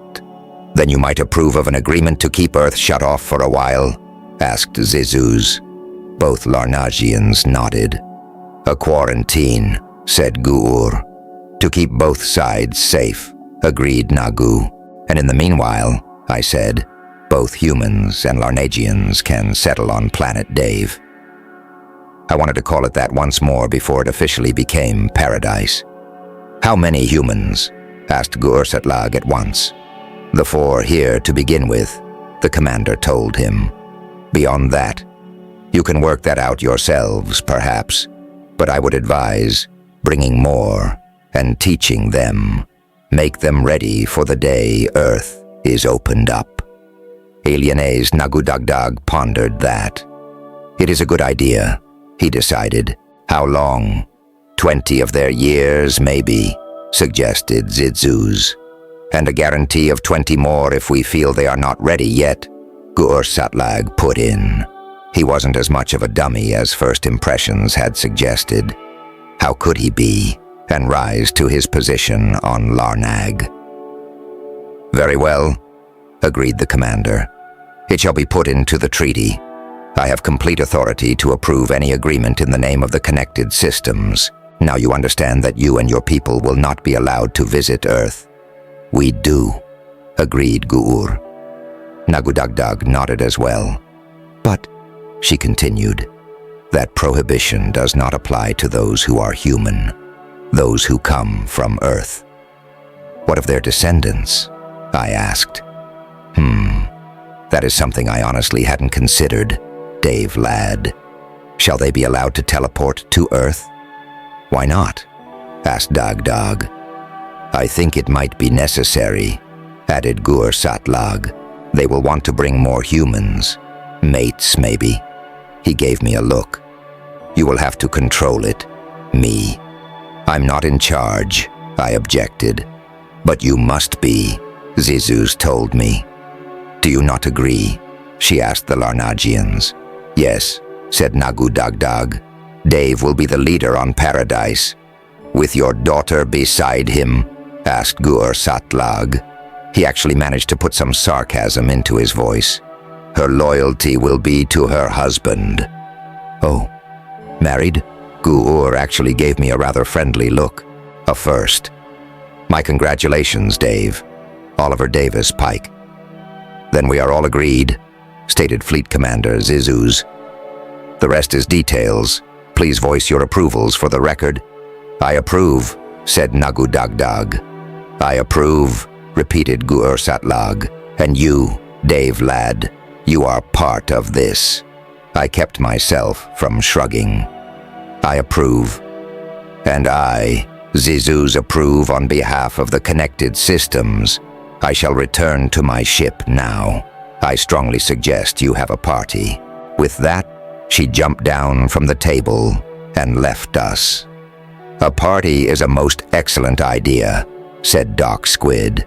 It and Nock had been silent observers for the most part through our meeting.